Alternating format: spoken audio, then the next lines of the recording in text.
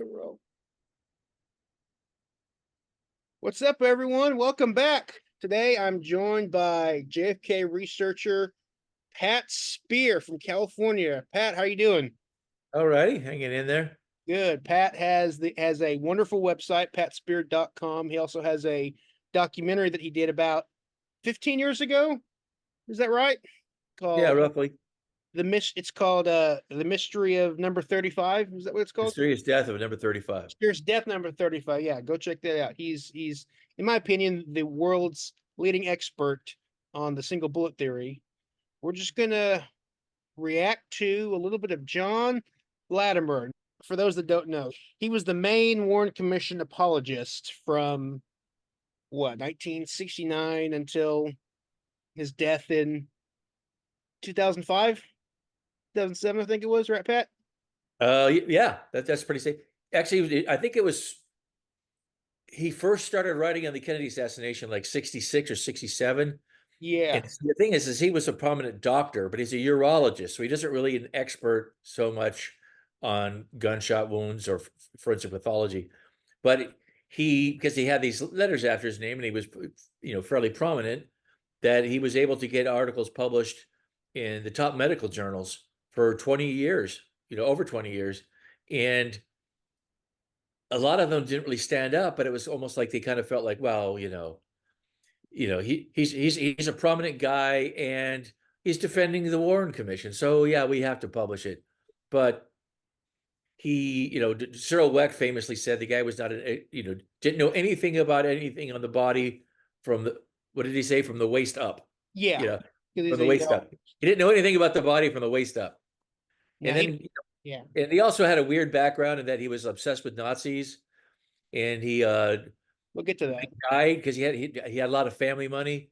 When he died, a lot of his personal possessions went on auction, including he had Napoleon's penis in a box. I mean, the guy was a weird egg, Anyhow, but for several years he was speaking at conventions and stuff and being held up as like the top Oswald did it researcher, and a lot of what he said was just nonsense. And there was but it looks convincing. 93, yeah. Was it 1993 that Cyril Wecht just like started yelling at him? And we'll get to that. And he wrote this book. Of course, he wrote this book in 1980 called Kennedy and Lincoln, and it's a very beautiful visual book when you scan through it at first glance. And at first glance, it looks convincing. He has these diagrams, he has these tests, he has these photos. First he starts out with the Lincoln assassination, which is solid, of course. And then he goes into, all these tests that he did, answering all of these, a list of all these questions that people had over the years, like why was the wound in the president's throat so small? Why did the president's elbows fly up when he was hit? Why did the president's head lurch towards the gun? The single bullet theory. And then he goes into all this other stuff. And at first glance, like I said, it looks convincing. I mean, in a way, if I were to take the brain out of my head, I would say, I wish this was true. It seems like at first glance, it seems like a very simple, scientific, straightforward, oh, this is what happened. But when you go through it and look at the actual evidence, oh no, it doesn't hold up after all. Yeah. And well, I don't know if we're going to get into it, but we presumably will. But that book came out right after the House Select Committee on Assassinations had put out their report. Yes. And in their report, one of the things they had in their report, they acknowledged that the Warren Commission misrepresented the location of Kennedy's back wound by 2 inches and had it at the base of the neck when it was actually 2 inches lower than that. Exactly. And Latimer in his book was kind of like, and he actually presents it being above where the Warren Commission had it. He said the Warren Commission had it too low. It's completely insane. I mean, he has it entering the back of the neck, basically. Well, even higher than anyone has ever put it, like ever. Like and his excuse, maybe I don't remember what's in the video, but he did this drawing, and for years people just say, oh, that's just an inaccurate drawing. He doesn't really mean that. but he does because Yeah. he argued that Kennedy was a hunchback, and that the 2 inches down from Kennedy's shoulder actually placed it at the level of his chin. So that meant that the top of his shoulder was actually like somewhere up here. Well, I mean, crazy shit. this interview's already amazing. Well, not interview. This reaction's already. This conversation's already amazing. But anyway, but before that, before this book came out, this book again, for those that don't know, was 1980. In 1972, Dr. Latimer was the first Yes. citizen outside the government to view the restricted JFK autopsy, X-rays, and photographs. So, and he's a urologist. So you would think it would be Dr. Sarah Wecht, as we acknowledge, who takes the complete opposite. And I think John Nichols was another one who was trying to get access, and they did. I Yeah. don't think he ever did get access. So not a forensic so not a forensic pathologist like Dr. Wecht, not which Dr. Wecht, I think, viewed them like 6 months later, and he wrote his own article on it. But Latimer, a urologist, gets approved to be the first outside person to view the materials. Yeah, which I've done a lot of research bizarre. on him. Yeah. Which is bizarre. And he came out with an article in that year under It's not just an article. The same article that he wrote was, I think, 2 or 3 prominent magazines. that's right. The And same article was published in like 3. So all these people were lined up to get the first article. And when Wex 6 months later Mhm. gets a chance to look at it, his article is not nearly as well publicized. And he's an actual forensic pathologist. And the other thing about Latimer that's fishy is the ARB, the Assassination Records Review Board, went back and they interviewed a lot of the Parkland doctors who Latimer befriended and tried to convince them to agree with him that Oswald acted alone. And one of them, I can't remember which one, mentions in his testimony that Latimer had bragged that he was J. Edgar Hoover's personal, my friend always says, ball doctor. He was his urologist. So he probably pulled some strings to get access to that stuff, with Hoover and the FBI. And otherwise, it doesn't make any sense. Like you said, he's a urologist, and why is he getting access before Cyril Wecht or any of the forensic pathologists who wanted to get access? Exactly. So this was the article, the prominent article that I should have it up on the screen. This is the prominent article in the medical journal Resident and Staff, May of 1972, where Latimer published. Yeah, like I said, I think that same article was published in at least one other prominent magazine, or maybe 2. And the Resident and Staff, see, that's not that's like every doctor in America. Every like family doctor might get that, as opposed to exactly. Some of the other doctors are just, some of the other magazines are just forensic pathologists look at or whatever. But that was for like, every doctor's office in America got this urologist blathering on about how it was obviously Oswald or whatever. And he's not credible. I think he's honest to a certain extent, and I'll explain why. I don't know if you want to do it now or we watch the video, but one of the reasons why he had the bullet enter so high on the back of Kennedy's neck, is he says that you could see the bullet path in the X-ray, and damn, he's right. You can see a black line coming down the neck, and that's one of the reasons that led me to believe the bullet actually does descend from the head down the neck. But Latimer pointed out, he acknowledged that at the time, no one else was acknowledging that there was a significant descent within the neck, a trail of interstitial air, they call it. We'll get to that. So, can you see what's on my screen right now? Can you see it? Resident Staff, that's the cover. Okay, so this is, for those that don't know, this is Latimer's article that he published, for those that don't know, right after he viewed the autopsy materials. And essentially, it's a shorter version of this. This of course goes into the book was at least probably the Lincoln stuff wasn't, but the Kennedy stuff was like, I don't know, 80 or 90% from his articles. Exactly. So if anyone ever just wants to, hey, what's Latimer about, or just to get a feel, I would recommend reading this. It's free online. rather than Did you getting get Weisberg? Weisberg had a lot of that material. Is that what? Weisberg. Yeah, this actually is from Weisberg's archive. Now, a few months later, when Dr. Wecht reviewed the same materials, he wrote this article. This is Latimer. This is Wecht's article in Yeah, Journal of Forensic Science, which like not nearly as yeah, many doctors are going to get to read yeah. it. So these are two doctors viewing the same thing, and these are their two articles. So And prominently, like the other, beyond his own wacky conclusions, Latimer made no mention in his article that the brain was missing. yeah, So when Wecht gets in there, Wecht is kind of like, well, where's the brain? They're like, well, we don't have the brain. And he's like, what? And he's like, well, how come no one mentioned this before? Because exactly.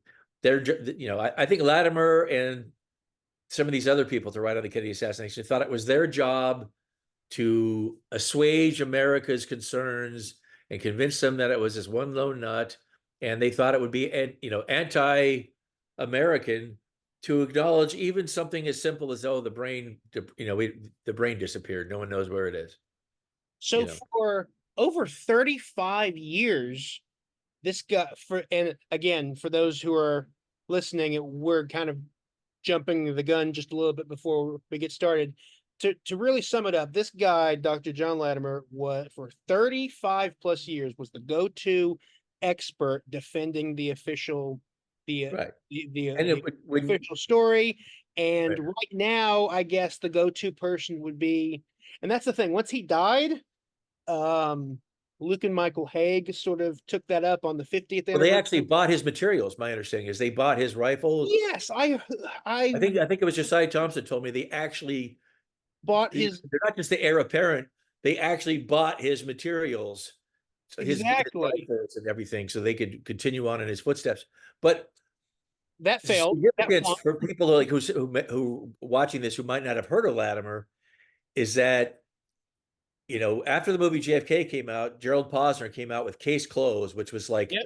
kind of like officialdom. It was Revenge of the Sith or something like that. Yeah, it was the response to basically it's saying, oh, nothing to see here, everything is Exactly. fine. This guy Oswald did it. Crazy kid Oswald did it. Posner relied heavily on Latimer. Yes, And, correct. so the legacy of Latimer continues because TV shows on the assassination, they keep going back to Posner, even though he was discredited at one point, a proven plagiarist. But that doesn't mean he's wrong about the Kennedy assassination, of course. But for a while, he was like, we didn't have to watch him on TV, but now he's back. Exactly. So really, this has been going on since what you said, 1966 is when Latimer. I know you put some quotes on your website about Latimer that I hadn't seen before, and from like you said 66 or 68, which is when I don't Latimer. remember the first year, but at first he was writing about how he wrote an extensive article which got published in the Journal of Forensic Science or something like that. I don't remember, but it was about how Kennedy's back brace held him in place and made it an easy target. So it's like, why even write that article? Why? I mean, do you write that article? It's like when you're trying to blame Kennedy. I mean, what is the point of that article to write about how the back brace made him an easier target? I don't know. So there's some of these guys, we see this today when there's opposing viewpoints. A lot of the points that that people try to make are just to keep the conversation going and keep people looking over here, looking over there, looking over there. You said blah blah, and so these conspiracy theorists are thinking that Kennedy was killed by someone from a different location. Well, the reason why the trajectory doesn't line up is because Kennedy had his back brace on or whatever. I mean, And sometimes it's not logical. It's not even even in logical. here, this is from a fantastic article, which it's the famous 100 mistakes in Posner's book, and With the expression, what is it? Like the lie I can't remember. The lie can make 2 laps around the block before the truth can even get out of bed, or whatever the story. There's some sort of saying like that. And because Latimer was one of the main proponents of one of the biggest lies about the single bullet theory, and that is that the bullet was tumbling when it hit Connolly. we'll get there. We'll get there. Now, you mentioned about you brought up the brain being missing, and this is for those that have never seen this before. This is the original inventory for JFK's autopsy materials. This is April 26th, 1965. I mean, Jesus, just look at how much there is on here that's not there now. I mean, look at this. A broken casket handle. Is that still in the National Archives? No, right? Well, No. the thing is you could actually, if somebody was paying attention, they would have realized that the original materials, they were given to the Kennedy family in what, 65? Yeah. Basically all the autopsy related materials. And then the word got out that, like, why do they have it? The American public needs to know, damn it. And the Justice Department only asked for some of the stuff back. They didn't ask for the brain back. They didn't ask for a lot of the stuff back. So the Justice Department is ultimately responsible because they didn't really follow through and keep a good track of what was of the materials. So where's the brain on here? Hold on, let's see. It doesn't say brain. It's just like little jar or something like that. Yeah, but where is okay? It says one plastic. Okay, one plastic bug. Stainless steel container. They're right there. There it is. I'm sorry. Yeah. So here's the brain in here. One stainless steel container, 7 inches in diameter by 8 inches, containing. What does it say? Containing gross material. It was gross. Gross material. So there it is right there. And apart from that, a broken casket handle that's no longer exists. It says 29. It says on here 29 when you add it all up. It says 29 X-rays, 73 black and white photos, 55 color photos, blocks of. A lot of them were copies, though. They're not like different shots. The photographers are making multiple copies of these things. Blocks of tissue sections, 119 slides, and the brain, of course, as we just mentioned. All that's in the archives now are 52 photos and 14 X-rays. And they didn't ask back for the brain or the slides. They didn't ask for them back either. Okay, so we have well, what happened to them? Well, maybe Robert Kennedy buried them, but according to when they've tried to follow through in the 70s and try to get to the bottom of it, the Kennedy people said we have no knowledge of anybody actually removing them from the archives. When you transferred them to the Kennedy family, you just moved them to a different spot in the archives. Yeah, so we never actually took them out of the building. I mean, this is just mind-blowing shit right here. So look, if you add all the I never took anything home. I never removed anything. So if you add everything up here, we have 128 autopsy photos. All that exists now are 52 photos. Okay, and so and if you add everything up here, we have almost 30 X-rays. We have 29 X-rays. All that exists now are 14. Where'd they go? Where is all this stuff? And also the 128 photos mentioned here, that's pretty close to Floyd Reeby's rough guess that he took 140. That 140 photos were taken that night. But if you add to the 128 number the rolls of exposed film, then that would add up to the 140 number that he's remembering. Am I right? What year is this inventory? This is April 26, 1965. Okay, so this is after the doctors got. Oh no, that was 66 that the doctors went back and looked at the stuff. Yeah, like I said, this is the original inventory. This is the original inventory. This is what was all original there. Yeah, so then when the doctors went back in November 66 or November 1st, I think 66, right? And looked at, I don't think there was nearly that much stuff. But they broke it down at that point, though, the two poses. So like I said, evidently some of the photographs are multiple copies because Secret Service made numerous copies of the photos and kept them in various exposures. So that's the thing is, I'm convinced that like the HSCA and some of these people that have looked at it, they looked at the prints of different exposures than the other people had looked at. I don't know if anybody's ever went back to the original negatives and redeveloped from the original negatives. Okay, let's go to John Latimer, okay? Okay. Okay. This is 1993. Thanks for sending me this video, by the way. Dude, I'm stressed already. Okay, here we go. Next panelist will be Dr. John Latimer. Woo! Well, Mark, Dr. Lundberg, ladies and gentlemen, I'm here because I'm a Middle Westerner. How many here in the audience are Middle Westerners? Great. My mom. People understand. Oh, you are? Not really. My mom's from Iowa though. All right. And by the I'll way, represent. whenever you want me to pause, just raise your hand or something, all right? Or say, Oh, okay. And what I'm going to talk about, you've all been hunters to some extent. I was a hunter. I was a rifleman. I did research, ballistic research for the Army in World War II. And then I took care of a lot of patients who were wounded or killed by the same type of bullet that killed President Kennedy. That was a World War II bullet. I'm an experimenter. And I urge you all, as you think about what went on and the questions come up in your mind, to consider some experiments of your own. That's the only way you're going to know what the truth is, because of the multiplicity of conflicting data that you get with great vigor and great skill from the media and from our fellow investigators. Well, I, as a matter of fact, approached the Warren Commission report as a skeptic. And the reason, John, can you put on the first slide? Oh God. okay, there's He's so much. gonna say that the drawing that has the wound too high We'll get isn't there. high enough, right? Is what he says. Dude, there's so much shit in, what was that, 20 seconds or whatever. He approached this as a skeptic.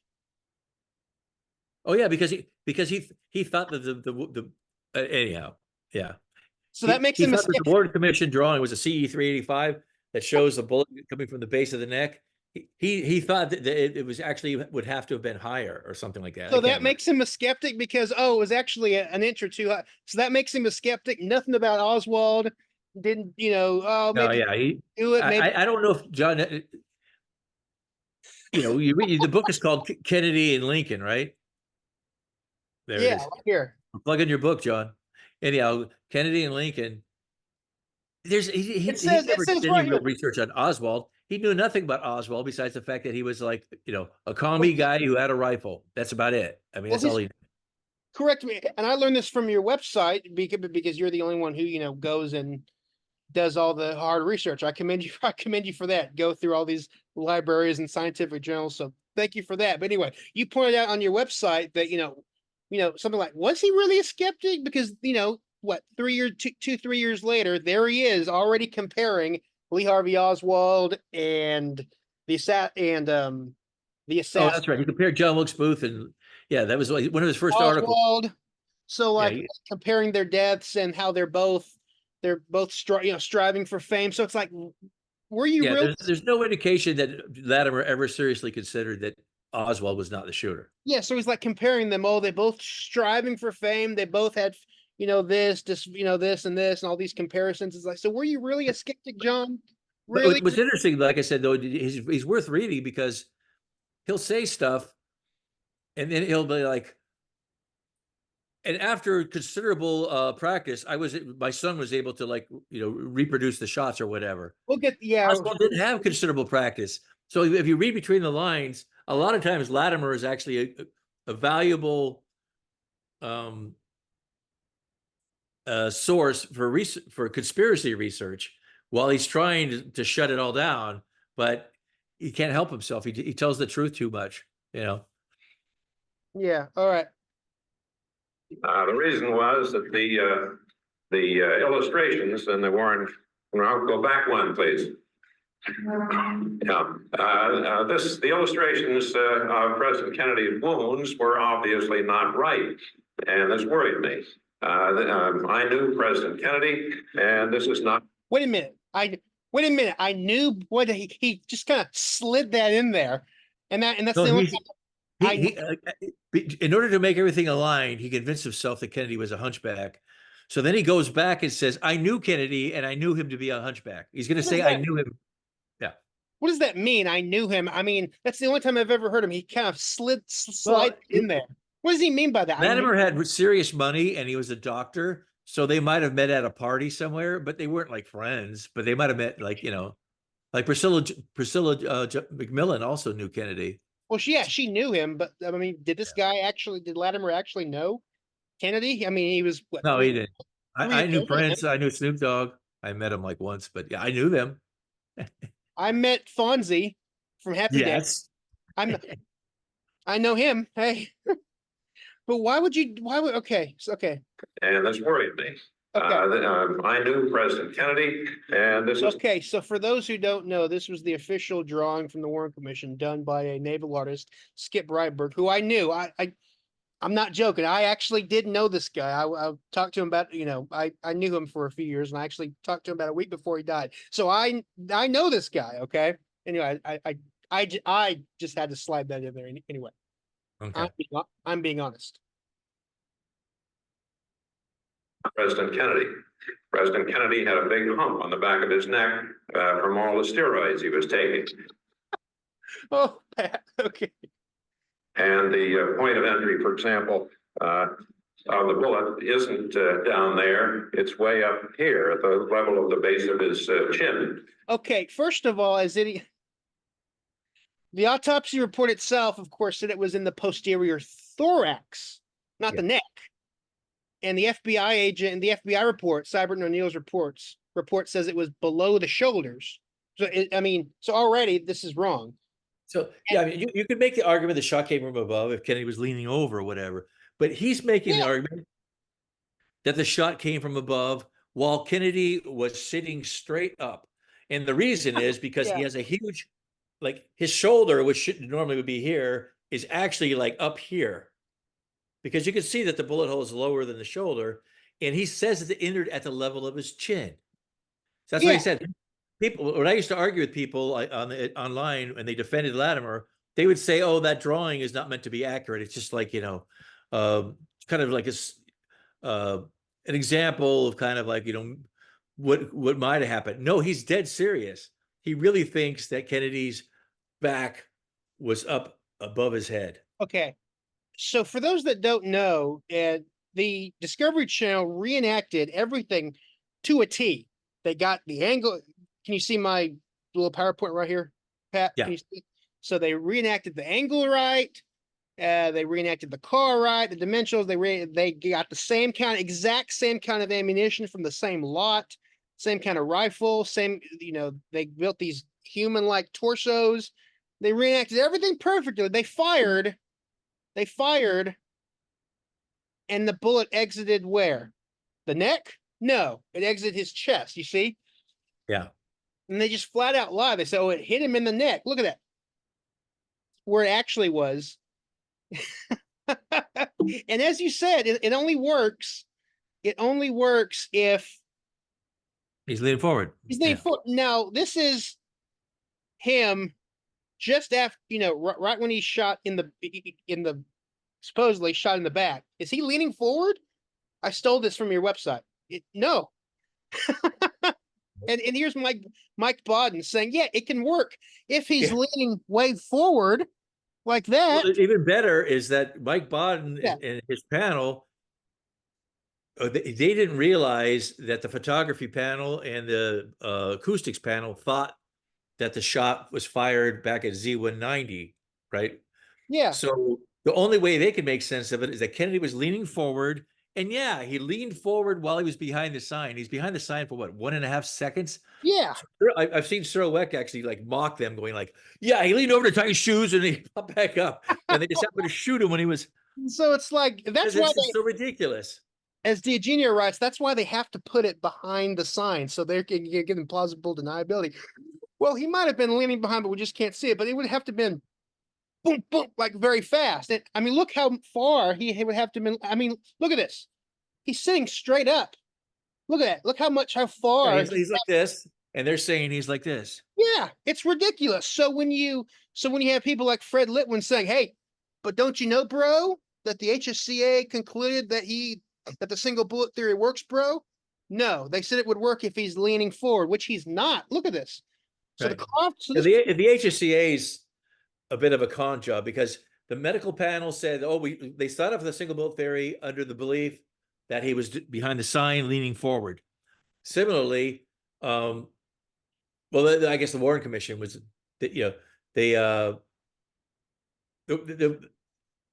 it wasn't the HCA, but the Warren Commission used Howard Brennan, and Howard Brennan said it could have been Oswald, provided Oswald was not wearing that shirt.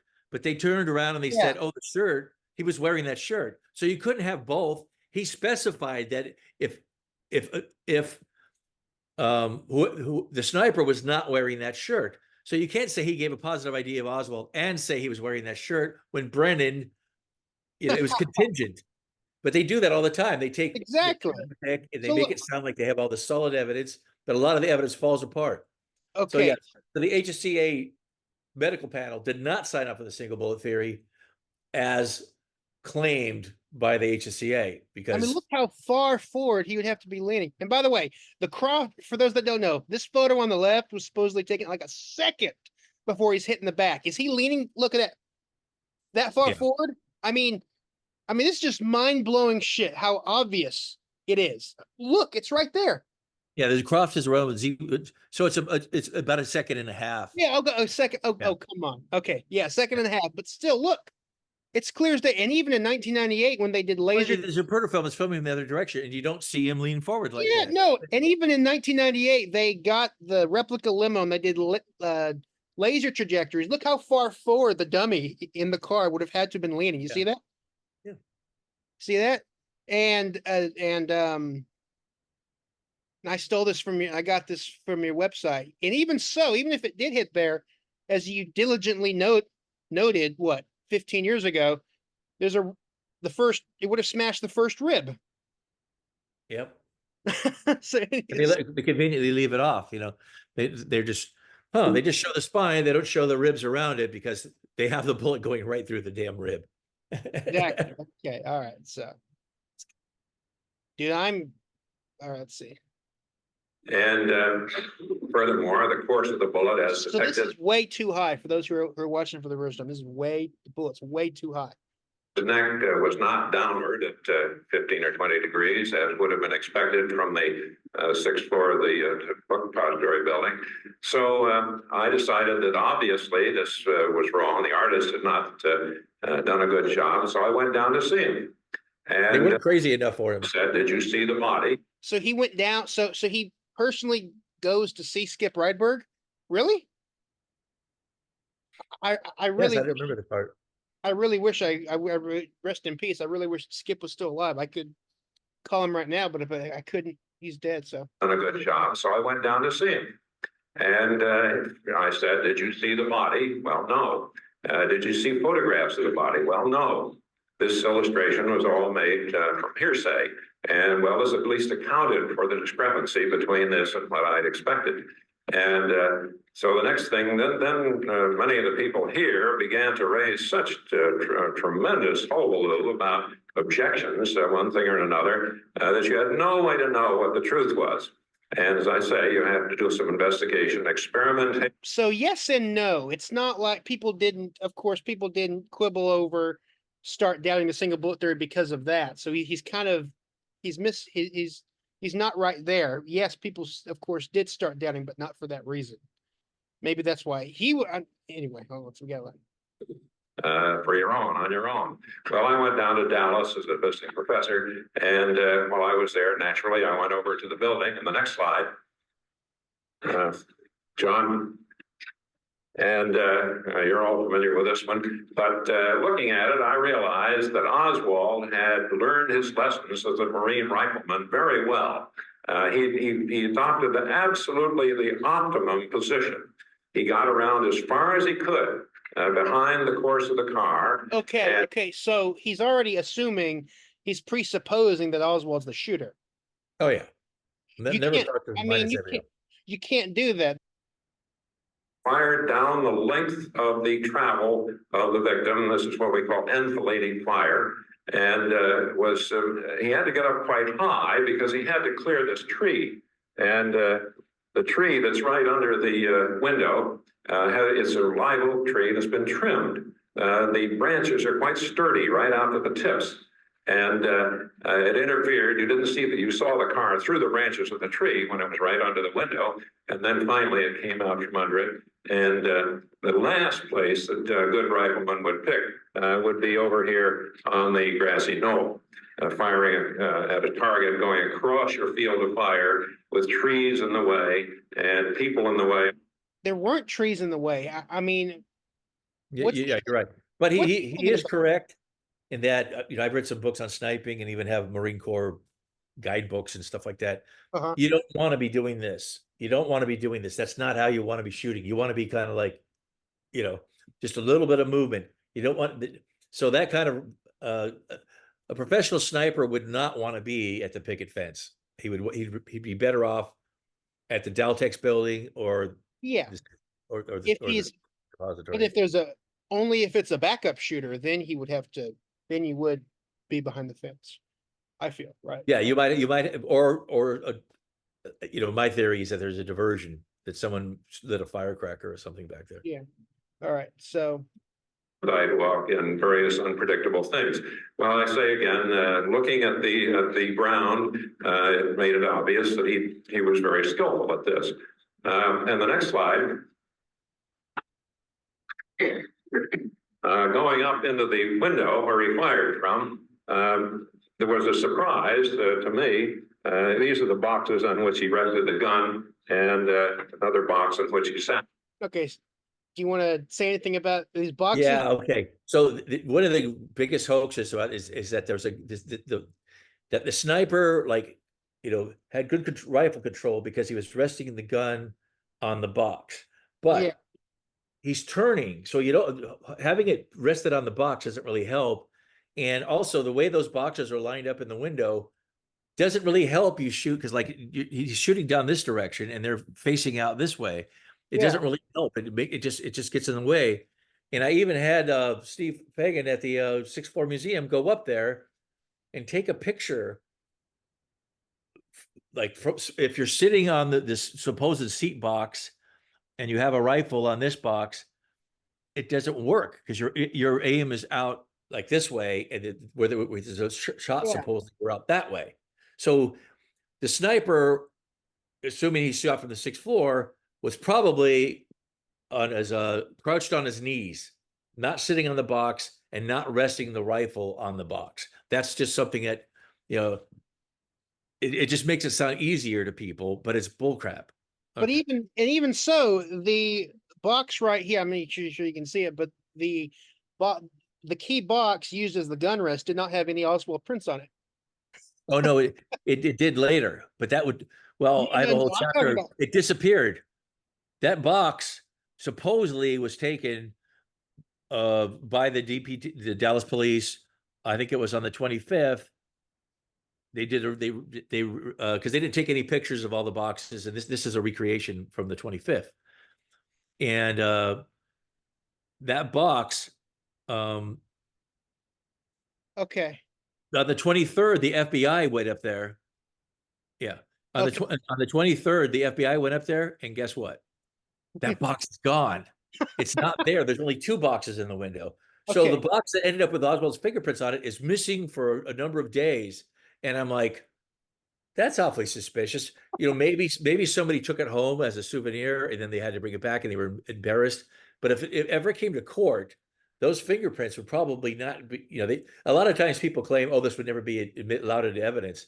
The box prints would almost certainly not, because it disappeared for a number of days and there was no accounting, And even so, and this is a screenshot I took from the Max Holland special, Big Missed Opportunity. This scene was in here. Yeah, he's crouched on the floor because he couldn't sit on the box and make it work. Yeah, but as and this is right out of the Warner report, that these 2 boxes right here, I added these words right here, have no Oswald prints on them.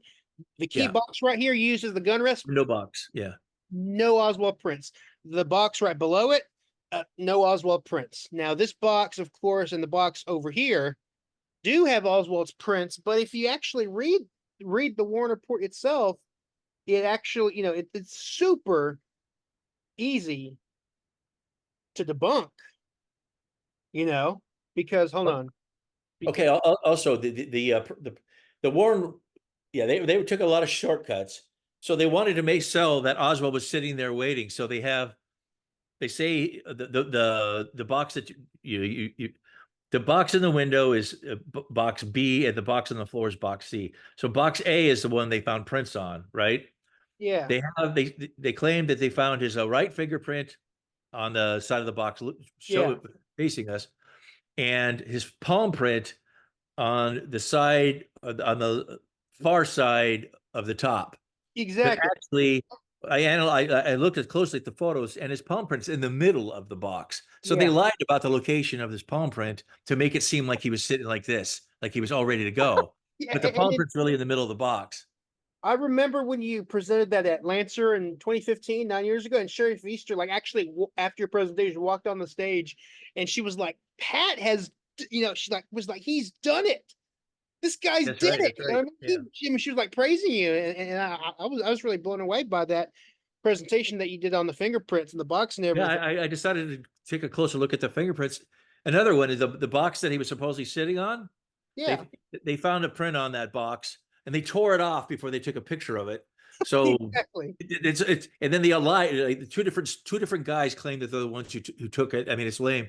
But also in the uh Will Fritz, the captain of the DPD homicide division, who was responsible for the investigation, in his notes he says that there were prints found on the box. There's no record of those prints, so they could very well No, be. but There may have been someone else's prints on that box that we're not supposed to know about. but even so, again, and by the way, guy, for those who are listening, don't take our words over it. This is this. If you read the Warren report, it debunks itself. So, first of all, these two key boxes right here, no Oswald prints, but it gets worse. In their own words, quote, and this is page 141 of the Warren report. It says, quote, "The commission considered the possibility that Oswald handled these cartons, this one right here and the one over here, as part of his normal duties." End quote. And only one of those prints, quote, was less than 3 days old. The commission admitted the print, quote, could have been placed on the carton at any time within this period. Again, this is right out of the Warren report, page 141. And here's what they ultimately said, quote, "The prints do not establish the exact time Oswald, was there." So, I mean, it's over. It's over. They're saying these are old prints. We're acknowledging he worked in the building. So this doesn't prove anything. So people are like, "Oh, his prints are all over the sniper's nest." It's like, no, just read the Warren report. It Yeah, I debunks mean, itself. to me, after studying closely the print evidence, the prints are actually a better argument that Oswald was set up than that he did it. I mean, even if you assume they're his prints, the timing of when those prints were discovered, the different stories about how they were discovered, they're all really suspicious. And And he worked there. This is where his workstation. This is where he worked. Of course, well, they didn't even bother to find out because they had his orders that he was supposed to be pulling that day, or that he actually had pulled a number of orders that day. Some people say he did, but the orders that he was pulling that day, they were on a clipboard. Yeah. And they never went back and said, "Oh, these boxes," except they let you know what kind of boxes they were, and those boxes were on the 6th floor. So he had a reason to be on the 6th floor to pull those orders, but we don't know whether any of them were in that aisle or could have because Yeah. the boxes, I believe, by the window were supposed to be overstock boxes, but he might have moved them around while looking for something. But you see how people just under the whole bromide of, "Oh, his fingerprints were all over the window and the sniper's nest." It's like, no, it's like context is everything. They're just Right. omitting context. But anyway, let's. Nobody who first the fingerprints of the sniper's nest are Doesn't prove anything. the palm print on the box that he supposedly sat on, which they tore off the box and never took a picture of it in situ, as they say. So that one's kind of like weak evidence. And then box A, the rifle rest box, there's two prints on that, but that box disappeared for a number of days that they've never accounted for. And then there's the paper bag, which they later claimed was found in the sniper's nest, but all the detectives, including Captain Will Fritz himself, who were the first guys in the sniper's nest, none of them saw this paper bag there. Yeah. So all the fingerprint evidence linking Oswald to the 6th floor sniper's nest is really weak. And as for the paper bag, of course, when FBI expert Sebastian Latona initially examined it, the next day, he can find no prints on it. And that's volume 4, page 3. No prints on it. And then later, On the rifle, you mean, but on the bag, he found prints. bag. No, I'm talking about on the bag. No. No, he found prints on the bag. No. When he initially Oh. examined it the next day, this is here, volume 4, page 3, he could find no latent prints on it. On the bag? Yeah. Oh, he did a series of tests, and he did silver. I can't remember like the chemicals, and he ended up using like silver nitrate, and that made the bag turn black or whatever. Yeah, even so, there's But like they lied about the bag, the bag prints also. Once again, trying to make it look like Oswald was carrying the rifle in that bag. They exactly. said, "Oh, his what they said? Oh, his palm print's on the bottom of the bag, and his fingerprint is on like halfway up the bag because he's like holding it like this." Yeah. They switched it. The Warren Commission switched it because the actual testimony and the actual bag, because they have the pieces of tape pointing to where the fingerprints are, they show the opposite of what they claim. The palm Exactly. print is halfway up the bag, and the fingerprint is at the bottom. I've said it So before. I've said it before, and I'll never stop saying it to people that all anyone has to do is read that subchapter in the Warner Report, the long and bulky package. Any sane person who reads that will come away convinced that there could not have been a rifle in that bag. And if you stop right there, that alone proves a conspiracy. I mean, definitely, I think it's really yeah, that simple. if Oswald had gone to trial It's that simple. and Real Frazier testified the way he'd been testifying his whole life, I think, yeah, that might have been enough to get Oswald acquitted. Like he couldn't put the rifle in. The only guy who saw it said it wasn't in there. You know? And the commission claimed Oswald took the paper from the wrapping bench of the depository to make the bag, but of course Troy West, the wrapping clerk, who never left his station, he said no, Oswald never took any paper. Well, and it continued. I followed up on that and asked Frazier whether, because it's a considerably sized piece of wrapping paper. Yeah. And Oswald didn't have like, a briefcase with him. He's just a skinny guy with a little tight little jacket and stuff.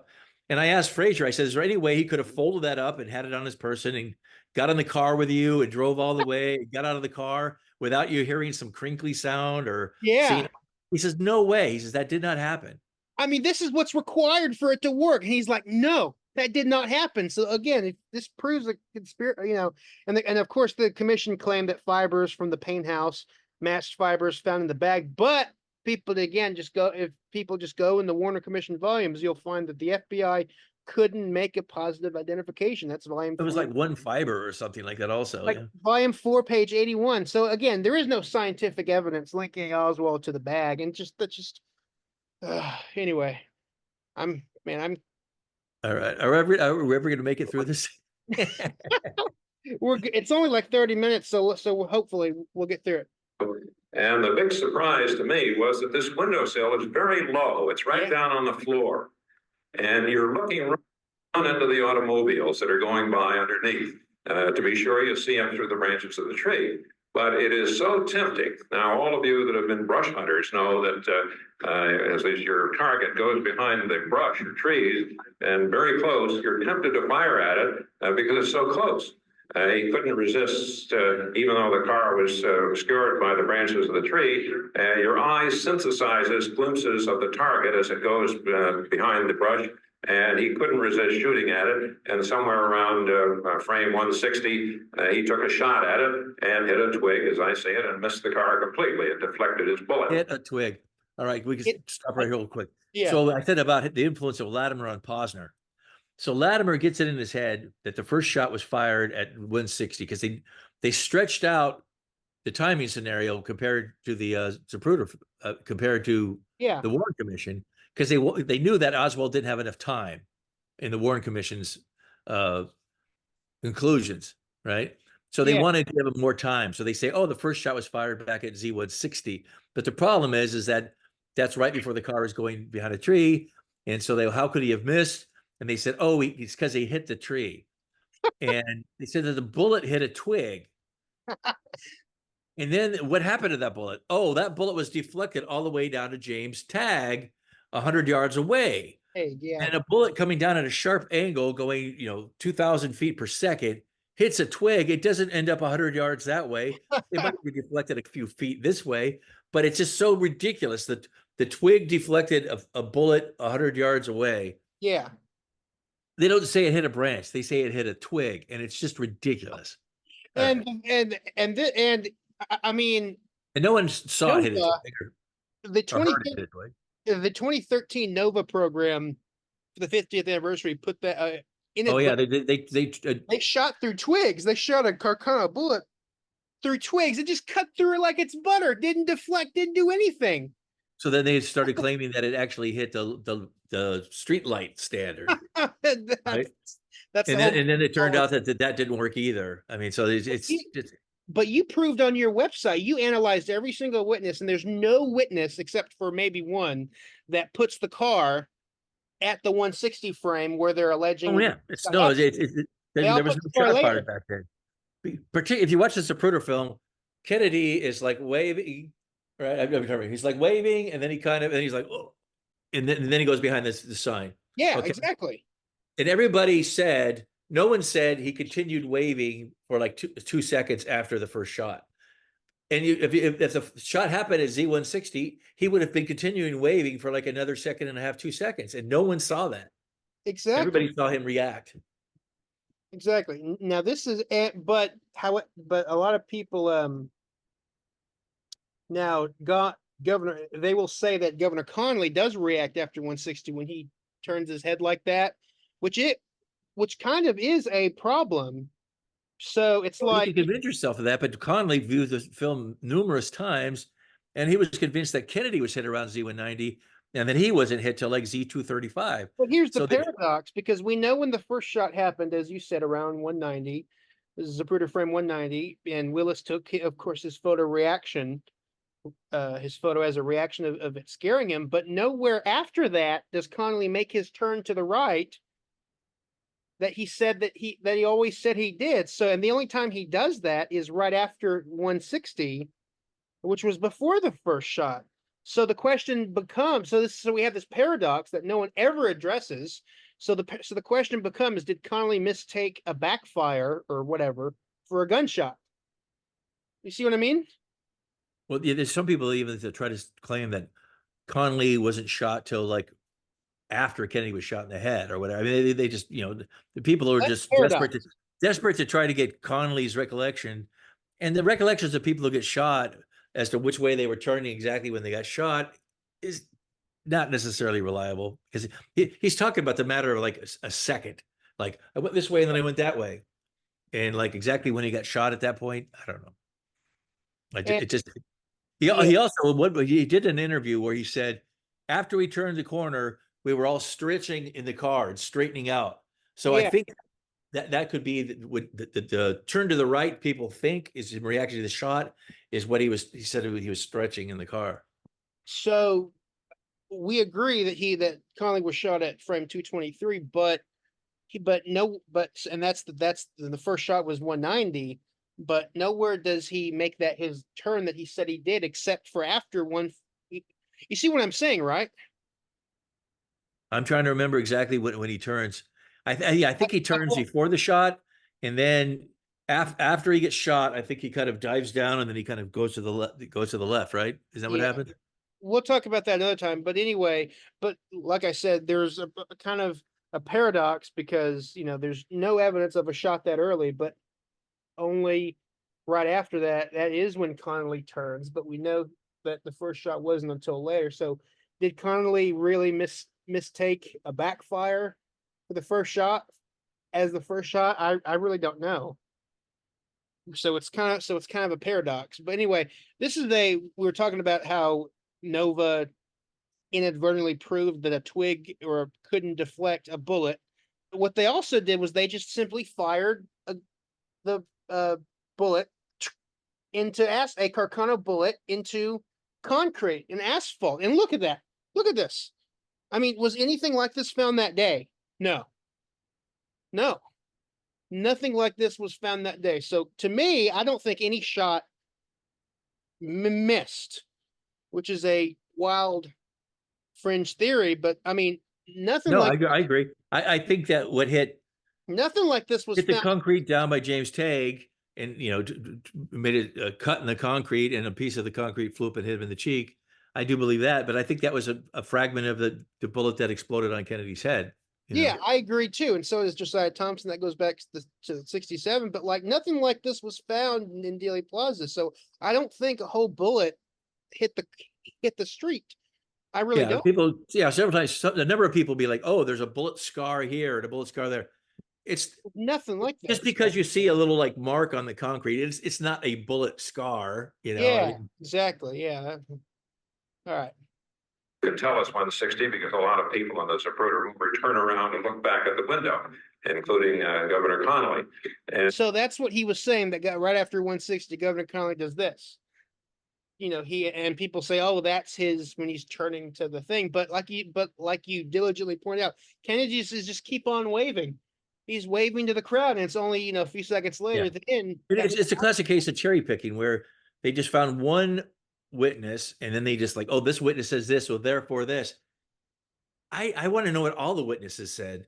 And you look at what all the witnesses were saying, and it's clear that there's not a shot at that back. there's not. So Some they all people even say that there was a shot before this Zapruder started filming, and that's preposterous. I mean, exactly. They all as he diligently. What chapter is that on your website? Chapter. well, I have a whole series of chapters. Chapters, Yeah, was it yeah. You have 4 through 9 or something like that. I go through all the witnesses and I show how yeah. They we all put the can. It's car. not random. They There all- are things we can do, get from these witnesses. It's not random. Some people say, "Oh, it's all random because they all said different things," and it's like, no, So thank you for doing that. You proved that there were, you additionally proved that there was no early shot at 160 because it was right. The car was here and not here. Anyway, here. yeah, and yeah, Next right. slide. All right. The next thing that occurred was everybody was saying, well, the gun's no good, the ammunition's no good, the distance is too far, the time is too short. These are things that you can investigate yourself. I went down to DeViga's in New York and I said, you have these guns for sale? And they said, yep, how many do you want? And I said, how much are they? $6. Shopping is better in New York, I must tell you. And in any case, I took 4. And with serial numbers fairly close to Oswald's. And then Now, didn't he? Correct me if I'm wrong. Didn't one of the rifles that Latimer have the same serial number as Oswald's rifle? Isn't that right? I'm trying to remember. There's something about that where he had a rifle that had a similar number. Yeah, and so some people are like, well, that's proof that maybe Oswald. Maybe he didn't buy that rifle. Here, this is I'm thinking about music, I guess. I wanted to say album. Amantic wrote here that the serial number was not unique. John Latimer owned the same weapon with the same serial number, C2766. Yeah, I think that Latimer admitted that. I think that's true.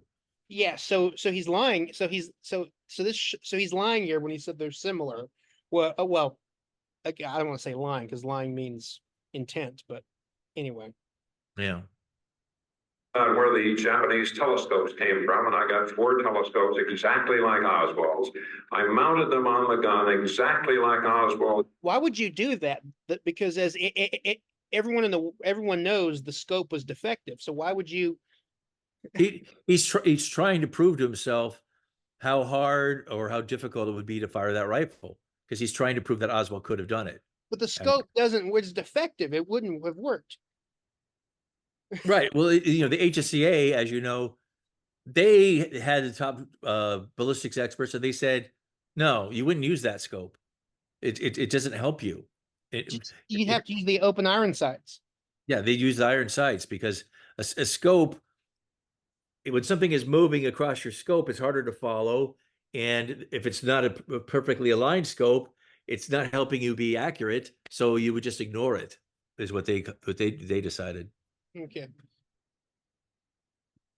Done. There were 4 holes, but he only used part of them, or the clients only used part of them. And then Leon Day, is Leon here?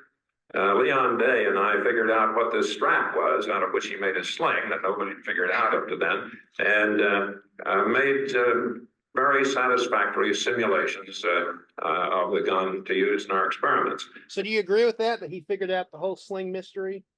I'm trying to find that. I haven't looked into it that closely. He thinks it's that the It proves nothing. strap was actually a pistol strap or something like that, right? Is that what he says?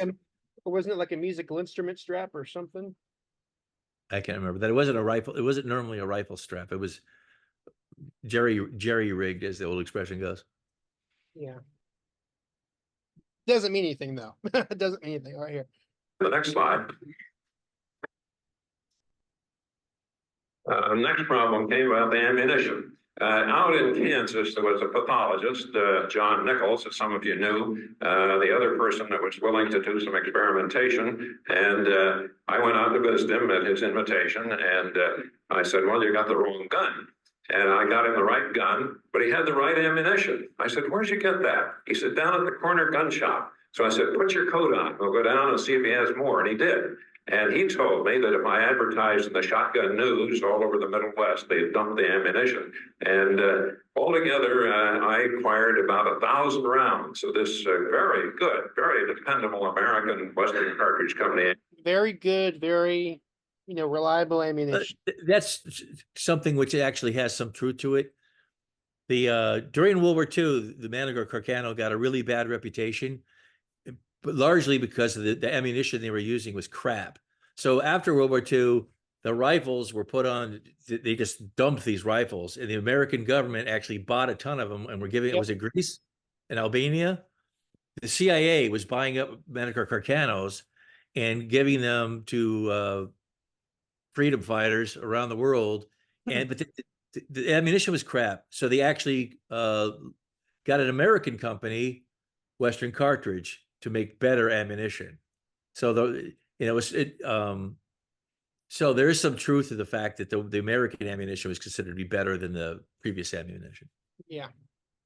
And it came in 4 lots, and we had samples of all 4 lots, 6,000, 6,001, et cetera. And one of my children, John, weighed every cartridge to be sure there were no discrepancies or great variations in the loading or the powder charge or whatever. And they were very consistent. And we never had a misfire in all of our experiments.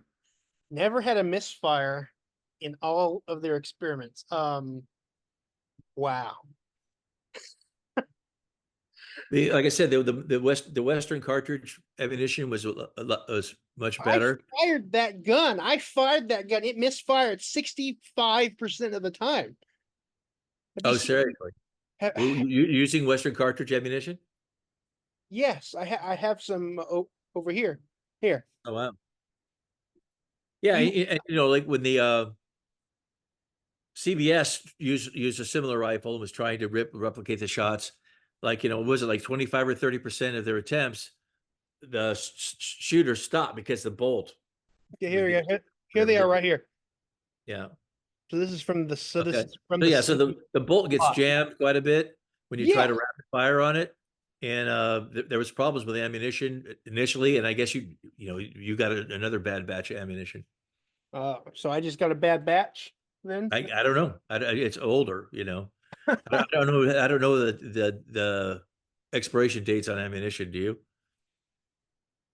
Maybe they're good for 100 years. Maybe it's like Twinkies. Someone put that to the test and bought some on eBay from the 80s, and they were all hard and everything. But anyway, oh man, I can't believe I went back in my old age and bought some baseball cards, and I actually got some that still had the gum. And I'm like, this gum is older than my son. This gum is 40 years old. Will it still taste like gum? Yeah, I just can't believe this guy actually said that they never had a misfire. When I fired it, misfired over half the time, like 65% of the time. Anyway. This is very dependable ammunition. Very dependable ammunition. What do you think? The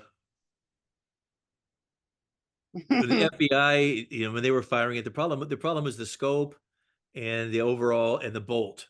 right? They didn't really, they didn't really talk about the ammunition being that much of a problem. Well, wasn't there something like an FBI, something in the 26 volumes where they said we're going to stop firing this because we're afraid it's going to explode or something like that. Well, one of the things that was interesting is when the HSCA went to to try to test fire it, they found that supposedly it'd only been fired like between the Warren the FBI and the military shooters hired by the Warren Commission. They actually had a documentation of how many times it was fired, and it was fired like 80 times or something like that. I don't remember what it was. But when the HSCA went and they were going to try to, they said that the barrel markings, the barrel riflings didn't match at all. They said, oh, because they've been fired so much. Really? The barrel riflings changed that much after like 80 shots? Does they call it the whole question of like, but people forget matching about the rifle tests that they did. It says, in the rifle tests with the scope, the Warren Commission's, these are the Warren Commission tests. With the scope, the experts missed the head and neck area of the silhouette targets 18 out of 18 times. And without the scope, the experts missed the head and neck area of the silhouette targets 2 out of 3 times. In other words, they missed the head and the neck area of the silhouette targets 20 out of 21 times. And that's volume 17, pages 261 to 262. So yeah, I have I have the targets. I got over the years, people got access to like better, clearer versions of the targets, and I show where the top shooter for the Army where their bullets landed, and then I show where supposedly Oswald's bullets landed, and it's like, wow, Oswald's a way better shooter than the top shooters in the Army. Congratulations, Lee. But just reading that is hilarious because no one ever mentions that. Oh yeah, I mean, one of the things that when I started looking into some of this stuff, you realize that so many people are full of crud. Like there's so many over the years. So many people have said, "I went up to the 6'4" window and looked out and thought I could make that shot." Well, it's not one shot; it's 3 shots, rapid fired with a bolt action rifle. But that's and not hardly even... anybody could do that. Hardly anybody can hit 2 or 3 shots, accurately. And one of the programs, they had a military sniper do it, and he was able to replicate it. And they said, "Oh, so this proves that Oswald could do it." He says, "No, I'm like a million times better. I'm like a million times better than Oswald." And they're like, "What do you mean?" He says, "I don't think Oswald could have done it. No way." That was that guy. I remember that. That was on the History Channel. But anyway, of course, people will bring up the rifle test, the CBS rifle test in 1967. It says 11 volunteer marksmen made 37 attempts. It says 17 of those attempts had to be called no time because of trouble with the rifle, and only one, of course, only Howard Donahue did it on his 3rd attempt. But people forget that's not the point. The actual, I mean, on my website, I show what the best attempts were and also what everybody's first attempts were. And their first attempts, because Oswald's, supposedly was a first attempt, nobody did anything remotely close to what Oswald supposedly did. But what gets lost in the weeds is that that's not the point. The whole overall point is not that, oh, I can make it in 3 shots in 5-6 seconds. No, the actual point, of course, is that both men were wounded in less time than it took to fire the rifle twice, and also that the last 2 shots were right on top of each other, bang bang. Oh yeah, I mean, there's so many problems with the shooting scenario. Yeah, so it's like both men were wounded in less time, 1.5 seconds, than it took to fire the rifle twice, 2.3 seconds, and also the last 2 shots were right on top of each other, bang bang. And meanwhile, lone nutters then. And then there's Oswald presumably did not have the ability. So it's there's nothing about the shooting that adds up to Oswald's shooting. And then of course they came up with the whole, the paper bag was too small to hold the rifle, so he took the rifle apart and then he put it back together with a dime. Yeah. It's like, I'm not a shooter, but I've talked to some shooters, and the idea that you put a rifle together with a dime and it shoots accurately right off the bat, that doesn't compute. that that doesn't pass the smell test. But do you see how they just changed the points? Like, fact, both men were wounded in less time than it took to fire the rifle twice, and the last two shots were right on top of each other, bang bang. And meanwhile, people are like, "Oh, you can easily fire the rifle in 7 seconds." Do you see how they just? Right. Like I said, people will say, "Oh, I could hit that shot." They're always talking about, "I could hit that shot," like you have all day long. That's not That's not- that's not the issue. Yeah. Yes, it's not the point. They just changed the point. They're so stupid. Okay, let's go. It has other characteristics we'll talk about in a minute. And the next slide. Now, what about the gun itself? Well, I'm no marksman, but this is not marksmanship. This is shooting fish in a barrel. It's so easy. If you let me. I see you shaking your head. What's up? What's up? Shooting fish in a barrel. Come on. Then how come the military guys couldn't reproduce it? I mean, it's one thing when people say like, "Oh, I have reason to believe that maybe he could have done it," or something like that. But when people just exaggerate this, like it was like shooting fish in a barrel, it's just like they're playing for like the uninformed, right? Yeah. It's like certain news channels that just repeat nonsense because they know that their audience doesn't really, the people that know better aren't listening to them anyhow, right? So Yeah. so Latimer is just like shooting fish in a barrel, yeah, like he's just gonna let that. Okay. My feet flat on the floor and rest my elbows on my knees, and boxes range exactly where I want to put them. And a sling and a telescope, I can put 3 bullets in Kennedy's head every time.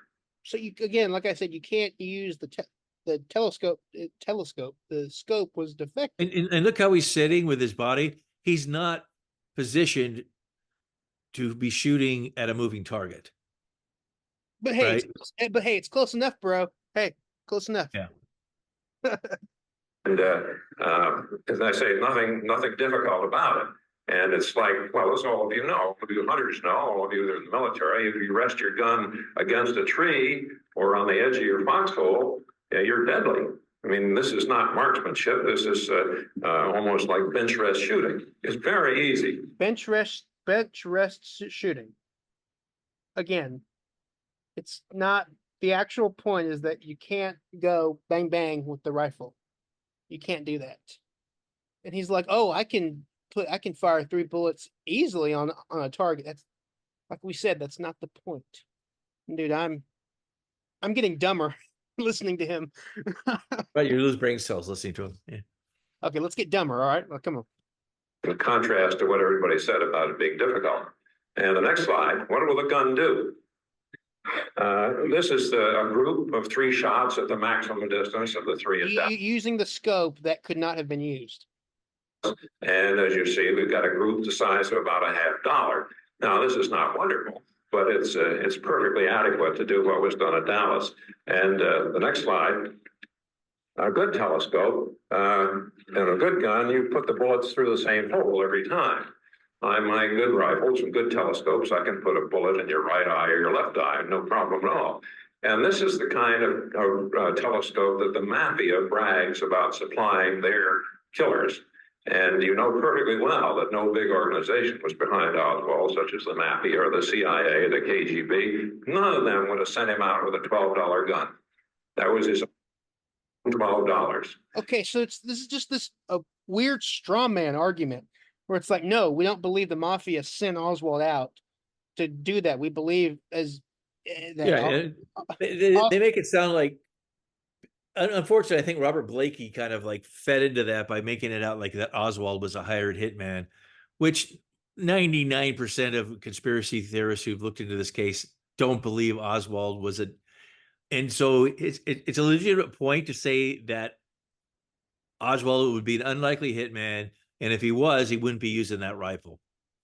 I mean, so it's this weird. That doesn't mean he didn't. That doesn't mean that nobody used that rifle, because if a great shooter who'd been practicing on that rifle, Again, the scope was defective. It couldn't have been used. So he's like talking about, oh, the scope. It's like, no, that couldn't have happened. Well, I think the point he's trying to make here is that with a great scope, you could be incredibly accurate and shoot great. And since Oswald didn't have a great scope, it's proof that he wasn't like a hired hitman. But even so, we don't believe the mafia hired Oswald to do it. we believe, of course, Oswald was entangled in the conspiracy as a Yeah. double agent who We was don't, double but like, crossed. but Who was like I double said, crossed. He did. but Robert Blakey, after the HSCA, he kind of like had put that idea out there that Oswald was a hired hitman, you know. And the next slide. Well, this is my then 14-year-old son, Gary, now a professor in the medical school, but no problem at all in putting 3 bullets in Kennedy's head very easily. And the next slide. Now, if you actually look, it's hard to see there, but if you actually go in his book and look at that image that he's showing, it blows my mind. Hold on, because okay, here we go. Same picture, but you can see it says rapid fire 12 seconds. Rapid fire 12 seconds, 263 feet. 12 seconds. Yeah. 12 second rapid fire. That's no way at all describes what happened in Dallas. No way. And it's not a moving target. It's So not a moving target. apples and oranges once again. So you're having all the time in the world to do this. Moving target, forget about it. 200. Yeah, it's apples and oranges. It's almost like a magician's trick. Yeah. Well, what about Oswald? Here is Oswald's rifle scorebook from the Marine Corps. And this is at 200 yards, which is more than twice the distance at Dallas. And it's a rapid fire, sitting position at a profile is strikingly like Kennedy's head and shoulders sticking up above the rear seat of the car. What does he do? 48 out of a possible 50. That's a stationary target.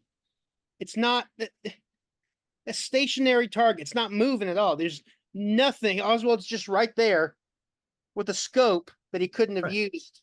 And it's also this is a different kind of rifle. Yeah. And it's a rifle that Oswald had extensive practice with. And it's like, what, 8 years before the shooting or something like that? Yeah. Yeah. I mean, like you said, apples and oranges. And people are like, see, it's an easy. No. Like I said. It's kind of like, okay, almost everybody can bowl, right? Yeah. All right. And it's kind of like Oswald was a 150 average bowler. Wasn't terrible. Or no, let's even say he's a 180 average bowler. Yeah. When he was in a bowling league. And then he doesn't bowl regularly for like 8 years. And then he doesn't bowl at all for like a year. And then he picks up a bowling ball and he bowls 300. That's basically what the argument is. And it's like, no, I'm not buying it. Yeah. Well, you see, that's one day. What about another day? The next slide. 49 out of a possible 50. So he has all the time in the world to aim on a different gun, probably a different scope as well. Right? I'm assuming. And I don't even think they were using a scope. I don't think they train you to use a scope. Oh, yeah, that's right. You're right. But he was perfectly competent to do what was done at Dallas. I have his rifle scorebook. I brought it even to the meeting. You can look at it if you want it later. And the next slide. Well, but even so, there's zero evidence he ever practiced with his rifle on targets, yeah, or at all. His wife said he practiced operating the bolt. Well, that's the thing, and that's something positive. But that's not the same, because in order to, you have to take your eye off the target. It's a different skill. But even so, and I know that's what Posner and Priscilla Johnson McMillan always brought up, but. And yes, that's what Marina testified to. But if you read her original interviews in volume 22 and 23, what did she originally say when she was interviewed December 63 before she testified? Quote, Marina said she had never seen Oswald practice with his rifle or any other firearm, and he had never told her that he was going to practice. Now, what about that's volume 22, page 763. Volume 22, page 778. She cannot recall that Oswald, ever practiced firing the rifle in New Orleans or in Dallas. She does not think he did practice in New Orleans because, as a rule, he stayed home when he was not working. When he did go out, she did not see him take the rifle. Here's another one, volume 22, page 785. She cannot recall ever hearing Oswald state that he was going to fire the rifle in practice or that he had fired it in practice. It just goes on and on. Every statement before she testified, she's like, no, Yeah. I never Yeah. saw. Even in the official story, the last time Oswald fired live ammunition was when he shot at Walker, like 7 months before. You know, that's the official story, that he picked up the rifle and not fired in 7 months. You know. Okay, so this is Latimer's drawing of the. You can look at it if you want it later. And the next slide. Well, I got, by virtue of having done some experiments, I applied and got permission to look at the restricted Kennedy autopsy material. And when I did, there was no great mystery. The hump on the back of his neck brought the point of impact of the bullet up to a level of his chin. And Okay, let's pause for a second. Okay, there's a researcher named Cliff Varnell who, like, all he cares about is the damn clothing evidence. But this is proof of Cliff is right. Look, because what is it? I can't even remember. 5 inches from the collar or whatever it is. Yeah, where 5 the inches. bullet is. Yeah. So in order to make that work and have the bullet enter at the level of the chin, which he needs to make it work to, you know, for his own reasons, he has to have the clothing completely bunched up. And look where it is. It's the clothing is bunched up, not at the base of his neck. It's bunched up to the level of his nose. It's like here. His jacket is here. Yeah. Okay. So let's. I mean, look. This is so simple. Look. Yeah. So Yeah, he has that. Where that bullet hole is in that drawing, in Latimer's estimation, that bullet hole is at the level of Kennedy's nose when he gets shot. Yes. It's so, and this guy was taken seriously, and he had dozens of articles printed in top magazines and was quoted on numerous TV shows. This is science according to. And he's completely out to lunch. This is what lone nutters do. This is science to them. This is I mean, this is incredible. I mean, look how low it is on the coat. Now, okay, so here's what. Yeah, right. So, and then you look at his chin. Okay, how are you going to get like 5 inches of material up above the chin there? It's just so ridiculous. Okay, so yeah, this photo is like Jim Towner's photo. This is taken like what 10 seconds before he's shot. Yeah. Before he's shot in the back. Is it bunched up right there? No. I mean, this is. And it's funny because I used to, when I was first, got sucked down this rabbit hole, I used to spend a lot of time on forums which had a lot of low nutters on it. Yeah. And I tried to find common ground with them all the time. And one of the things I thought I could find common ground with is that Latimer's theory about the hunchback and having the jacket bunched up like behind Kennedy's head like that they would agree with me that it was nonsense. Instead, I always got these like total like, how dare you disagree with John Latimer? He's a true American patriot. And like people would, threaten me pretty much for questioning the great John Latimer, a great man who devoted his life, blah, blah, blah, Yeah. served his country. But he's pushing total bullshit. I mean, and there's a page on John McAdams' website where he shows, look at all these montage of pictures of the coat bunched up in the back. But correct me if I'm wrong, weren't all those pictures, yes, bunched up more than it is here before the limo stopped? They stopped like there's a little bit of like I don't know if you want to call it bunching, but a creasing or whatever in the jacket. But yeah. But what about right here on to the extent that Latimer has it is just completely wackadoodle. Banana time, Yeah, look at that. That is, it's so ridiculous. I know. I mean, this is the what you have to do to make it work. But correct me if I'm wrong. Didn't Kennedy didn't the motorcade stop and he got out and shook hands with folks like 15 minutes before the assassination? Yeah. Okay. He did. Okay. So yeah. So he sits back down and the bunching is gone. I think the bunching had to do with him, putting his arm up on the shoulder like that. Look at this. It never bunched up like this. It was never like this, Look, this is 10 seconds before. There's no bunching. And look, this is literally like a quarter of a second before he shot in the back. Sure. Look at that. Do you see any bunching right there? I mean, are my eyes deceiving me? Do you see any bunching? No. No, you don't. Now, I think people say, That's oh, that's the see? that's the shoulder at an angle, I think. Yeah, it's exactly right there. It's the shoulder at an angle. So people are like, see, it's right there. No, this is just his shoulder at an angle. Again, this is right here. You see, no bunching, no bunching. And where's the bullet hole? Look at that. Yeah. And will that exit the throat? Hell no. As we proved, as we said before in the, you know, it exited Yeah. it exited his chest. Oh gosh. Okay. The bullet coming out low on his neck, where Dr. Perry did the tracheostomy. We all commented it was a pretty low tracheostomy. Well, the reason was he did it right through the bullet hole, through the wound of exit. And then it went out at his collar band and then made a nick in his necktie with a little blood stain on it. So you knew perfectly well that well, let's go back one. Go back, John. No, let's go the other way. Yeah, and in the neck, there were some little tiny calcified fragments that were not bone fragments from a direct strike on the bone, but maybe pulled away as it went through the tendons and muscles next to the transverse process of the lower cervical vertebrae. And then it went on, when you fire a shot into soft tissues, you get a bubble.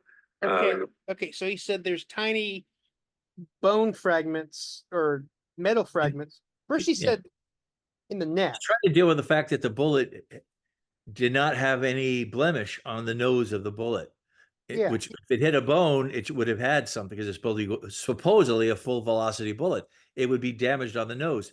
So he's trying to say that the bullet was going by super fast and the air around it broke up the bones and not the bullet itself. And that's not very good science. No, now the Clark panel said there were several fragments in the neck.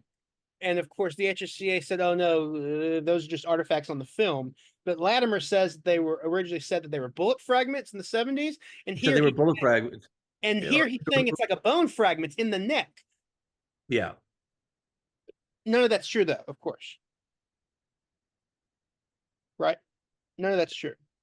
I think there could be some bone fragments like, well, the HSCA acknowledged that there was a fracture of the what is it, C7 and T1? Yeah. That forms in these tissues. Hold on.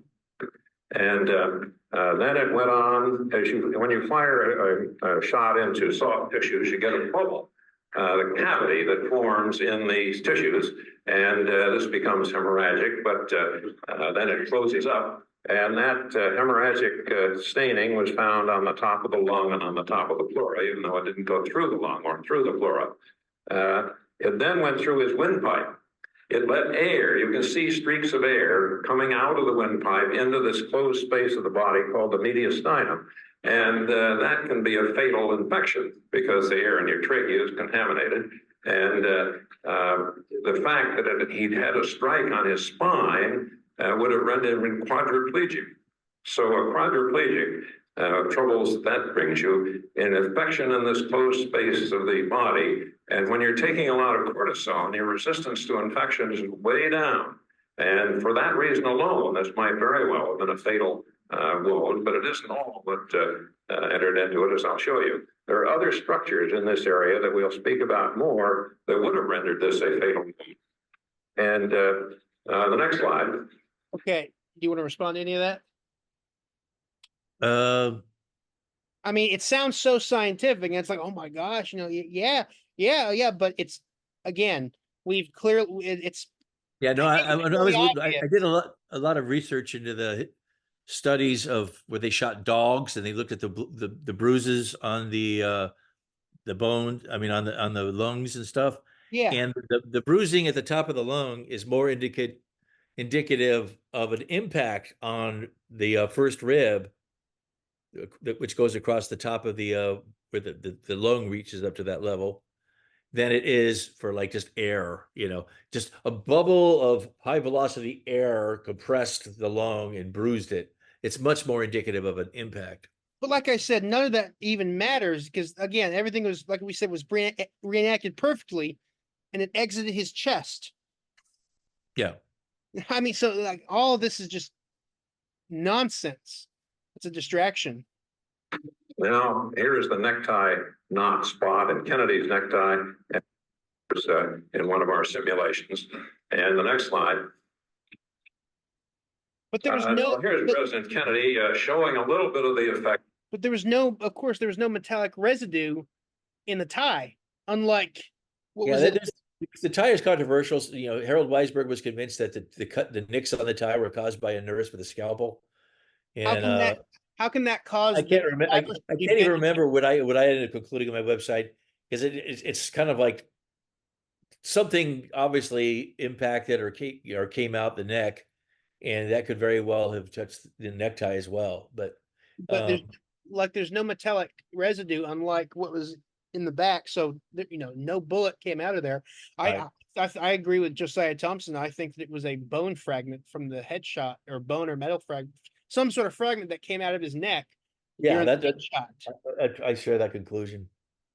Because people forget just how small this hole was. Half the 3 or 5 millimeters. That's half the diameter of a pencil. So there's no way in hell, and that can be from a bullet, whether from the front or from the back. People say, "Oh, well, it was a shored entry, a shored wound." It's like, no, that's still way too small to be. Well, that was one of the things you've seen it on my website, that it's always fun when you're digging through the books and you come across something which you realize that top doctors who've been studying this for years, they don't even know this. I found in a textbook which Dr. Charles Petty of the HSCA medical panel talked about short wounds, and he said that even though a short wound is small, it's still going to be larger than the entrance wound. Yes. And the HSCA had the entrance wound on the back roughly twice what Perry said it was on the throat. Yeah. But the HSCA's own expert basically said there's no way in hell that wound was a short wound of exit of a high velocity bullet. Again, all low noters have our talking points. All they hear is, "Oh, it's a short wound." Oh, could you go in detail about that? And they're like, yeah, none of them knew. I remember what I showed Cyril Wecht, the that from the textbook of Petty, and he just kind of like shook his head, kind of like, yeah. Yeah, because he knows these guys. He knows that, like, on a certain level, they all know that it's BS, but he also knows that they all kind of like feel like they have to like repeat this myth. Exactly. But so again, there's the hole in the neck, way too small to be even from a bullet. Again, like I said, I think it's a fragment wound. Just to read Josiah Thompson's book, 6 Seconds and Does. Yeah. One of ours in one of our simulations. And the next slide. Now here's President Kennedy showing a little bit of the effect of the cortisone he was taking. And he went to, one of the good artists, the best artist in the country, a man named Draper, was commissioned to paint his portrait. And he said, "You've got 2 weeks to do it. After that, I'll look too skinny, and then I'll look too fat, and then it'll be a couple of months before he can do it again," because he took medicines which had this effect of replacing his adrenal tissue and giving him this slightly jowly look. Norman Rockwell could take a photograph like this and make it look like a painting. He wouldn't let a painter paint him during the time that he was looking like that. And the next slide. Here is the hump on the back of his neck, and you can see that a bullet entering here. Bend over like this. Hey, but he's a hunchback. He's a hunchback. Who knew? Look, his shoulder is at the level of his nose. Yeah. Anything else you want to say about this? And if I remember right, he to make this effect, because to make it fit, he actually reversed the image. This is actually Kennedy's left side. Really? I think so. If I remember right, I found the original image, and Latimer, he reversed it and he tilted it to create the effect that he wanted. Again, this is what low noters have to do. They have to flop images, tilt stuff. They have to alter all this just to make it work. Coming out there would indeed go down at about a 15 or 20 degree angle.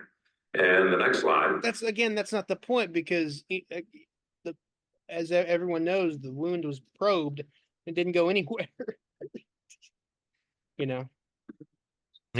It always looked like that. This is the way he looked when he was on the Harvard swimming team. And without the hump, his base of his neck was way down here. And like his brother Bobby, you know, had a long, slender neck. And the next slide. Well, lest you think that these hormones don't have an effect, here is a child whose adrenals were putting out too much steroid, and he had a big hump on the back of his neck, and all of He this. doesn't even cross off the kid's face. I mean, He's inadvertently displaying child pornography. I mean, I guess it's a medical photograph, so. yeah, I mean, I have these medical books, and these guys sometimes they'll have murdered children, and you think that the least they could do is block out their face. And these doctors have these, you know, images of children whose heads were blown off and stuff like that, and they have like the close up on their eyes and stuff. And I'm like, they must be getting off on it at a certain level, because it's like it serves no forensic purpose. They'll be able to see the face of somebody who just had their, you know, brains blown up. Exactly. Call in your friendly urologist, and he comes in and fixes the adrenal situation. And couple of weeks later, you begin to look better. And the next slide, 2 weeks after that, you're back to normal. And so they do have an impact. No doubt about it. And the next slide. So is there any truth to what he's saying there about? I don't know that case, but that looked like the last picture, he looked younger than the other one. So I don't know. Is there any truth to what he's saying beyond sans? Well, I've been on all sorts of immunosuppressants and stuff like that. You know, I've been battling cancer for the last couple of years. And so sometimes there've been times that I've been really, particularly my feet, my legs will get really swollen. Yeah. So there are definitely medical effects where will swell you up. You know, you'll retain water and you'll get swollen up. And it totally makes sense. But this idea that Kennedy had this, you know, fat pad, he was still even at his death, what is he, 6 foot, 165 or something like that? I mean, come on. Look, shoulders move. That's all there's to it, you know. Yeah, exactly. Get it. About it. And the next slide. Well, the bullet hole on the back of Kennedy's neck looked like this. This is the size of the bullet. No, it didn't. I mean, unless that's an extreme close-up, that's an enormous bullet wound, right? Yeah, I need more context. I'm not sure. There's Had a bullet sticking out of the hole. I don't know where this is. This isn't even. There's It not looks even like a nipple.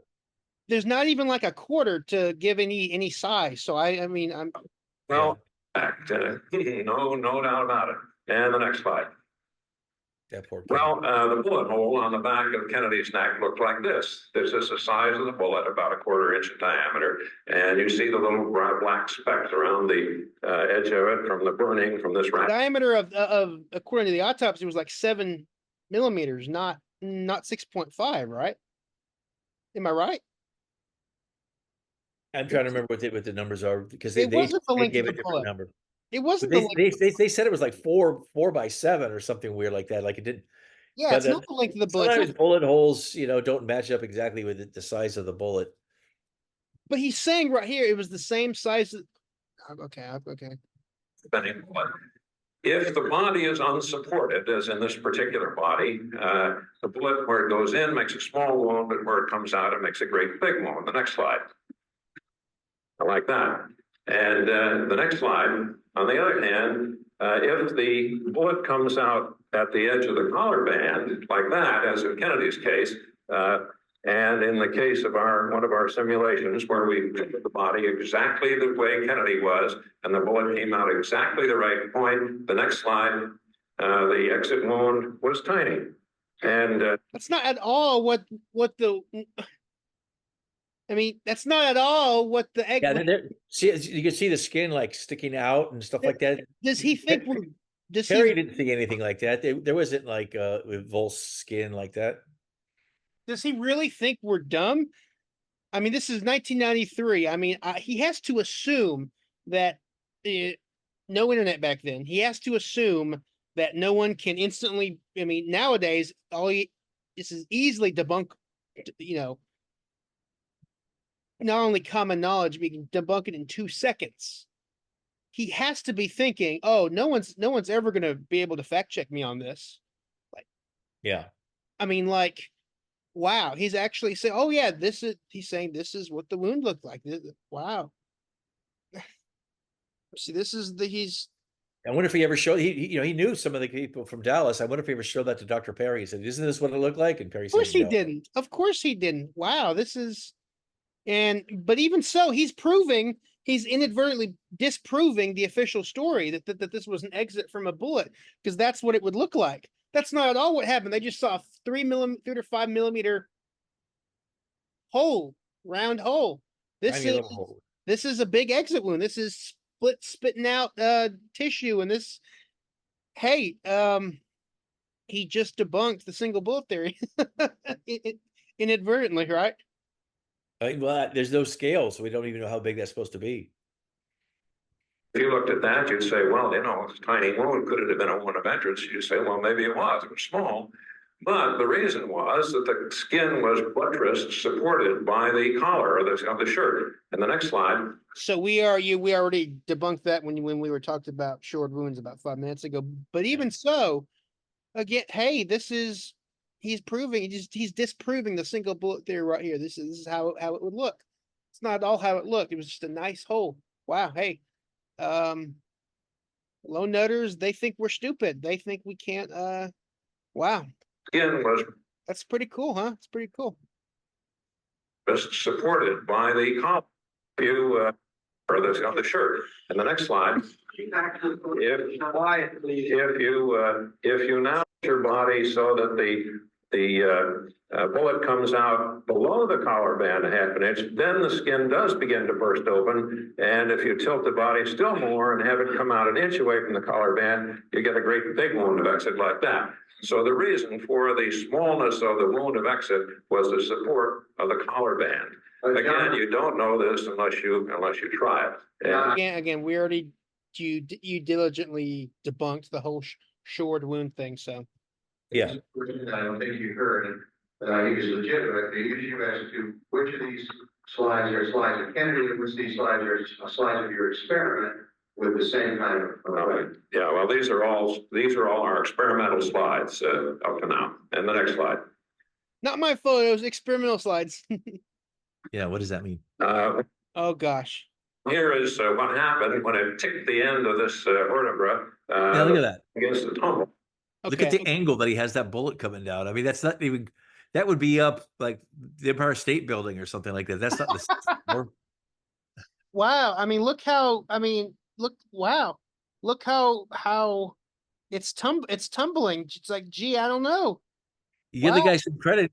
Like it is, in his famous drawing, he has the bullet enter at the level of the chin, and basically he has a bullet entering at the level of the chin. Oh, But look what that looks like. In order to exit, we're supposedly exited. It's shooting almost 45 degrees downwards or whatever. here's the same picture from his book.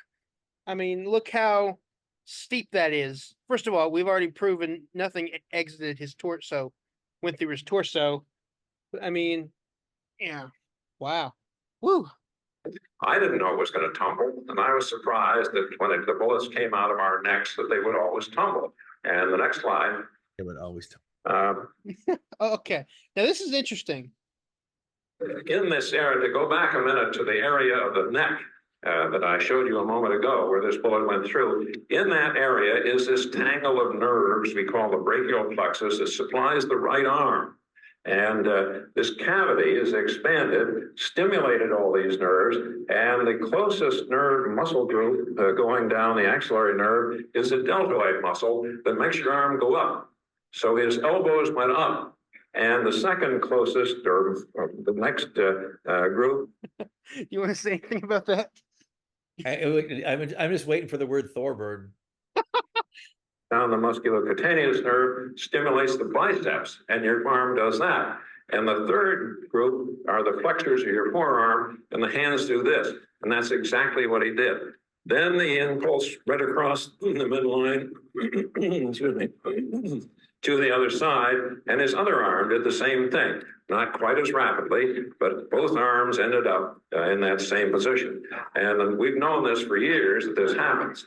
Now, those are not the only structures here. One of them is the vagus nerve that controls the heart rate. That would have been damaged. On each side, there is a nerve. What is he even talking? I mean, I know what he's talking. I know he thinks he's doing something, but this is all assuming that a bullet traversed the neck. which we know it did not.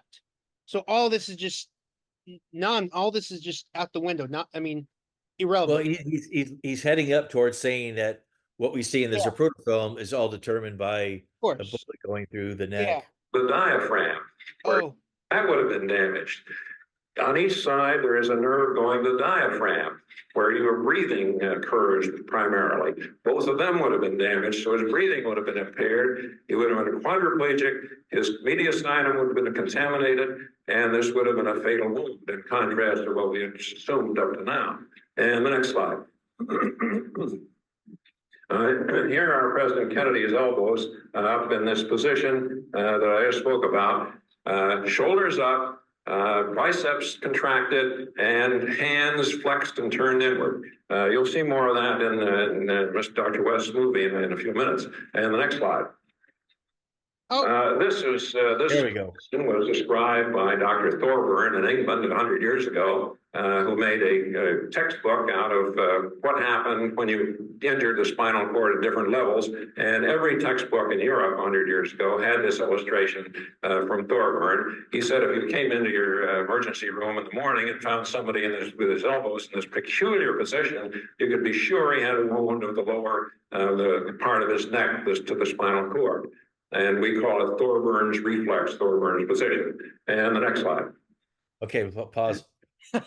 Now, I think it's Millicent Craner, but a research, I think it was Millicent Craner, went back and she got the original article, and that is the position that this guy took after, I think it was a week of having this injury. Latimer is completely made up that there's an immediate response. He's entirely made it up. He pulled it out of his rectum, and he's a urologist, so he probably knows about that stuff. But yeah, so they just totally made that up. So it takes days. And also look at it's like this. Kennedy's like this. Yeah, you know, not the same anyhow. But he's convinced himself that this is really important, and that this is proof that an immediate response would be to do that. No, it's just this was debunked. This was and Gerald Posner picked this up, and right. This is another thing that Posner used from Latimer. Latimer reached on his own, let's say, 100,000 people, but Posner came along between the book and the TV shows, millions. So yeah. So, but as soon as that happened, it was quickly debunked.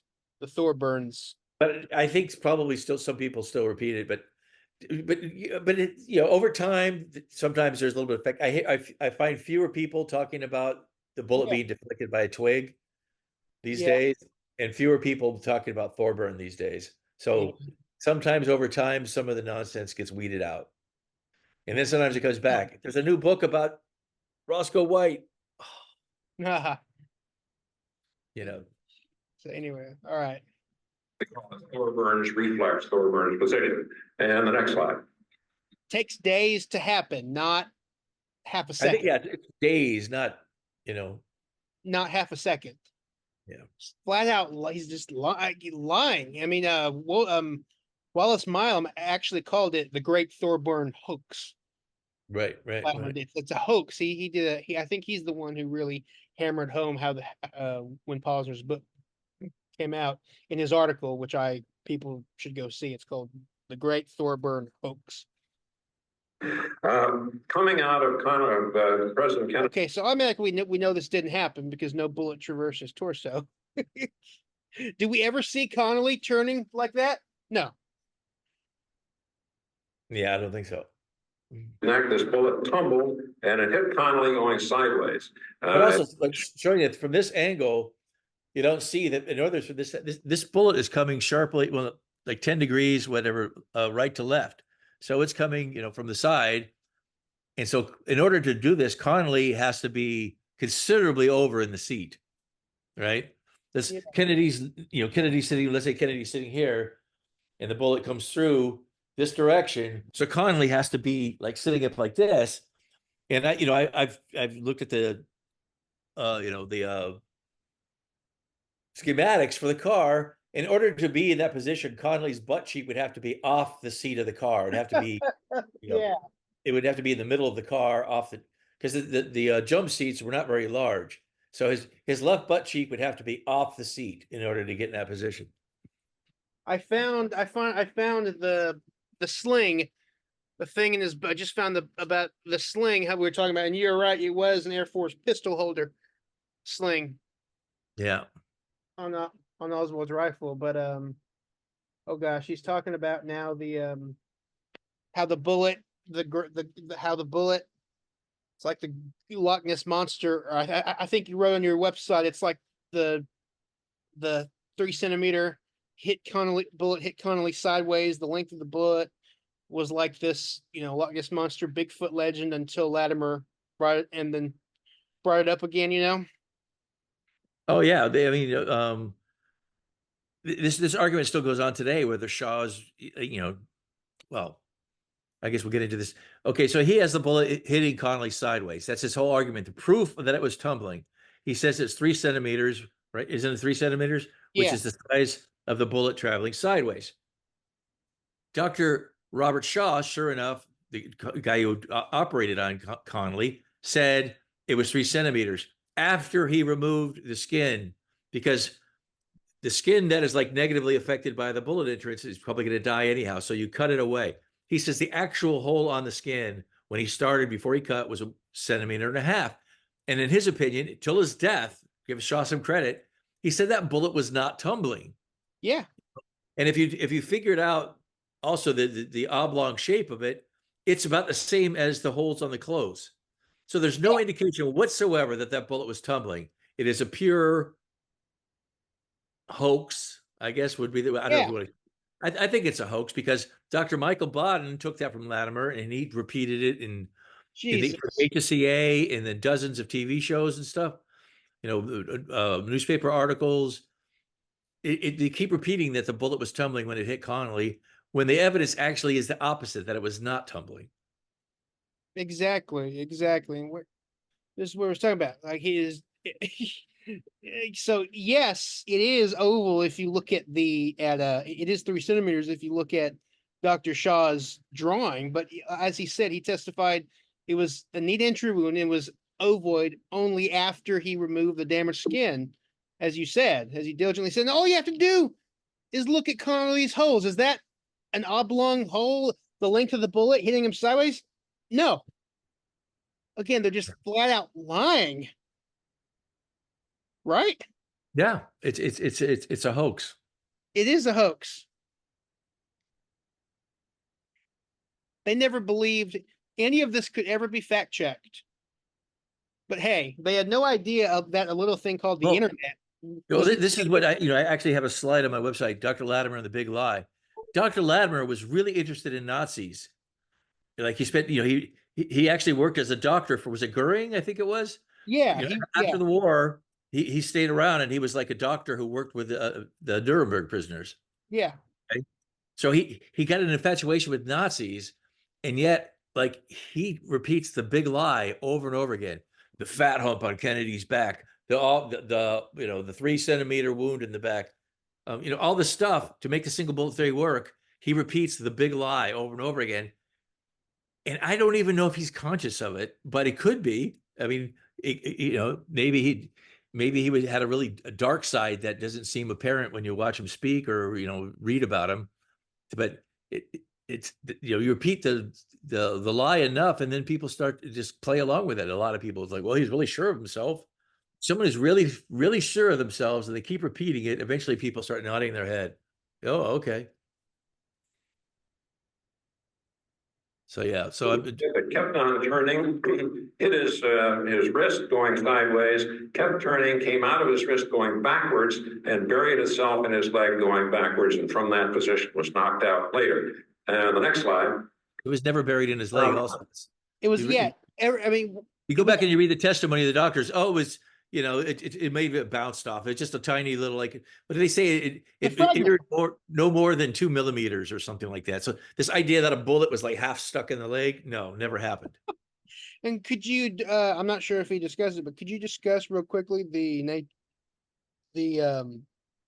the, actually, I think the wrist, how the wrist couldn't have been hit by that bullet.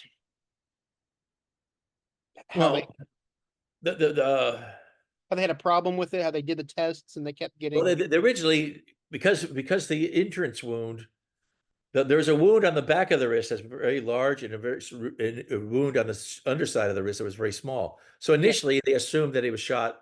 I think it was this way, right? Yeah, But then they're like, no, that doesn't really work. So they went, and the doctor's like, oh no, it entered like at an angle like Yeah. this, okay, and it exited a little slit. So they're like, well, how do we recreate that wound of a bullet? Because because of this, because they wanted to believe that CE-399, the magic bullet, was the one that went through Kennedy and then Connolly, right? They have it being very minimal. They have it traveling at a very fast, high velocity, right? As a high velocity. So when Dr. Olivier for the wound ballistics lab at Aberdeen Proving Grounds worked for the Warren Commission, he shot into wrists. And when they tried to replicate the wrist injury, the bullets were completely mashed. yeah, So then they were like, well, how do we make this work? So then they're like, well, we've test fired through a goat, and the goat was, was way smaller than Connolly. So the bullet must have slowed down a lot more, like way more when it went through Connolly, except Gary Murr, a great researcher, he actually contacted Aberdeen Proving Ground, and he got the autopsy report on the goat. I love this. This is one of my favorite stories. Gary Murr, I love that guy. He got the autopsy report on the goat, and the distance of the bullet traveling through the goat was about, like, I think it was like 1 centimeter less than it would have been traveling through Connolly. So this idea that the bullet lost so much more going through Connolly, they just made that up. They pulled it out of their rectums. And so the bullet that created the wrist wound was probably traveling at a low velocity. I think it might have been a subsonic bullet fired, so that people could hear it as well. So I think maybe there was 4 shots instead of 3. Yeah. And then one of them was a subsonic shot, and that's the one that ended up going through Connolly's wrist.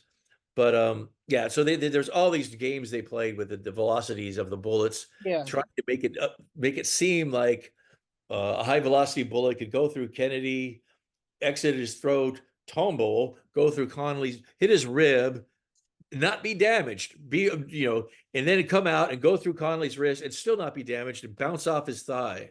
Actually, they don't say it bounced off his thigh. They say it embedded in his thigh and then fell out when they were taking his clothes off. But is it Gregory who did the surgery on the leg? No, Gregory did the wrist. Yeah. I'm trying to remember who did any of the doctor who actually looked at Connolly's leg. I think he said they didn't even need to do one stitch or something like that. It was just totally small. It was a very small minor wound, yeah. But hey, there's a bullet in there, bro. Don't you know? No. There was a tiny fragment under the skin that they found in the leg that they never removed. Yeah, it was But it a was just sliver. tiny. It was a little sliver. It wasn't embedded. I mean, this is crazy. I mean, this is crazy how. So yeah, whatever killed those guys, it was not a high velocity bullet, Yeah, it couldn't have been a high velocity bullet that hit him in the back because it would have blown out his chest. Would have come out his chest. Yeah, As Kennedy. Out later. And the next slide. Now, Governor Connolly keeps insisting he was hit by a separate bullet. Had he been hit by a separate bullet, the bullet hole in his back would have been a small punctate wound with a black rim. It was. We just did this. We just did this. If it was a tumbling bullet, the next slide, it would have been what we call keyholing, and you would have had an elongated hole. Well, let's look at what he had. The next. We already showed that he did not have. Yeah, nobody said it was. Yeah. Here is a diagram and the operative note done by Dr. Shaw at the time, and he draws a depiction of the bullet of the wound of entry as elongated. Excuse me, and 3 centimeters in length, which is exactly the length of the bullet. And down here on the wrist, he again draws a hole 3 centimeters in length where it went in, again, the exact length of the bullet. And the text down below says, the interrogator said, might it have been tumbling? And he said there might have been some tumbling. And later on, he changed his story, but somewhat, but still indicated that it was elongated. It was not punctate. And the next slide. Okay. So one of the part of that myth about the tumbling bullet is they say that Shaw only started saying that it was the wound was smaller. Like they make out that like years later he said that. No, it's in his Warren Commission testimony. He specified that it was actually a centimeter and a half, not 3 centimeters. And but Latimer and Bodden and these guys will all kind of make out like years later Shaw changed his mind. No, he didn't. He never changed his mind. There's no evidence he ever changed his mind. And the bit about the wrist being 3 centimeters is nonsense because that's the entrance wound, and the exit wound is much smaller on the other side. So there's no evidence that it was actually if it hit him like this, it would be a longer wound. There's no evidence it was tumbling even when it hit the wrist. I mean, I want to know what it's like to say with such a straight face, like, oh, this is this and this is that, when it's just completely the opposite. I mean, yeah, whenever I say something is like, oh, that's a fact, I almost always go like, well, is it? Maybe I'm wrong. But some people are just very certain of themselves, and people tend to like, well, he's certain of himself. And then you're like, yeah, but this guy collects the genitalia of dead dictators, or whatever, he's a weird egg. Yeah. was he a Civil War reenactor at any point or no? No, he was interested in not Lincoln, Oh, Kennedy, and Nazis, and because he was a urologist, like oddities like Napoleon's penis and stuff like that. did he ever make those little figurines? Those little soldier figurines? He might, but I don't think he did. But yeah, I he has mean, a whole battle in his basement, right? He's like, I recreated the civil, the Gettysburg. I got 80,000 figures, and I have, I painted them all like to each his own. My son when he was little used to have hundreds of different like dinosaurs and stuff like that. He had these like group scenes of them all like. that's cool. I loved it. Yeah, it made me I will happy. defend anything dinosaur. I will defend. I don't care. Anyway, there's but like I said, I want to know what it's like to say to say all this manure, if you will, with just such a straight face and so confidently and so loudly when it's obviously not the case. I mean, people like you and me, I try so hard to get it right, to get things right. Sure. All my facts, all the T's are crossed and I's are dotted, and it's just like a slap in the face. This guy's just saying the total opposite of what reality is. There's different approaches. Some people really get off on having an opinion, whether or not they know what they're talking about. Other people, and I include myself in yourself, love trying to get as much information and try to figure stuff out. It's kind of like a puzzle to solve. But some people aren't really interested in taking the time. They don't want to sort through it all. They're just like, boom, like, like I have a good friend, doesn't know much about the Kennedy assassination, but if we're talking about it, he always wants to tell me what he thinks. Yeah. Even though he hasn't studied it. And it's always something like, Onassis, it was Onassis, he killed Kennedy because, Jackie Kennedy was kind of hot. And so he had Kennedy or whatever.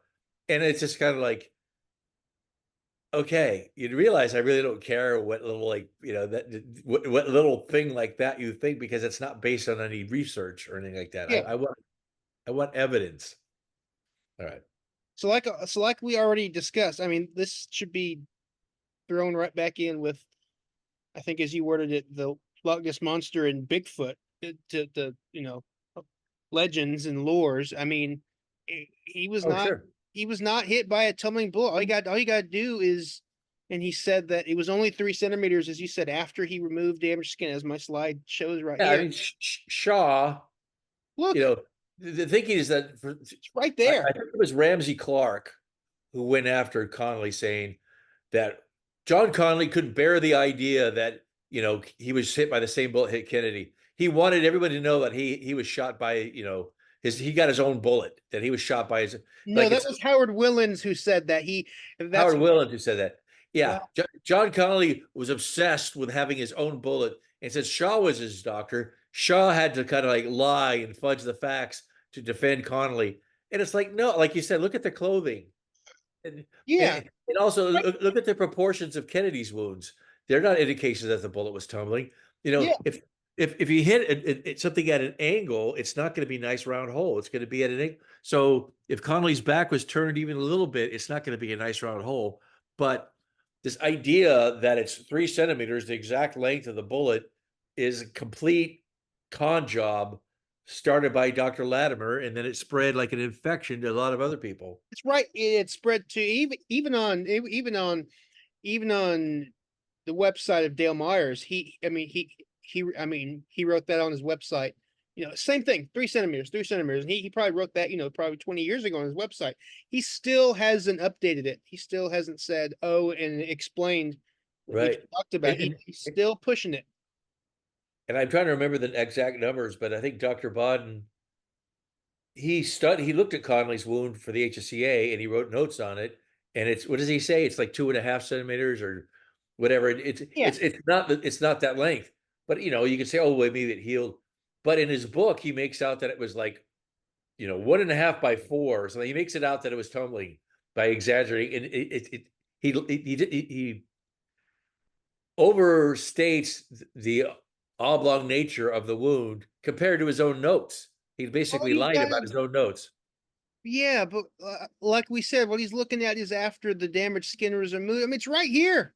I mean, this was a few years ago when his clothes were on display. I mean, Yeah. it's right there. Oh my gosh, they're so stupid. Okay, let me move on before I. Before your head explodes. Well, oh boy, I'm already stressed. Still indicated that it was elongated, it was not punctated. And the next slide. And is the lateral view, he again drew a 3 centimeter long hole. And he did this at other occasions as well. And the next slide. And even so, I mean, this is just basic. Of course, the trajectory through Connolly's body is 27 degrees, and which points to the records building, of course, as demonstrated in Josiah Thompson's book. So again, this does not point to the 6'4" window. No, he says once again it's 3. So he knows that Shaw changed his mind later, but he's kind of keeping this out of his presentation and basically he's calling Shaw a liar. Yeah. Because Shaw publicly stated after Latimer wrote his articles talking about the 3 centimeters perfectly matched, Shaw went on TV and said, no, this isn't true. And so now he's at a conference of, you know, people interested in the JFK assassination, and he's basically calling Shaw a liar.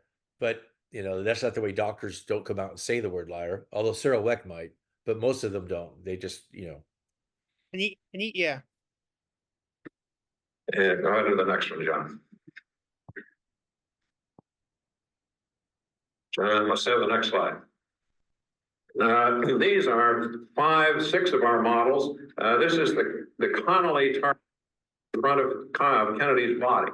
And the bullet comes out of Kennedy tumbling, and it hits the Connolly target going exactly sideways, making a 3 centimeter hole in every one except this one where it didn't tumble. So as I say, until you do this for yourself, you don't know what to believe. And you've got to do it over and over. You can't just do it once. And what I show you, we did over and over and over, even though I'm going to show you only one specimen. And the next slide. Well, here's the hole in Connolly's coat, one of our Connolly coats. And the next slide. One of our Connolly coats. Yeah, so that's one of, I mean, let me look. Okay. I mean, let's see how many times we have to do this. Yeah. Yeah. Yeah. I mean, there, you see it? Yeah, So yeah. it's Wait, hold a second. I'm gonna make a screen grab of that because I think I'm gonna add that to my website because yeah, that's another evidence of like how disingenuous this I mean, character. right there. It's right there. Yeah, he's saying that like, because this one is oblong, this one must be, but the first one is not oblong. Yeah. Jeez. And the positioning of the bodies is such that Connolly said Okay, look how he has Connolly way over in the seat. Now go back and watch. The Zapruder film does not show that much empty seat with like Connolly's shoulder. Like it's just completely distorted. And that's not the car. That's not the car. Well, and also look at Kennedy in his presentation. Kennedy has got his arm over on the shoulder. I mean, up on the side of the car, right? He's got his elbow on the side of the car. You watch the Zapruder film, and I think Latimer agrees that Kennedy was hit at like Z224, right? Kennedy's arm isn't on the side anymore. He's already moved over. Yeah, exactly. Gosh. heard the shot. Being in the jump seat, he tried to look back over his right shoulder to see the president and had to lean way over to his left to do it and couldn't see him. And as he was turning back, having pushed himself around with his right hand over against his left knee, with his white Stetson hat in his hand, the bullet holes all line up perfectly at frame 224. And we'll see a good deal more of that. But in any case, this business, this nonsense about a zigzag course of the bullet is sheer nonsense. This bullet is a very good bullet. Since we're doing this for educational purposes, not just to be smartasses, do you have a quick shot of Z224? Because you could show that there's not that much seat is visible. It's just ridiculous that he's that far over. Okay. Yeah. Okay. Yeah. There it is. So now, is his right shoulder like a foot and a half in from the side of the car or whatever, like we just saw in his recreation? Not even close, right? No. Could you put them side by side? That'd be a good one.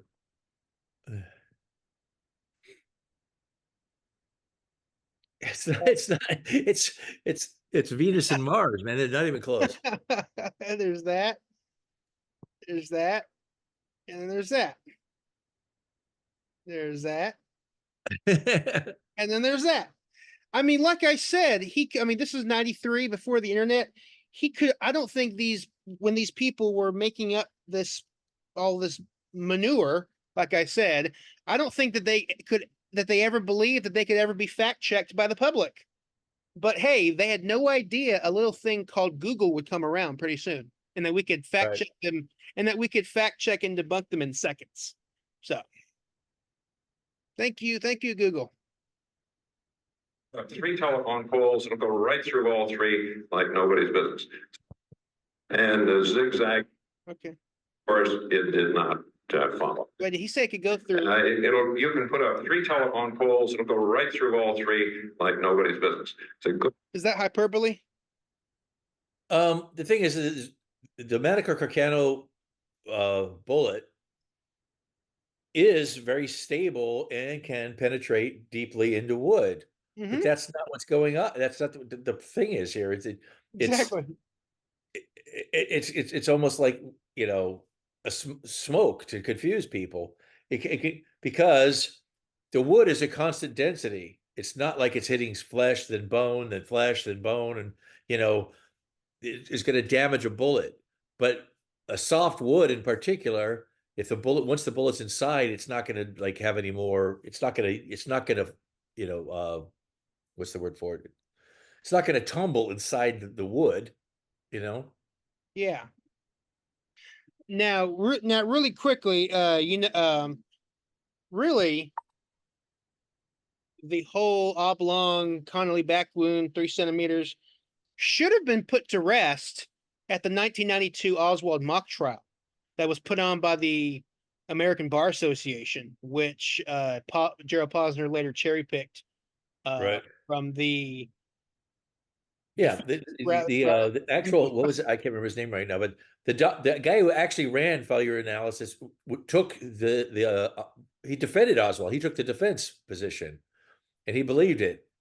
And you know, the other people that worked for him took the you know, the Oswald did it viewpoint, but Posner took their arguments and presented him his book as if they were like Yeah. conclusions and not arguments. And he 'Cause- made it seem like all this was done for Yeah. his book. Yeah, he made it look like they performed this analysis for his book and they were conclusions, but they were arguments. That the same company created arguments for Oswald's guilt and arguments for Oswald's innocence. And they didn't actually come to you know, they actually didn't, they were just working for the Bar Association. They weren't actually tasked with coming up with a, yeah. I was Yeah, actually, Posner was a bit of a shyster. yeah. He was a So, lawyer, so shyster actually probably applies, right? so Posner, like we said, cherry picked from this mock trial, which was a hung jury, by the way.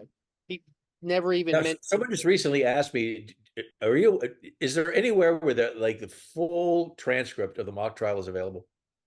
It was published, I believe in some law. Harrison Livingstone had sections of it, I think. It was, well, this is what I'm about to show you. I was able to get like 2 hours of it, and I found the part of the oblong where it just gets torn to shreds. Oh, So okay. Yeah, if you could send that to me, because I know people have been asking me about, like, have you you know, seen this or no? Have you seen this clip I'm about to show you where they talk? I where have not seen it. It gets to, I mean, I've never seen a crucifixion, but this is the closest I think I'm ever going to get to. But anyway, real quick, again, how we said how Gerald Posner cherry picked from this mock trial made it seem like only quoted the prosecution and never brought up that. I don't think he even mentioned the mock trial. I think he just says and he gives the impression that this was all done for his book. It wasn't. But anyway, this was one of the first printing of his book. And what he does, it gets even worse, because if you take off the dust jacket, he uses the trajectory cones. I'm not sure if you can see this. He uses, not too many people know about this. You see the trajectory cones, and Yeah. he totally omits the Daltex building right here. You see that? Oh, okay. Yeah, The trajectory probe going. This is from the same mock trial, which Yeah. shows that all he did was white out the Right. the Daltex building where the trajectory probe Because goes. the angle to the window, it's impossible to have the precision to say it came from just that window without Yeah, saying, it oh goes yeah, back. it also could have come from the building right behind it. Yeah, it goes back here. I'm not. Let me. Here, let me make this bigger. There, can you see it better now? So the trajectory cones. Yeah. Yeah, but he caught so much hell over just this that when they reprinted that the next printing of the book, they totally took this whole thing off. They completely took this whole, and it's just white. Wow. You know, I caught the HSCA doing something similar in that, you know, they had Thomas Canning do the trajectory analysis, and he concluded that the sniper's nest, you know, and he had an exhibit, but then when he wrote his final report, they moved the wounds on him. So he ended up having to change the trajectory codes, but they didn't have an exhibit for it. So the HSCA published the exhibit that they knew was inaccurate in their you know, in their book that they sold the public. So like I said, this is the first printing, first edition. If you get the second printing, which was, I don't know, like 4 weeks later, it says this was printed in September 93. I guess the next one, once it got popular and everything, everything I just showed you is completely gone. Not there. It's just gone. So he caught so much hell just over that. Okay. So anyway.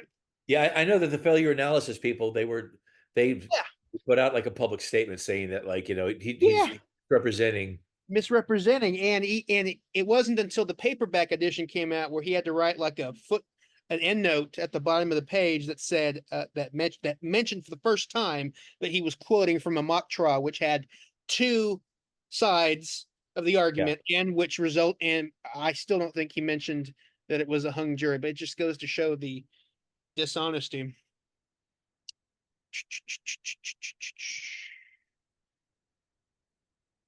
But anyway, I don't think a lot of people know that, because this is a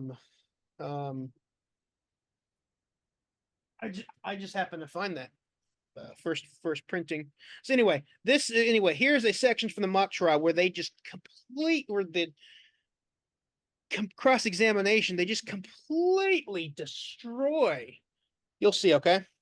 Okay. Yeah, I'm looking forward to Dr. it. Thacker, I want to be sure that have it. I heard you correctly. The bullet that you say went through the president's back, out his throat, you say began to tumble, hit the governor in his back, went through his chest, fractured his rib, came out below the right nipple, then went into his wrist, fractured his wrist, and then landed in his left thigh. That, in your words, is an absolutely typical trajectory for that bullet. Is that your testimony, sir? It certainly is. All right. Now, you say that that bullet, in your view, was tumbling when it left the president's neck, throat, on its way to the governor's back. Is that correct? Tiny little hole, but it's It's tumbling. just begun to tumble. I would guess the degree of yaw probably would have been no more than 5 to 10 degrees. But you characterize that as tumbling. Is that right? Well, it's the beginning of tumbling, certainly. Would you characterize the wound in the back of Governor Connolly, which, by the way, you never saw that wound, did you? I won't know. I've never seen the wound. All right. Would you characterize the wound based on your after-the-fact examination of evidence concerning the wound as a puncture-type wound? No.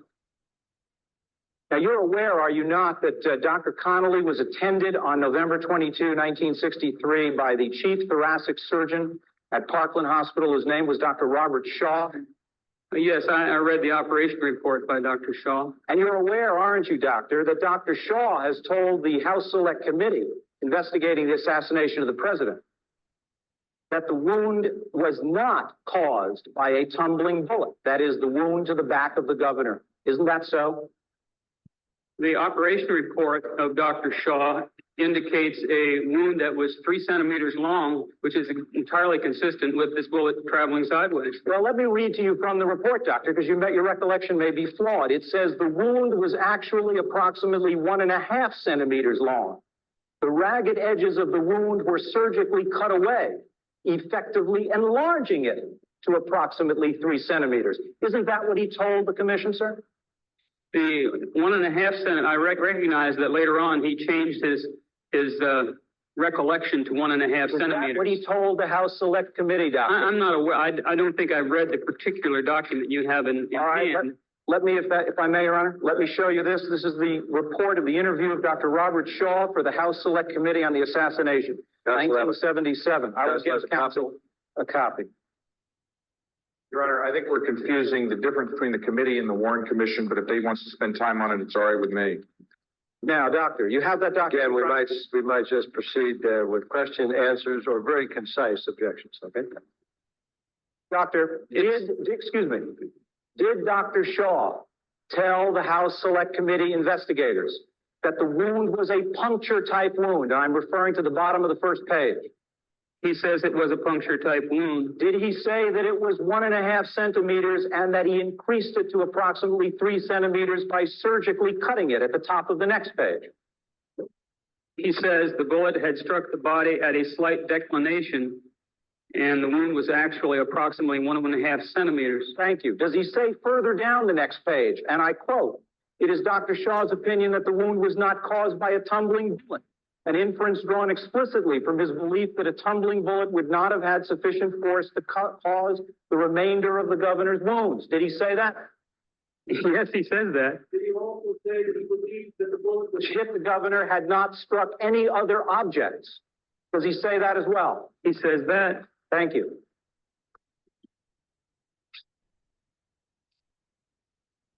Wow. My recollection is that Shaw, he pulled out the HSCA testimony. But I believe that he actually told the Warren Commission that as well. In fact, I'm pretty sure I proved that to somebody was disputing me, and I found the actual quotes. And that is that is Martin Fackler, Yeah.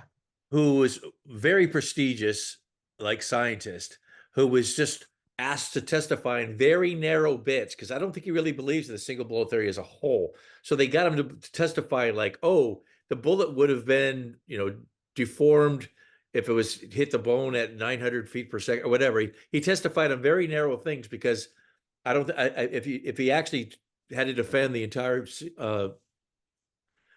single bullet theory, I think he'd have he would probably end up saying that he didn't believe it. But interestingly enough, somebody contacted me just recently, asked me if I had access to Fackler's testimony, and it turns out you got it. So hopefully I can pass it on. Yeah, but didn't he just destroy him right there? I mean, it's amazing. I mean, and that was 1992. That again, the whole oblong myth Yeah. should have been tumbling. It should have ended, if at all, right there in 1992 for that mock trial. But no. Yeah. Pause. And yeah. It ended And up in like I this. said, Shaw actually, I believe it was his Warren Commission testimony. He said that it was 1.5 centimeters. So you don't have to even wait and say like, oh, he changed his mind later. I Yeah, believe at the time he said it was 1.5 centimeters was before people even knew about the single bullet theory. yeah. So it wasn't like he coughed it up to help Connolly fight against the single bullet theory. He said it before there was even a single bullet theory. Again, it should have been thrown right back to Bigfoot and Loch Ness Monster right then and there in 1992. But no, Posner brought it up in his book the next year in 1993, and it's been there, and it's sadly stayed there ever since. Yeah. As Zombie lies, as they're called, lies that won't go lies. away. Lies that will go. As Trump would say, sad, sad. Okay. All right, let's go back. I just had to show you that clip because I saw that and I was No, like, no, thank you. Yeah, you said you have like 2 hours of that. I'd like to watch the whole thing because there's like probably yeah, I have all of the Facklers and the ballistics, all of that. So yeah, I'd love to see all that. I'll send it to you. I got you. And the zigzag course, it did not follow. And the next slide. Well, I noticed at the time that some of our bodies, if we didn't hit them exactly right, the clothing would bulge out ahead of the exiting bullet. And if you hit the tie would flop up. And I looked at the Zapruder movie for that. But if you look at it at normal speed, you don't see it. But if you slow it way down and put it one frame, second frame, next frame, then you see it. And it was discovered by Jeff Oates out on the West Coast, the next slide, that the lapel of Connolly's coat looks all right in 223, but in 224, it suddenly bulges forward as the bullet plus a cloud of fragments of rib come out under his lapel, and his jacket lapel pops forward and then pops back. And if we have time, I hope we'll be able to show you that later on. We agree. That's when Connolly was hit. We agree. Yeah. We agree. But again, but it's interesting though, because some people, I think he just said that the debris hit the jacket and that caused it to, because some people will say that the bullet itself, but the actual exit on the coat is way below the lapel. It's like, several inches away. And the whole, the lapel is right here and the bullet was way down below his nipple. I think people need to stop using the word lapel and just say jacket bulge. Because I think lapel, I know it's a loose term for that. Yeah, I know that, but I think people should stop saying lapel and just say jacket. Because I think that throws people off. Okay. And this establishes for the first time when both men were hit, because immediately both men react. The next slide. I thought it was first noticed by iTech. Is that true in the 70s or no? Yeah, well, Connolly, studying the Zapruder film for the Warren Commission, said he thought Kennedy was hit around Z190. And then it turned out that that's what they concluded for the HSCA, the photography panel. And one of the things that, I've done a lot of battling online with people, spewing zombie lies and stuff. But one of the ones that's recurrent is that the HSCA only concluded that Kennedy was hit at Z190 because to make it fit the acoustics evidence, but the photographic panel wasn't in the loop. They completely separately said that Kennedy was hit before he went behind the sign in the film by studying the film. And so that was when they did the 50 years series of videos 50, what is it called? 50 lies and 50 Black Op videos or whatever. Black Op Radio. For Black Op Radio, that was one of the ones I chose to do. Was about Kennedy's obviously to me hit before he goes behind the side of the film. He's like, Exactly.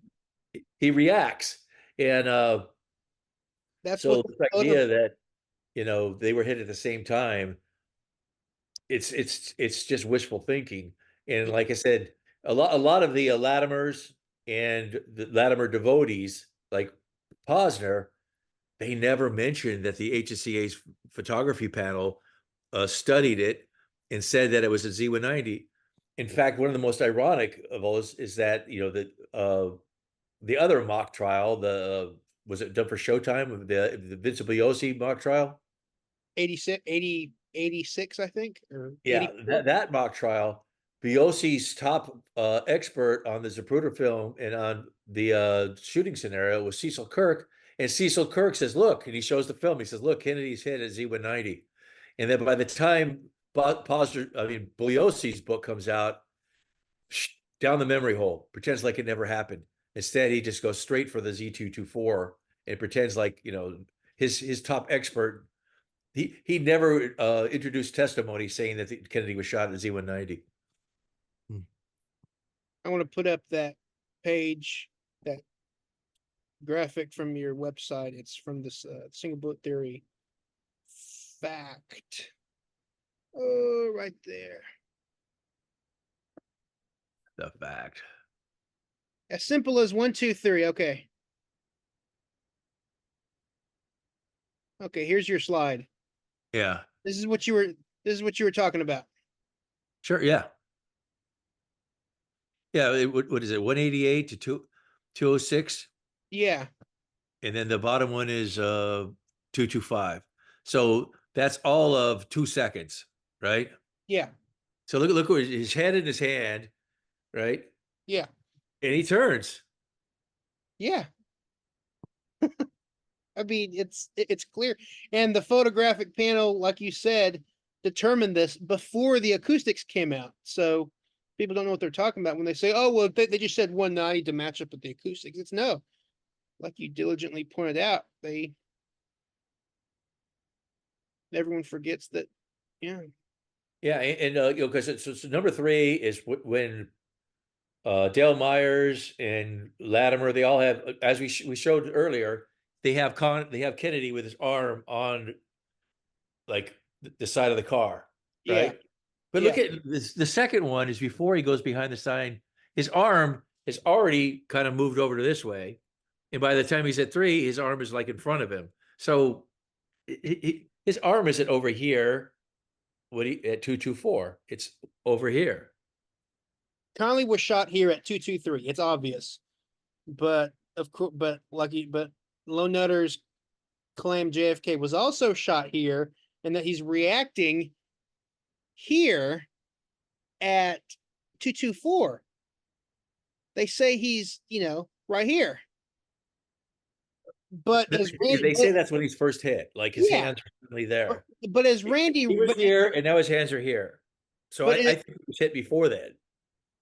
But as Randy Robertson has diligently pointed out, quote, as the Zapruder film shows and the ITEC study concluded, JFK was already making the voluntary reaction of grabbing for his throat at 224, right there. Yeah. And also it is a neurophysiological impossibility for JFK to be voluntarily reacting to the shot that struck Connolly only 5/100ths of a second earlier. So right. That was one of the arguments in the mock trial from the guys defending. In the mock trial, the McCarthy, was that his name? The doctor who was defending Oswald at the mock trial, he pointed out that the reaction time would make Kennedy would have to have been hit roughly, I think he said 221 or something like that. Yeah. To show reaction at 224, but if the lapel flip would be immediate. Yeah. Immediate. That's not a third of a second later. That's immediate. That's with the bullet. So he said that therefore, like at the very least, they were hit by 2 shots within like a split second of each other, but not by the same bullet. So it's over. It's over. Connolly Kennedy was shot at, you know, 190, and Connolly was shot at right here at 223, 224. That's 1.5 seconds between those two shots. The rifle can't be fired that quickly. It's over. I mean, it's a done Yeah. deal. I mean, so all this. And the Warren Commission realized this, and How so hard they is came it? up with a single bullet theory. So then they moved the back wound, and all this stuff came when they studied the film, and they realized that because the FBI and the Secret Service basically just say, it's film schmilms. They kind of ignored it, right? They said that after studying the Zapruder film, that there was 3 shots, and the third one they placed it on the street, like 30 feet down the street from where it's obvious that Kennedy was hit. And so some people think, well, that's proof that the Zapruder film was fake. No, it's proof that the FBI and the Secret Service were half-assed and or liars, because they were trying to stretch out the shooting scenario so it could be 2 shooters. I mean, sorry, it could be 1 shooter. And you Yeah, know, Kennedy so they shot- stretched it yeah. out. Kennedy shot there. Connolly shot there. 1.5 seconds between that. It's over. You can't fire the weapon that quickly. And then Lone Nutters change the point and say, hey, you can easily fire the weapon in 6 seconds, bro. But that's not the point. They're so stupid. They just changed the point. Okay, gosh, let me move on. Right. And of course, one of the other things that's crazy about it all is that the HSCA, Blakey was trying to get all the scientific evidence to add up, but he had these different panels and they were all coming to these different conclusions, and it wasn't coming together, and he was running out of time. So he had to convince himself that Oswald could fire the shot at 160 and 190, because that's what some of the other experts were indicating. So the ballistics people they're like, no, he can't do it. So he himself, right, and Gary Cornwell, they went and they shot the rifle, right? And they said, oh, look, we could do it. But they admit that they didn't aim. They called it point aiming, just like, Yeah. I can get off a shot in a second and a half. Nothing is recreated how it supposedly was. Again, this is just So it's like, wow, they're even worse than the Warren Commission. They're like, just saying, like, the shooting of the century was accomplished because the guy just got lucky. He didn't even take the time to aim. He just went. And even so, like I keep saying, for up to the time, you can't even fire the weapon that fast. Oh my gosh! I mean, right. They found that you can fire the rifle in a second and a half if you don't aim. Yeah, right? I mean, it's just. Oh gosh, here. And you can hit somebody like 80 yards away. It's not like he's like across the room from you. He's like, Yeah. All right. Hey, John. And Kennedy's elbow started up as we saw before, and Thorburn's reflex. Thorburn reflex. Thorburn's reflex shows here in 225, bigger in 226, gets bigger and bigger and bigger, and until you can obviously see it's the cat. And again, Dr. West is going to show you this in very spectacular fashion. And the next slide. Like we said, it's a neurophysiological impossibility for Kennedy to react that fast. So anyway. Right. And of course, Dr. West is so credible. The guy who faked. There was actually a book, about him, by a writer, and I think his name is Radley Balco, did one about forensic scientists who fake their evidence, and West was like featured in it. Well, here's one of these bullets, having gone through a couple feet of very tough wood and out looking very good. It's a tough bullet. And the next slide. On the other hand, if it tumbles and hits something going sideways, it gets deformed. And this bullet is deformed. It is bent on its long axis, and it is flattened on the rear end. Now, it is a very tough bullet, as I just showed you. You can put it on the floor. You can stamp on it. You do nothing to it. You can roll a gurney over it. You do nothing to it. You have to exert tremendous force on it to deform it to this extent. This is a deformed bullet. And to call this a pristine bullet is strictly misleading. And it is not pristine. It is deformed as by tremendous force of hitting something going sideways. And again, you don't find this out till you try it. And the next slide. Okay. Comments.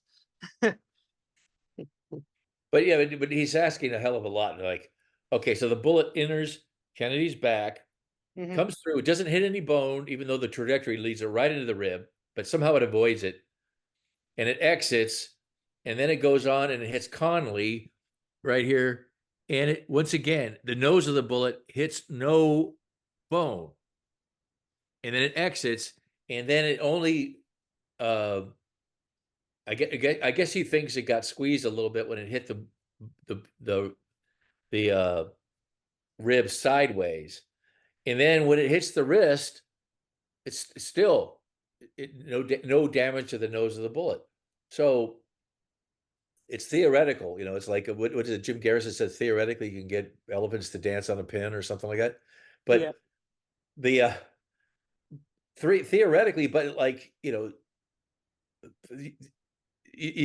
no one's really done that. No one's, you know, the disco channel, as I call them, they tried to recreate it, and the bullet was like bent in half, right? It was totally mashed, you know. Exactly. So Yeah. I couldn't find a spare bullet, but here's one that's loaded from the same lot. As a matter of fact, I barely take this off my shelf, but there it is right there. Those who don't know. And that was where you dropped the bombshell. Yeah, I found that when I was visiting the 6th floor. It was like over in the corner, and no one ever. No, I'm just kidding. That's what people are always like, you know.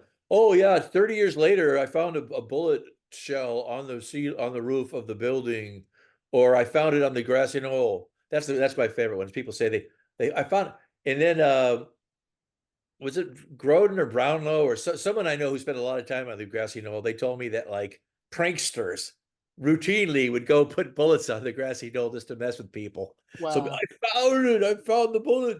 What's actually the most expensive is the clip. Right. It's actually very hard to find one of these. So thanks to my friend Jeremy Bacon for giving me some. Anything else you want to say about any other comments about the ammunition? Or do we have it on camera here? I just yeah, so for a long time people were arguing that like the rifle didn't have a clip in it when they took it from the building, but there are some photos that you can see the clip. So that's not a But tests showed that it didn't always drop out whenever you yeah, were with it. that's It the just thing. It stayed in didn't it. always pop out. I think it But just it is interesting when you've got the clip that Oswald supposedly fired 3 shots and there was a 4th one still in the rifle. yeah. Well, the clip holds, what is it, 5 and then 1 in the chamber, so it holds 6 or something like Yeah, that. Is that right? Yeah, 6. So he didn't even have a full, like, you know, a full clip to put in the damn rifle, and he goes out to, like, you know, kill the president. He only has a couple of bullets to Yeah, his name. supposedly it's just like that, just four in the clip.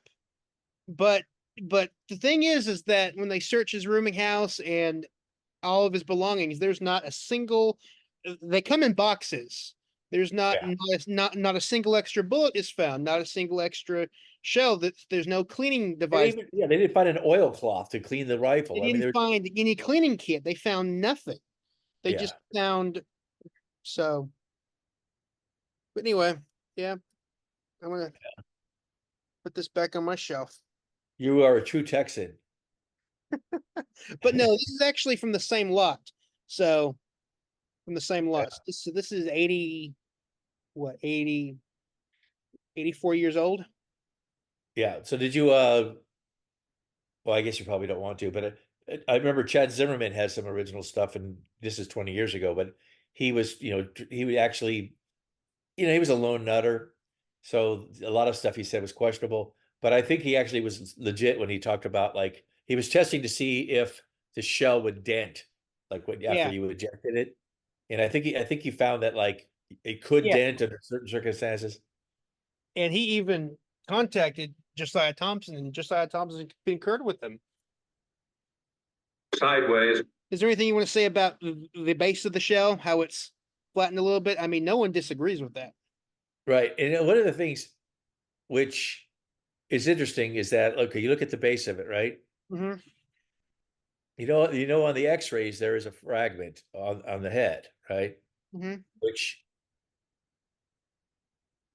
the head wounds is a super complicated issue, but the bottom line is that in order to try to make it work, Dr. Michael Baden claimed that the large fragment on the X-rays fell out of the back of the bullet.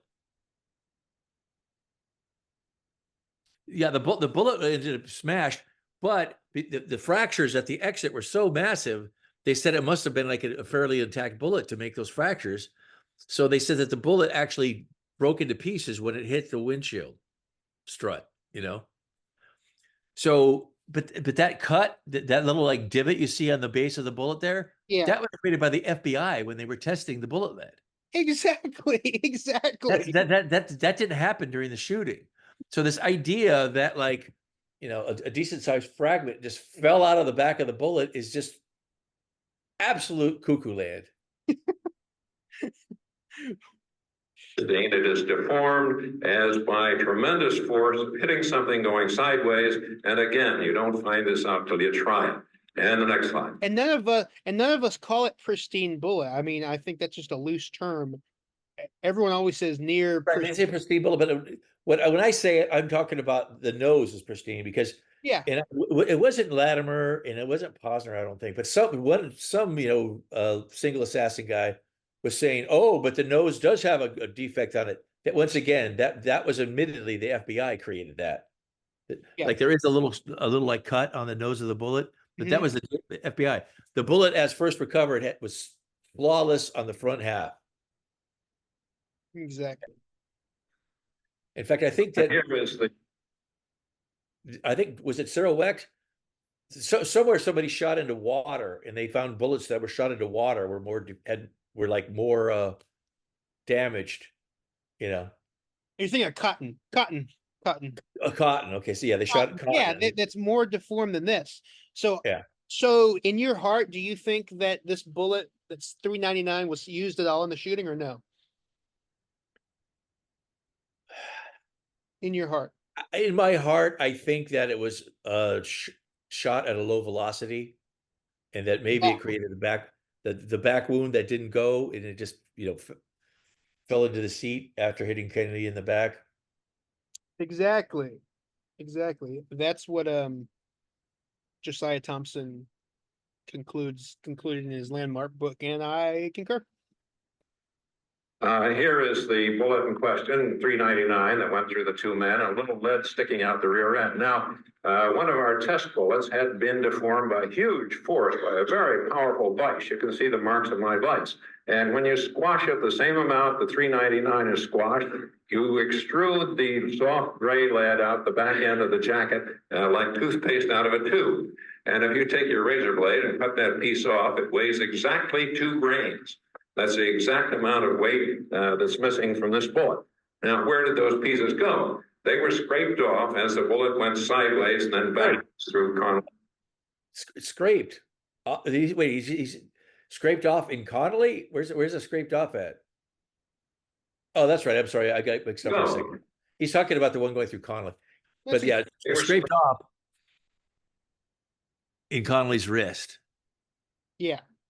I don't know. It just seems weird that the rest of the bullet's fine, but that little lead at the end gets scraped off. I don't know. All right, continue. Off as the bullet went sideways and then backwards through Connolly's wrist. The next slide. Okay. So a lot of people, I think this picture gets misrepresented by people. As he said, and as he explains in his book, he put the bullet in a vise and he squashed it so that the little piece at the end would come out. So a lot of people post this picture and they're like, see, he recreated CE399 exactly how it would have been. No, he didn't. He put this he didn't shoot this. None of these bullets that he fired at Tumble did anything like that, right? He didn't. This bullet wasn't even fired. It was just probably taken out of the shell, and then he put it in a vise and he squeezed it until it squeezed out in the bottom. This isn't even really a test bullet. He's testing it, but anywho, do you have anything to say about the part that's squeezing out on 399? I mean, if the bullet, which was fired at a low velocity, and no, I don't know. I'm not sure what it would take do that. I don't know if there's been enough tests to show what would, what would be necessary to get like a little bit of lead to sneak out the back like that. Whether hitting someone, whether a bullet hitting at several hundred feet per second would be enough to make some pop out the back like that, or whether it has to like, so yeah, I don't know enough about it. I don't know. So what before we move on, just for those listening in the audience, this picture has been misrepresented. Oh, Latimer recreated the single bullet. No, he's not. Scraped off as the bullet went sideways and then backwards through Connolly's wrist. The next slide. And here they are. Here's Connolly's wrist with a bullet having hit it very gently, shattered it, but it didn't really tear it away. With 3 bullet fragments in it, which incidentally matched 399 on analysis. And here's one of our test wrists with 3 of our fragments. The next slide. Okay. So that's outdated because neutron activation analysis has been thoroughly debunked by science. You want to pick it up from there? Well, he said that there was a Dr. Vincent Gwynn. They were trying to use, they had a nuclear reactor, which they were trying to find commercial applications for, because that's America. We like to make money off our toys. So one of the things they were hoping to do was to compare bullet lead to be able to show like this bullet was related to this box of bullets and stuff like that. But the whole idea was flawed. Not the science of the reactor wasn't flawed, but the premises involved, like that 2 bullets could not be nearly identical in a completely different, lots of bullets, but they can, because the way they create bullets is not like, your aunt making bread. It's more like cookies. It's kind of like saying like, oh, that Chips Ahoy cookie that you ate, the chips were in exact like alignment. And, that Chips Ahoy that he ate in New York had the same alignment. So they must have been baked in the same, it's just, no, it's pretty much random. So it's been debunked in that way, but it's telling that even when you look just at his analysis, like Gwynn was lying. He bent over backwards to defend the single bullet theory when he shouldn't have, because all of his scientific writings, he said you needed to have 3, matches among these 3 elements. Yeah. And to me, silver and copper, and copper didn't match at all. So he said, oh, that's because the part of the bullet casing was in it, right? So then he says, in silver, it turned out half the bullets they ever tested it matched. So that didn't really count much. So it came down to just one element that it matched on, and he gave it a positive match. Well, in his papers, he says that you should use arsenic as a 4th element, and there's no record that he even tested arsenic. And then, because like I said, silver was problematic because like half the bullets he tested matched, but it turned out that he changed his results when he published his results in journals. He changed his results on silver versus what he told the HSCA, because he knew that it wasn't a good enough match to like pass the smell test. So it's like, and then like you said about trial where somebody gets nailed in the mock trial at Showtime. Jerry Spence was the defense attorney, and Jerry Spence was talking to Gwynn because Gwynn was testifying for Bugliosi, saying that it proves the single bullet theory and all that. And Jerry Spence is like, yeah, but you only found, 1.5 bullets. So there's at least, there's at least another bullet that's missing. Do we know that bullet wasn't from a different rifle entirely? And Gwynn took this attitude like, yeah, we know no other bullet was involved. And he just starts like spewing totally non-scientific stuff to try to defend the single bullet theory. And it's clear this guy had a bias. So anyhow, so yeah, so like, I would be surprised if Gwynn and Latimer were even friends, because they both bent over backwards and licked their own butt in order to defend the single bullet theory. And that's the other thing. Latimer here he befriended almost all of the Dallas doctors. and got a lot of them to change their minds. In fact, I think I even sent you that letter that Dr. Pepper Jenkins from Parkland had sent to Latimer, and you posted it on your website. Remember that? He was like, Right, right. and it's Yeah, like, and there was a researcher named Francois Carlier, French researcher who I did a video with recently, and Carlier was really interested in David Lifton's theories. So he contacted the Dallas doctors to see if they still believed, you know, if they believed Lifton's theories, and they're like, no, no. It was just four of them. I think he talked to four of them, and they actually wrote. He got written responses from four of Dallas doctors saying no, there was no, the body wasn't altered. That's all nonsense. And the one of them, I might have been Perry. I don't remember which one.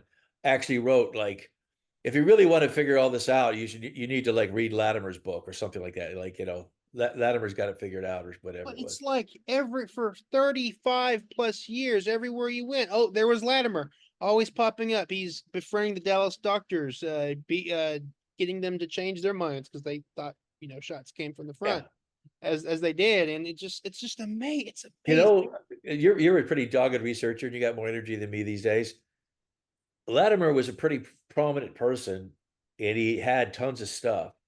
It wouldn't surprise me at all if his papers had been given to some sort of university, probably Columbia, because that's where he worked for many years, right? I know, I know So if everything. his papers are available, you might find a lot of him writing letters to people trying to get them to change their minds, or telling them things like, well, you know that the wound when Connolly was 3 centimeters and that's the exact length of the bullet or whatever. All of his stuff went up for auction, like everything, all of his artifacts and everything.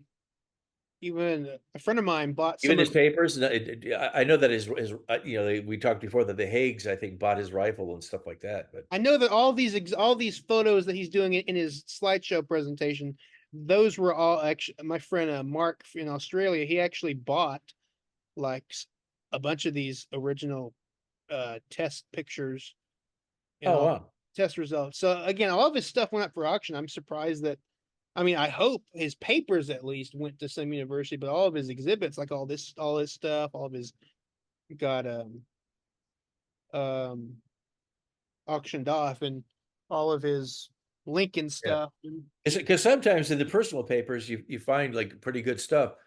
There's a French Canadian researcher, Dennis Morissette, who had some of like oh yeah, John McCloy's and Earl Warren's. I think it was Earl Warren's and John McCloy's like personal letters, correspondence, and stuff that he got access to when he put it up on his website. And it's like these guys are like, you know, well, how are we going to shut down all these critics? Well, maybe. I mean, they were definitely like concerned about their reputations, and they were definitely cooperating. And you know, Roger Feynman. Sometimes I can't remember Roger's name, so I'll say Roger Feynman worked for CBS, and he got access, and he got, you know, letters from McCloy to the heads of CBS, telling him what they needed to do to debunk the critics. And I mean, it's just so in these personal papers, and what there is one letter which I contacted the University of Pennsylvania, I think it is, that's got Arlen Specter's papers, and they just basically said, nah. They didn't seem like they took me seriously. But Arlen Specter had made note several times in several interviews that he and Earl Warren had exchanged letters in like 66 and 67, in which they kind of like talked about um, the autopsy photos, because they're the only two members of the Warren Commission who admitted seeing the autopsy photos. Actually, later the historian Goldberg said he briefly saw them too, I think. But they're the only ones who said they like studied them within their roles on the commission.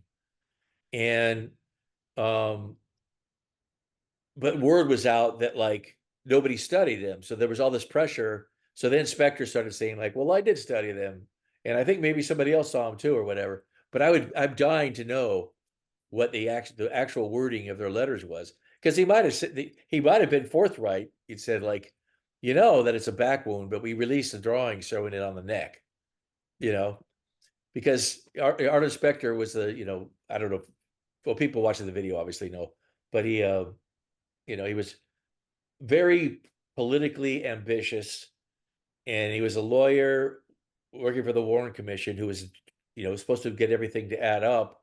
And he's got, autopsy drawings having the bullet down here. And then he,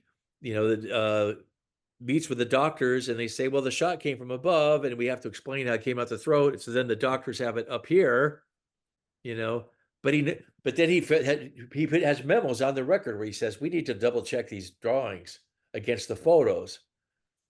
And he gets shot down. But then he admits years later that that the Secret Service showed him the damn back wound photo. Yep. So he knew that the drawings that got published and you showed earlier, CE 385, he knew they were wrong, right? And what does he say in his book, Passion for Truth? He says they were rough. That was it. Rather than saying that the drawings were completely inaccurate and they were misleading, he says the drawings were rough. Yeah, so that's the photo he was shown. I mean, it's not. I mean, that's not in the neck. No, this is one of the things I discovered. I looked through all of his memos and reports written for the commission. He called it a back wound until the day he was shown this photo proving it was a back wound. And then from then on, he said it was on the back of the neck. Wow. So yeah, he lied. He's a politician. He lied. But I mean, Latimer says it's up here, like by the folds of the neck, at the level of his chin. And I mean, how can Latimer see this photo in 1972 and say, "Oh, it's way up here," when it's way down here below? Below. And that okay. So we're looking at Kennedy from behind. I think he's kind of like this with his shoulder slightly raised, right? Yeah. But in Latimer's mind, it's the opposite. His shoulders being pushed down, right? And then if he was standing, this area of slightly elevated shoulder blade or flesh would be like up here. Oh my gosh. I mean, that's the only way, right? To explain it. Well, he has to get this bullet wound up above the base of the neck. Well, this is the actual orientation because they rolled him over on his back. So, I mean, what do you think? Yeah, I think he's on his side in this photo. Yeah, absolutely. Yeah. I mean, and so so you're on your side, your shoulder. So I several people said, "Oh, this is down, this is down, G3, this is really low." And I ended up concluding that the autopsy measurements were accurate because when I recreated this photo, I had my wife put a hole in the shirt, and we also had put like a mark on the back or whatever where it supposedly was, and it seemed to all line up. Because when you're laying on your side like that, your shoulder kind of goes a little bit forward. Yeah. Right? So. And do you have anything to say about how he recreated the wrist, the fragments in the wrist right there, or not, or what? No, he didn't. I don't think right so. There. he didn't recreate the damage. Look, this is also interesting. Do you have the bullet that the goat bullet? Here, look. So the Warren Commission tried to recreate the single bullet theory by having these guys shoot the goats. I'm sorry, not the goat bullet, the wrist bullet. Yeah. So they actually had I mean, where do you go? They bought severed arms. Where do you buy severed arms at? I mean, come on. They bought severed arms and shot them, and the damage of the bullet was so much more than CE 399. It's ridiculous, and that's one of the Dr. Weck used to always point that out. But they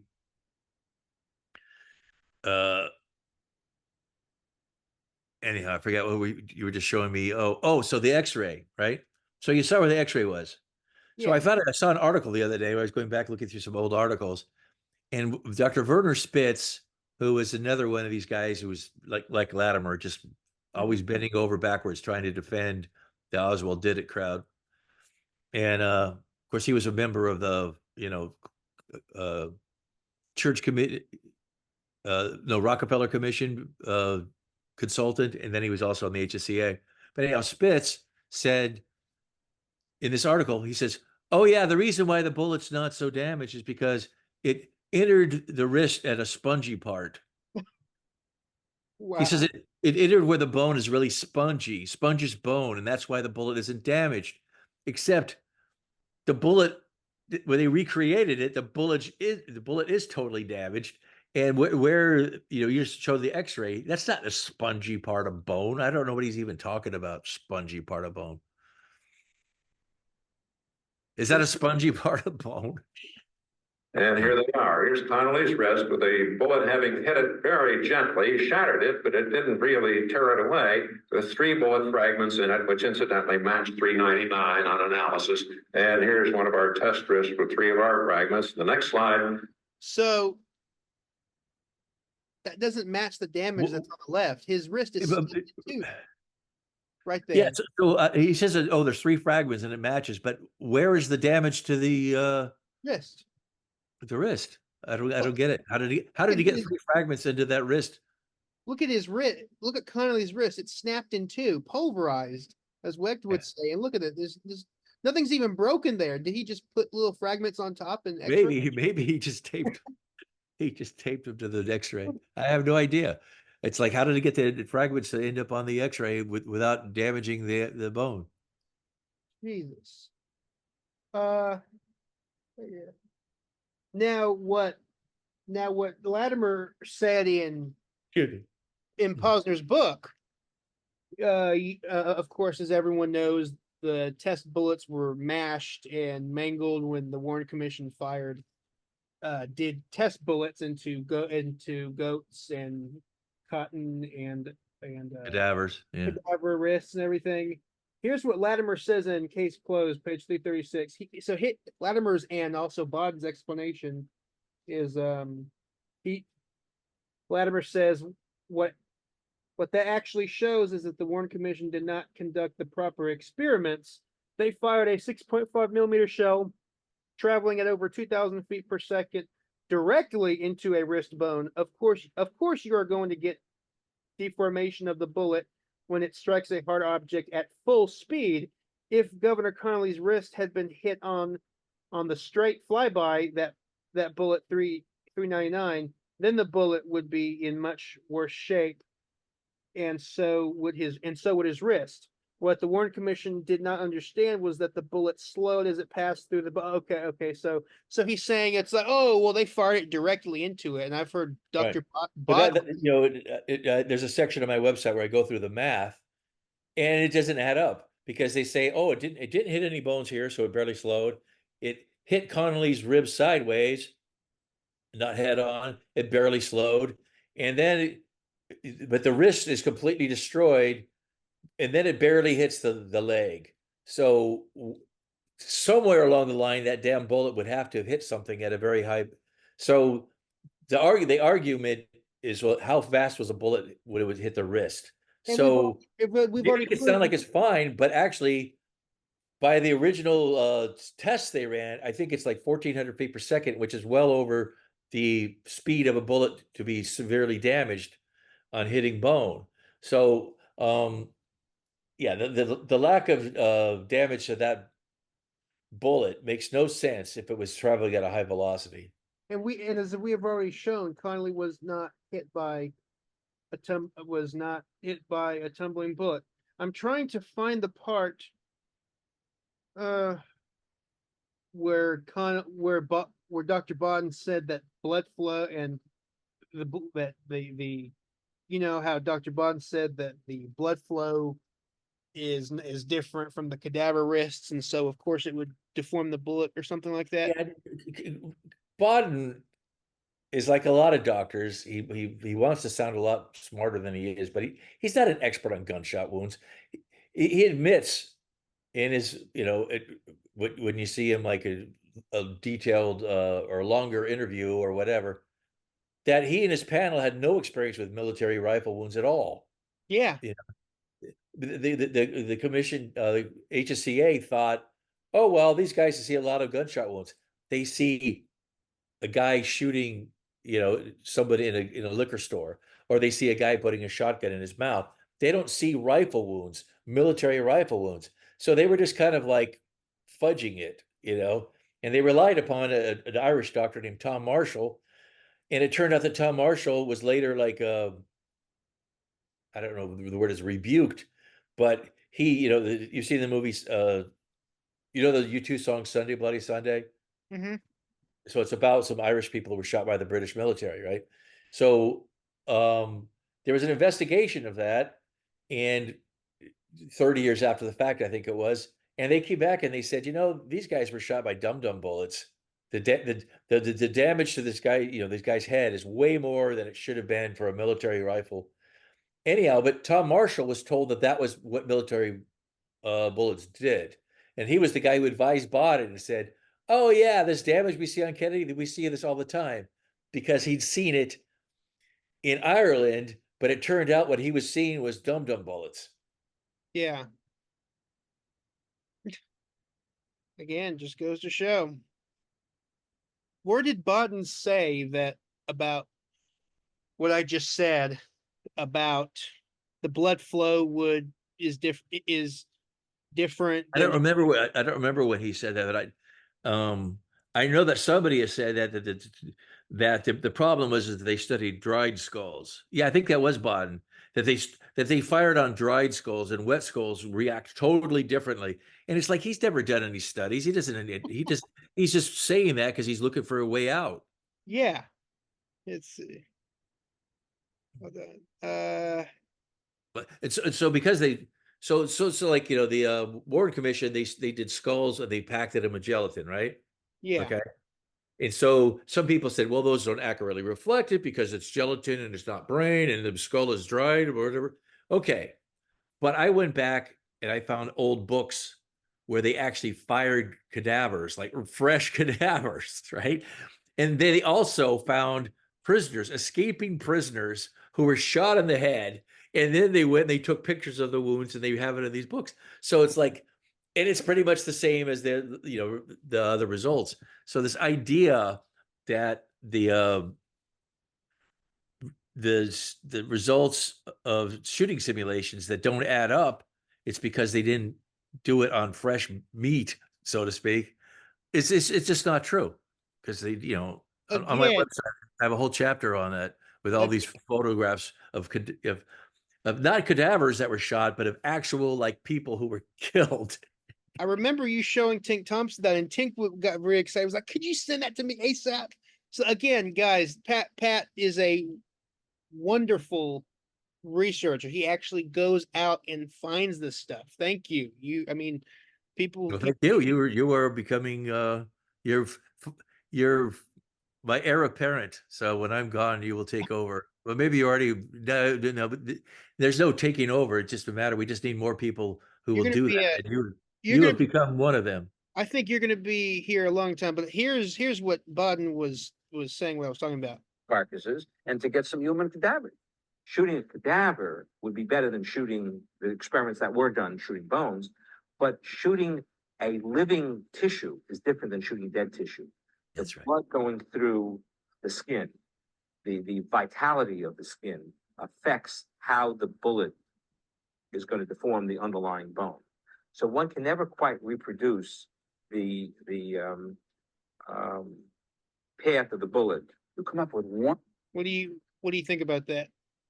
He's just looking for an excuse because you're showing it right there. Okay, Cyril Wecht, who's the face that's showing right now. Yeah. Cyril Wecht and Bodden are friends, right? And they've known each other a long time. And this is a bone of contention, literally, between the two of them, is that Cyril says, okay, if the magic bullet makes sense, C399 makes sense as going through both guys, how come all these murder cases that we've seen, we never had any bullets like it, right? Yeah. So Bodden's argument is, well, we can't even test it because we'd have to like kill real people to do it. And Cyril is just like, no, that's not, there's all sorts of articles written about simulations. I mean, there are Edgewood Arsenal. There are all sorts of studies done of wound ballistics using gelatin and using cadaver skulls and stuff like that. This idea that the only way to find out would be actually go murder somebody is just a chicken shit way for Bodden to get out of admitting that his you know, the conclusion he pushed his committee to take could very well be wrong, and his best friend knows it, or one of his best friends, whatever their relationship is. The simplest answer is that C399 lodged in the back, low velocity, and fell out. I mean, as Josiah Thompson wrote on page 170 of his landmark book, 6 Seconds in Dallas, quote, CE399 is the bullet that lodged in the president's back. A fragment from the explosive headshot caused the small throat wound. Fragments from this shot were found in the front seat and under the left jump seat in the passenger compartment. Thus, the bullets that struck the president are all accounted for. I'd have to agree. Yeah, just that's a landmark book. That book, when I first started researching the Kennedy assassination, you have the sensationalist stuff, like, ooh, you know, the Zapruder, well, actually, that was later, but it was like the autopsy photos are fake, or the body was altered. And then it's like, oh, later on, it was the Zapruder film is fake, and all the sensationalist stuff. I was like, is there anybody who just kind of looked at it like a very theoretical, scientific way? And I'm like, oh, I've heard of this book, 6 Seconds in Dallas. And when I found the book, I was like, this is what I've been looking for. A smart guy just going through and talking about it in a smart way, who, you know, and it was eye-opening to me, and it kind of inspiring to me. So years later, when I got to meet Tink and become friends with him, it was like, you know, great. And I think I introduced you to him. So it was quite an honor, and I still feel honored to know him. I might be the only human alive, okay, for the record, to have smoked marijuana with Snoop Dogg and gone on a beer run with Tink Thompson. You smoked weed with Snoop Dogg? No everybody, way! everybody in the record industry smoked weed with Snoop Dogg.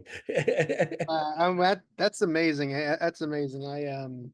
And I would also recommend his latest, Josiah Thompson's latest book, Last Second in Dallas, which is his long-awaited follow-up. So, yeah, I read 6 Seconds in Dallas when I was 21 when I read that. I read that in between classes when I was in college. And I got to the last page and I said, I believe every single word of this. It is thorough. It is a no nonsense. Just stick to the facts. Investigative look at the case. But then I found out, oh, he's updating the book. I'm gonna have to wait for the so there's more to come. So yeah, I would recommend, for those listening, I would recommend both of those books. I would recommend, you know, anything by Tink, or, you know, or myself, or anybody who takes for a lot of time and tries to be thorough on stuff. But don't just say, well, that's it. You have to, like, you know, Yeah.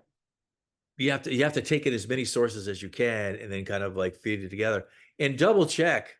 You know, some people just say, well, this is what this guy said. Like, you know, there's a growing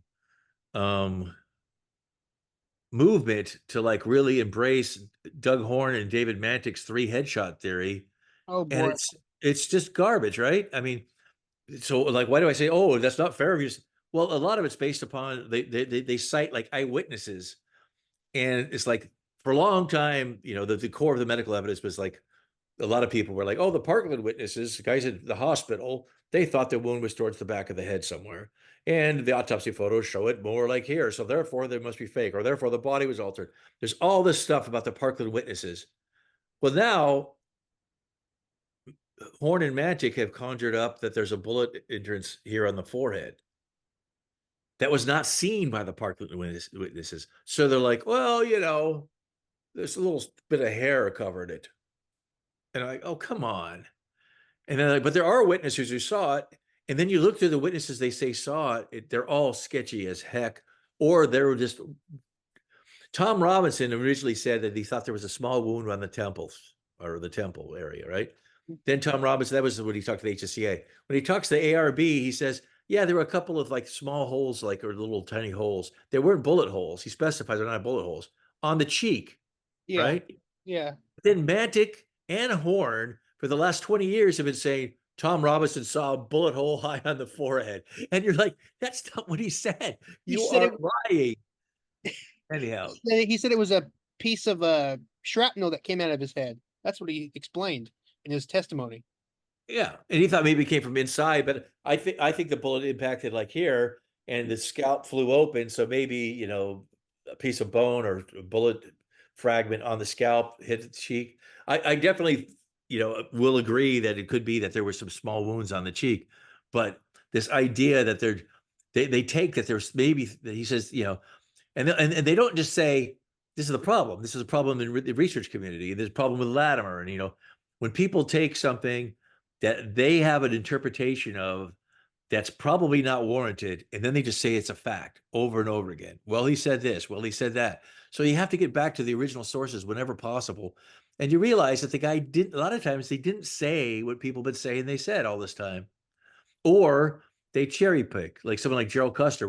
Gerald Custer's a pain in the ass because he was very certain and clear that, oh, that x-ray's fake. And then later on, he's like, yeah, I guess it's legit. So it's like, okay, what are you going to take from that? But still, you know, the eyewitnesses in general are not, you know, the most solid kind of evidence, because particularly 30, 40, 50, now 60 years later, you know, like, Yeah. like there's a guy who's been attacking me lately. Like, he said, what about Phyllis Hall? And I'm like, Phyllis Hall? And I'm, oh, wait, that lady? Do you know who I'm talking about? Yeah, I do. She came forward 50th anniversary. 50 years after the case and says, oh yeah, I was a nurse who worked at Parkland Hospital, and I worked in the gynecology ward, and they grabbed me and they threw me in the trauma room, and the Secret Service, like, you know, forced me to go in there at gunpoint, and I helped with Kennedy, and then I went and I consoled Jackie. And she has this whole thing where she's like a central figure at Parkland. And then she's even like in the articles, yeah, I was so traumatized, but I never told my husband about it. Oh, you are a bullshit artist. And no one remembered her being there. No one mentioned her being there. There's no record of her being there. And then people were like, well, she said this. And it's like, Zero. who cares what she said? Yeah, big zero. All right. Let's finish this up. The other fragment in his leg, our fragment, 4 fragments, and then somebody makes a careless remark that. Okay, so this is Connolly's leg x-ray, and this is the test x-ray. I mean, is there any context on how he got that, or? Yeah, I don't even remember. Like, did he actually have like a human cadaver that he shot the leg? I wouldn't be surprised. I don't remember. So Dr. Latimer, he worked at Columbia. He's raiding like Columbia, you know, morgue, and he's taking these bodies home to like shoot. That's amazing. Let's see. I'm pretty sure he did bring home some skulls, because like his tests are actually. Yeah, back then, you probably even now, you could buy skulls, I think, from like China or the Philippines, or probably not China then, because we weren't doing a lot of business with China. But you could buy like Asian skulls, and that was even one of the articles that like, well, these skulls blew because they were smaller than Kennedy's skull because these are Asian skulls, you know. Exactly.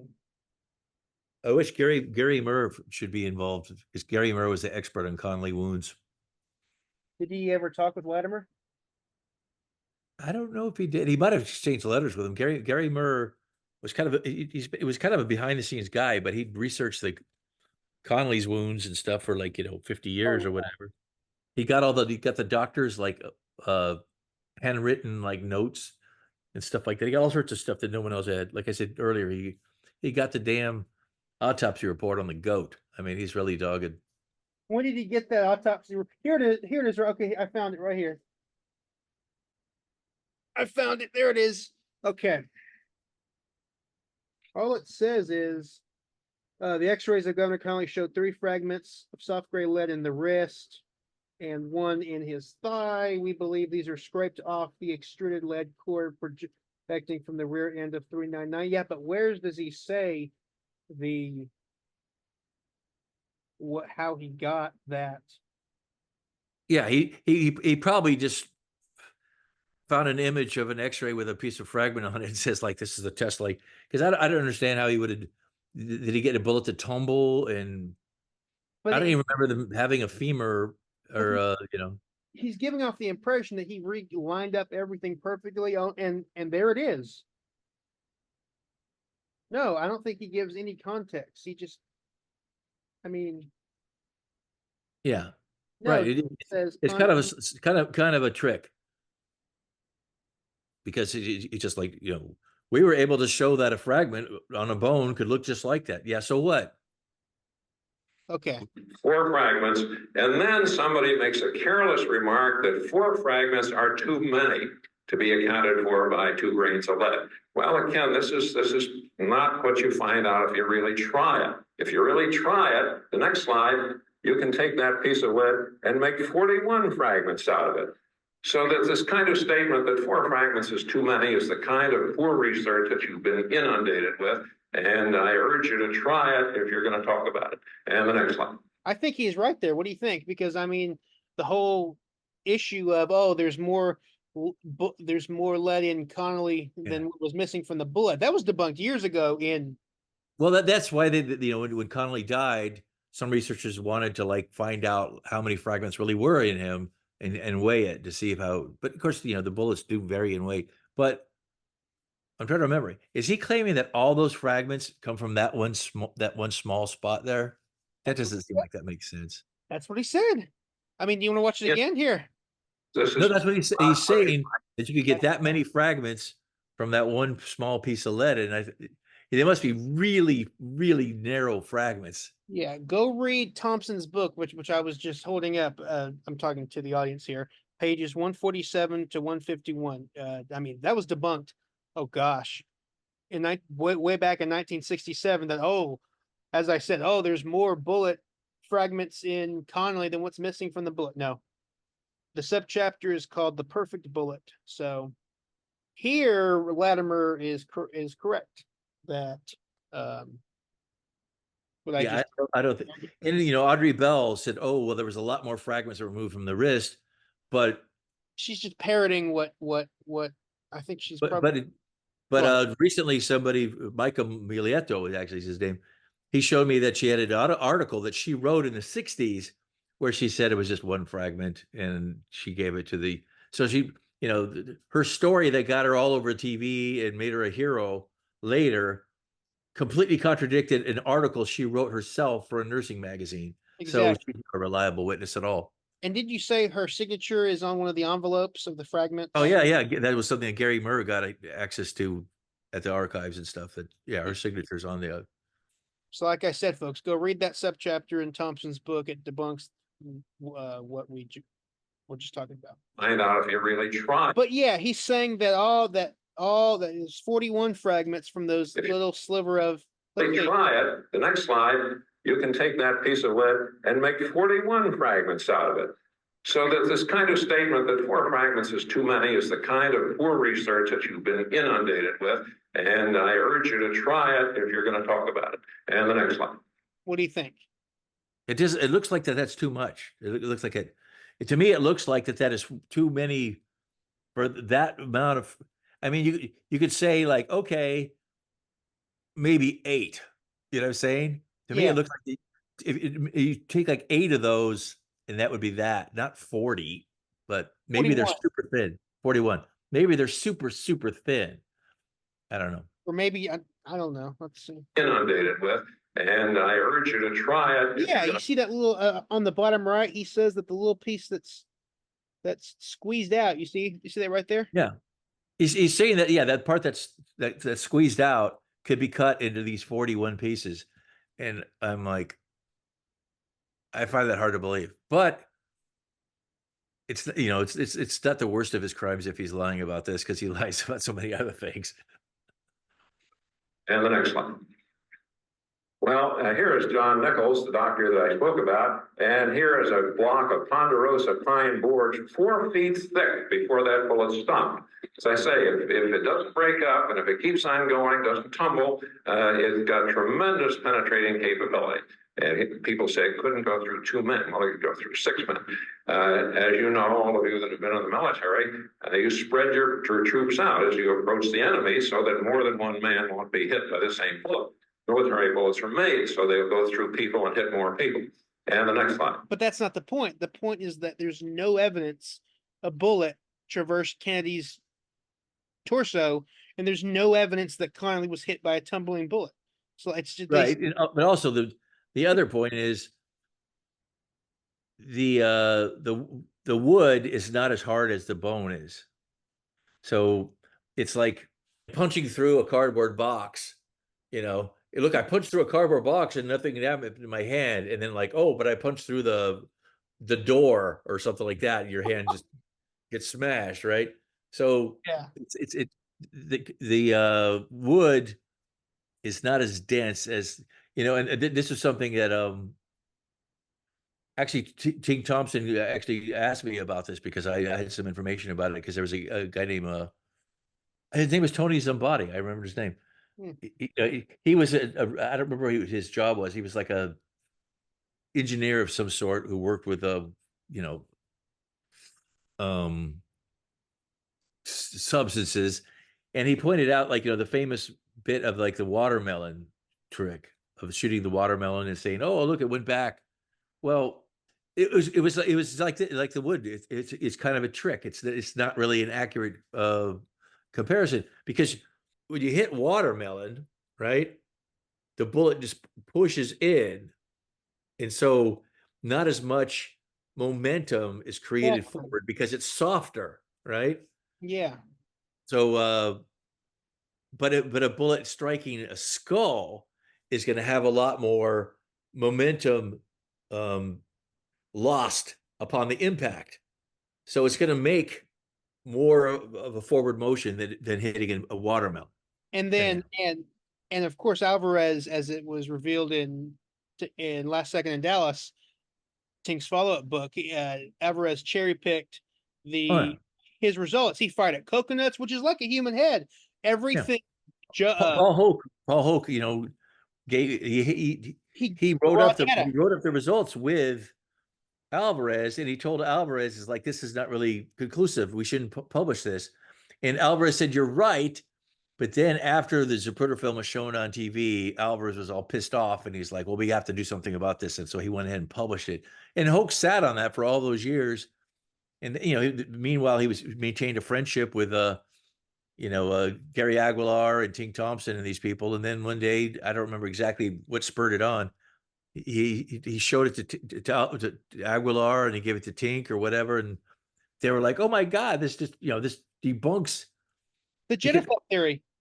Yeah, it debunks the whole jet effect theory, because one of the things that Aguilar points out in his presentations is that he wrote, you know, he got his article on the jet effect published in a prestigious magazine. I don't remember which one it was. Yeah.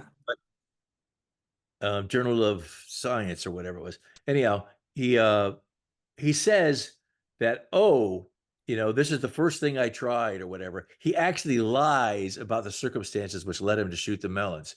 Like, you know, his actual notes that Hoke made available show that he shot various sizes of watermelons, and then he wrapped the watermelons, and he changed the ammo. He did all these things to create this trick of the jet effect.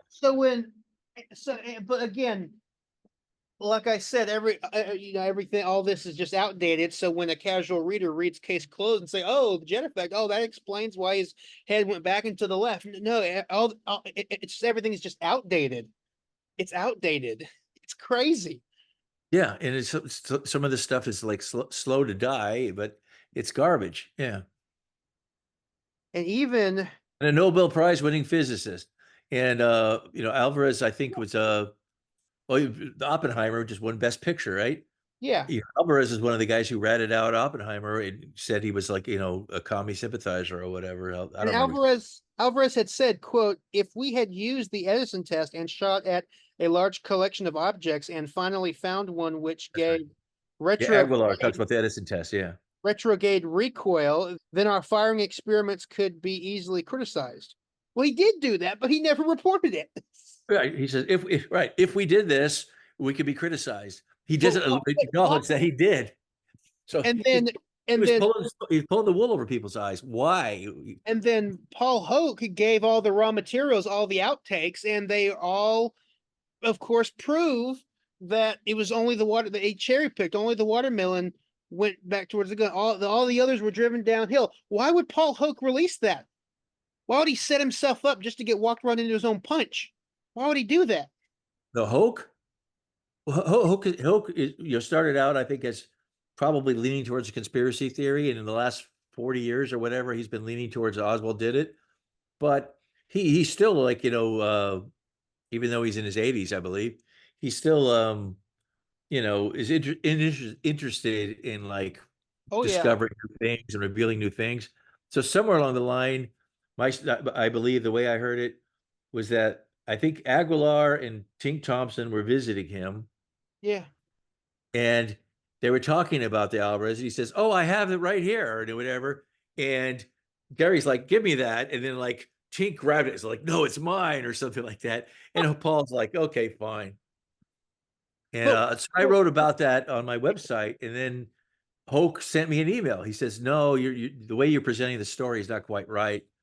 He's like, this was what really happened. And he actually had sent letters to like Thompson, I think it was a couple of letters right when they were doing the tests back in 72, telling them that the tests were like inconclusive and they didn't show what they were hoping they would. So he sent me this email where he told me the whole story of what happened, including the fact that he convinced Alvarez not to publish an article, but then Alvarez went and did it a couple of years later after the Zapruder film was on TV. It's amazing, isn't it? Just so, but hey, all the public and the mainstream media knows is oh hey, JFK. Well, Alvarez's paper was published in the HSCA's volumes. They published it as part of their like argument.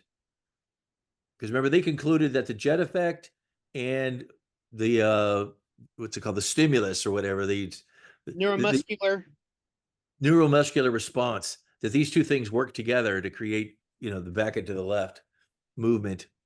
And it's just junk science, garbage. And correct me if I'm wrong, a neuromuscular reaction only works if the nerves at the bottom of the brain are inflicted, but they kept saying that it's a disturb, but that's not where he was shot in the head, right? The HSCA argued that the head wound damaged the brain in such a way that it threw the body into a spasm.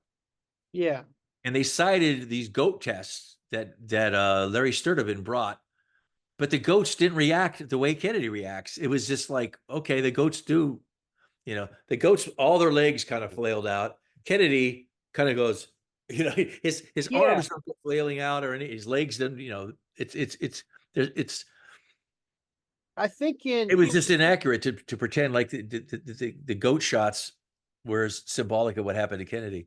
Now, correct me if I'm wrong. I think I believe it is in one of Clint Hill's book where he said that Kennedy's feet were lodged underneath the jump seat in front of him. Some people are like, "Oh, see, that proves the neuromuscular." What do you think of that? I don't know. Remember initially they were saying that Kennedy's feet flew up over the side of the car, but it turned out it was because there was that photo of Clint Hill's foot hanging over the side of the car, and they were reported that it was Kennedy's. So then you have Sam Holland and all these witnesses saying like, "Oh yeah, Kennedy drove by, his foot was hanging over the side of the car," and it's like, no, it wasn't. So yeah, I don't think Kennedy's response, his arms or his legs or anything indicates that there was a neuromuscular response that caused this reaction. But correct me if I'm wrong, a neuromuscular reaction only occurs when the nerve centers at the bottom of the brain are inflicted, but JFK's were not because he was shot, right? Yeah, right. So the Warren Commission, they felt that he was shot down low, right? Yeah. So maybe they have a case, but the HSCA, basically the top of his head was blown off. So that's a lot less likely to be, causing a reaction in the cerebellum. And of course, the shot that blew him back into the left was from the front. So it's a tangential shot from up here. So that's not at the bottom of the brain. So jet effects out the window, and the neuromuscular reaction explanation, that's out the window. So therefore, the two explanations to explain how he went back into the left. Right. And I have just a common sense one that nobody's really refuted. Some people's like, well, that's not likely. And I'm like, he's like this, he gets hit here. I mean, that's what your body does when you get Yeah, hit in that exactly. position. All Yeah. right, let's move forward. We already jumped the gun on the head one here. See. Yep. Well, another reason, Connolly's bullet had to be slowed down by something such as Kennedy's neck is that when we lined up a Connolly ribs, a Connolly arms, and a Connolly leg, it shattered the rib, it shattered the arm bone, and it shattered the leg bone, the strongest bone in your body. However, the next slide, if you passed that same bullet through a Kennedy neck first and made it tumble, you shattered the rib and you shattered the arm bone, but you did not break the leg bone, and that's exactly what happened with Governor Connolly. His leg was not shattered. The bullet had been slowed down by obviously going through President Kennedy's neck. And the next slide. Okay. That was just bullshit right there. They said that they only lost like 100 feet per second going through the neck. That wouldn't have been enough to make the bullet bounce off this bone instead of shattering it. I mean, if I remember right, there's something about like he shot through the neck and he didn't slow it down enough. So then he added something more into the neck to get it to do what he wanted to. If I remember right, there's something fishy about that whole thing. I don't remember what it is, but it's just not, yeah. Brother. So The idea that like, going through the neck and not hitting any bone is going to slow it down where it'll only it's not going to break any more bones beyond just the one. Nope. But going back, of course, to when they reenacted everything perfectly, it actually broke 2 ribs in Connolly. It was because the tumbling. That's the other thing that Latimer and a lot of these guys don't. Oh, the bullet was tumbling and it hit 1 rib. Well, they got it to tumble and it hit 2 ribs. Yeah, it hit 2 ribs, and then the bullet was mangled, and it entered, and it would have blown out Kennedy's chest. And again, it's the single bullet theory's dead. Okay. Well, here is poor President Kennedy still sitting upright. Connolly is now crumpled. Mrs. Connolly's pulled him over around backwards out of harm's way. Mrs. Kennedy is looking over into President Kennedy's face saying, "What's the matter?" He has this peculiar expression on his face. She's trying to push his arms down, but they won't push because that's a rigid.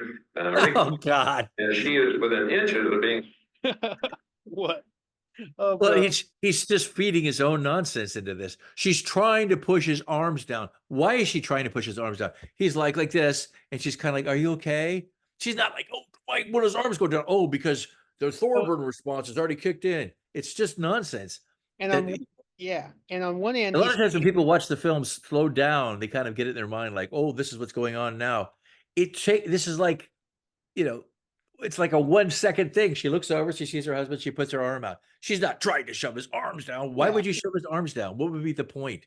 He's just saying that to try to fool you into thinking that the Thorburn response is like, his arms are locked in place. It gets worse than that, because on one hand, he says his arms lock up here, but his arms then go down. Yeah, they're not. How locked were they? Herself, Oswald now has had 5 full seconds to zero in on the back of his head, 3 seconds to work the action of the gun and pick up the target, and then 2 seconds to lock onto the target and make sure you hit him in the head. And he did. And again, Dr. West is going to show you that very well illustrated, the difference and the adequacy of 3 and 5 seconds. In the next slide. And here's the famous 313 with the head exploding. All of the explosion is in front of the ear, the E version of the scalp, the halo of exploded tissue, the fragments of skull, 3 of them going up in the air. Our fragments of skull went 50 feet in the air. And I lost them in the tall grass. I didn't have any idea they were going to go that far when they did, in fact, to Dallas. It was some time before they found them. And the next slide. And again. So now, I'll give you a quick one on that. Sure. What are the improvements or added fields of forensic science is the backspatter analysis. And backspatter analysis holds that there's always backspatter. Yes. And Z313, there is no spatter out of the back of the head. So it indicates, that Yeah, there's it's no not all interest. everyone says the matter gets all forward. No, it's not. Look at this. This is from Tink Thompson's last Right. But Dallas. also, it's moving. So the stuff that's like over the back of his head was probably initially going up. But anyhow, but the point is that the far back of the head, there is no spatter. So that indicates that there was no entrance at this time. Yeah, so I think that it's coming from the null at this point. Is that what you So agree? I think that, well, I think that this headshot came from over his shoulder and hit him here from behind. But the point is, but I've worked with some people that think it came from the front. But the point is that backspatter explodes at an angle to the skull. It doesn't explode in the direction of the bullet. So this blood and bone that's exploding here could be as a result of something from the front, or from this angle or from this angle. It's not necessarily indicative of what angle it came from. Yeah, all right. And the next slide. And again, the wound depicted here in this type of, in the Warren Commission, I was familiar with this kind of wound from World War II, from this kind of bullet, and it was clearly not what I expected. But when I saw the actual x-rays and photographs, it was exactly as I anticipated. A huge wound of exit, cracks in all directions. When the doctors peeled the scalp back, the skull fell apart in their hands. The fragments then diverged. Some of them went over the windshield, some of them hit the windshield, fell into the front seat, a few fell into the back seat, a few remained in the head, and that's exactly what happened when you... I agree. Do you agree? I never thought of this before, but I think in his drawing, he has the bullet fragmenting upon impact and exploding it from multiple directions on the head. Here, let's get a That's not what the HSCA or anybody has pointed out. Nobody has pointed out multiple exits on the head. let's get a clearer image of that here. Yeah, I should probably write something about that because I think he Here, right here. See it? no, the one you were just looking at was different. It had multiple exits. No, it's the same image from his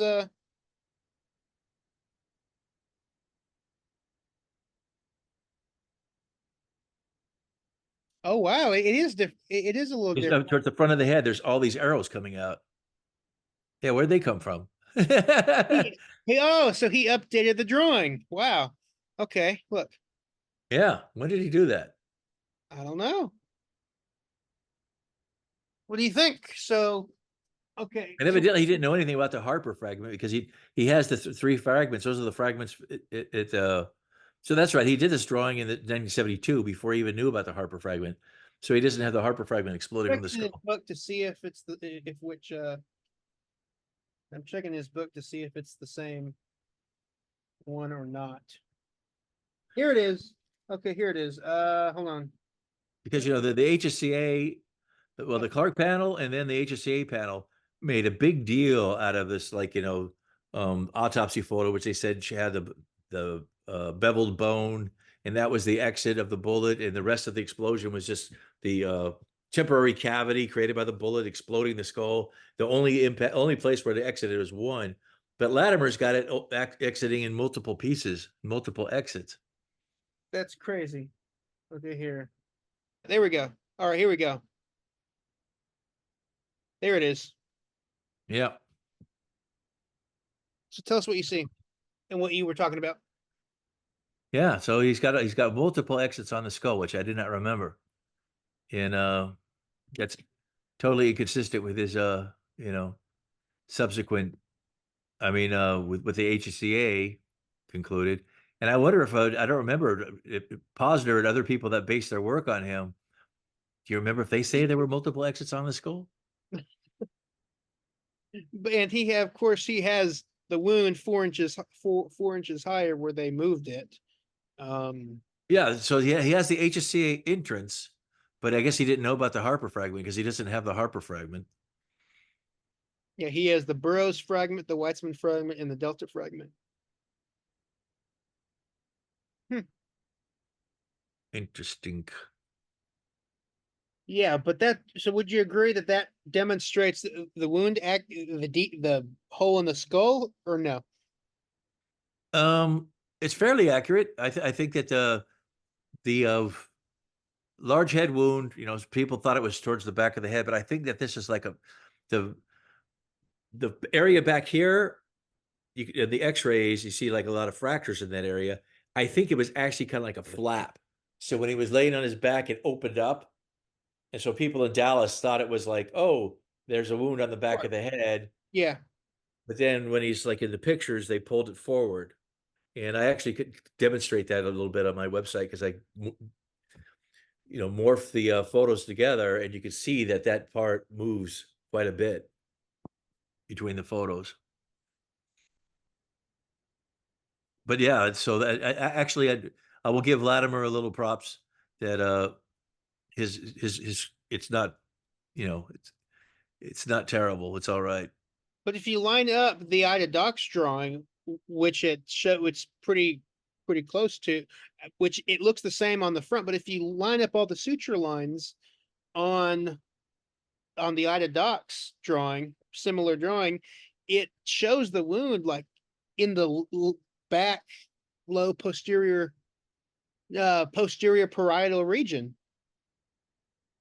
Well, the thing is that the Doc's drawing is really it was made under, basically Baden, told her what to do, but he has the top of the head like blasted from the skull, like this area here, and it's there on the X-ray. So it's like, that's weird. The head wounds are just super confusing, and almost everybody who writes about them ends up making major mistakes. But the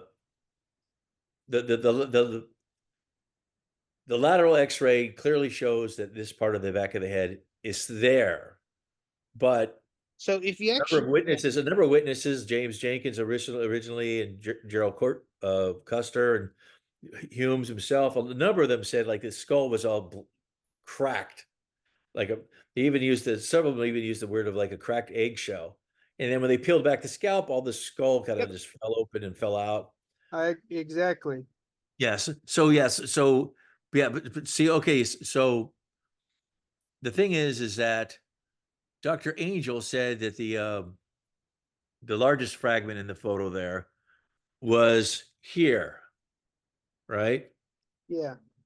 But that if so, but the HSCA's, there was an autopsy photo which they said they thought, because they misinterpreted it, they thought that photo showed an entrance basically here. So it's like, well, we can't have that bone be where Dr. Angel says it and say that autopsy photo is where we want it to be. So therefore, Dr. Angel must be wrong, and it must be on the other side. So they have this wound, like about an inch, maybe 2 inches further back on the head than it is actually on the X-rays. So here's something that I did. The Ida Doc's drawing that we were just looking at. If you line up the suture lines, and here's a picture of me holding a skull model right next to it. Look at that. That's not, I mean, at first glance, it looks like the Ida Doc's drawing looks like the top of the head, is gone, but it's actually, look at that. It's right. It's right there. Where this is right where the autopsy reports it. It's the posterior parietal in the back of the head. You see that right there?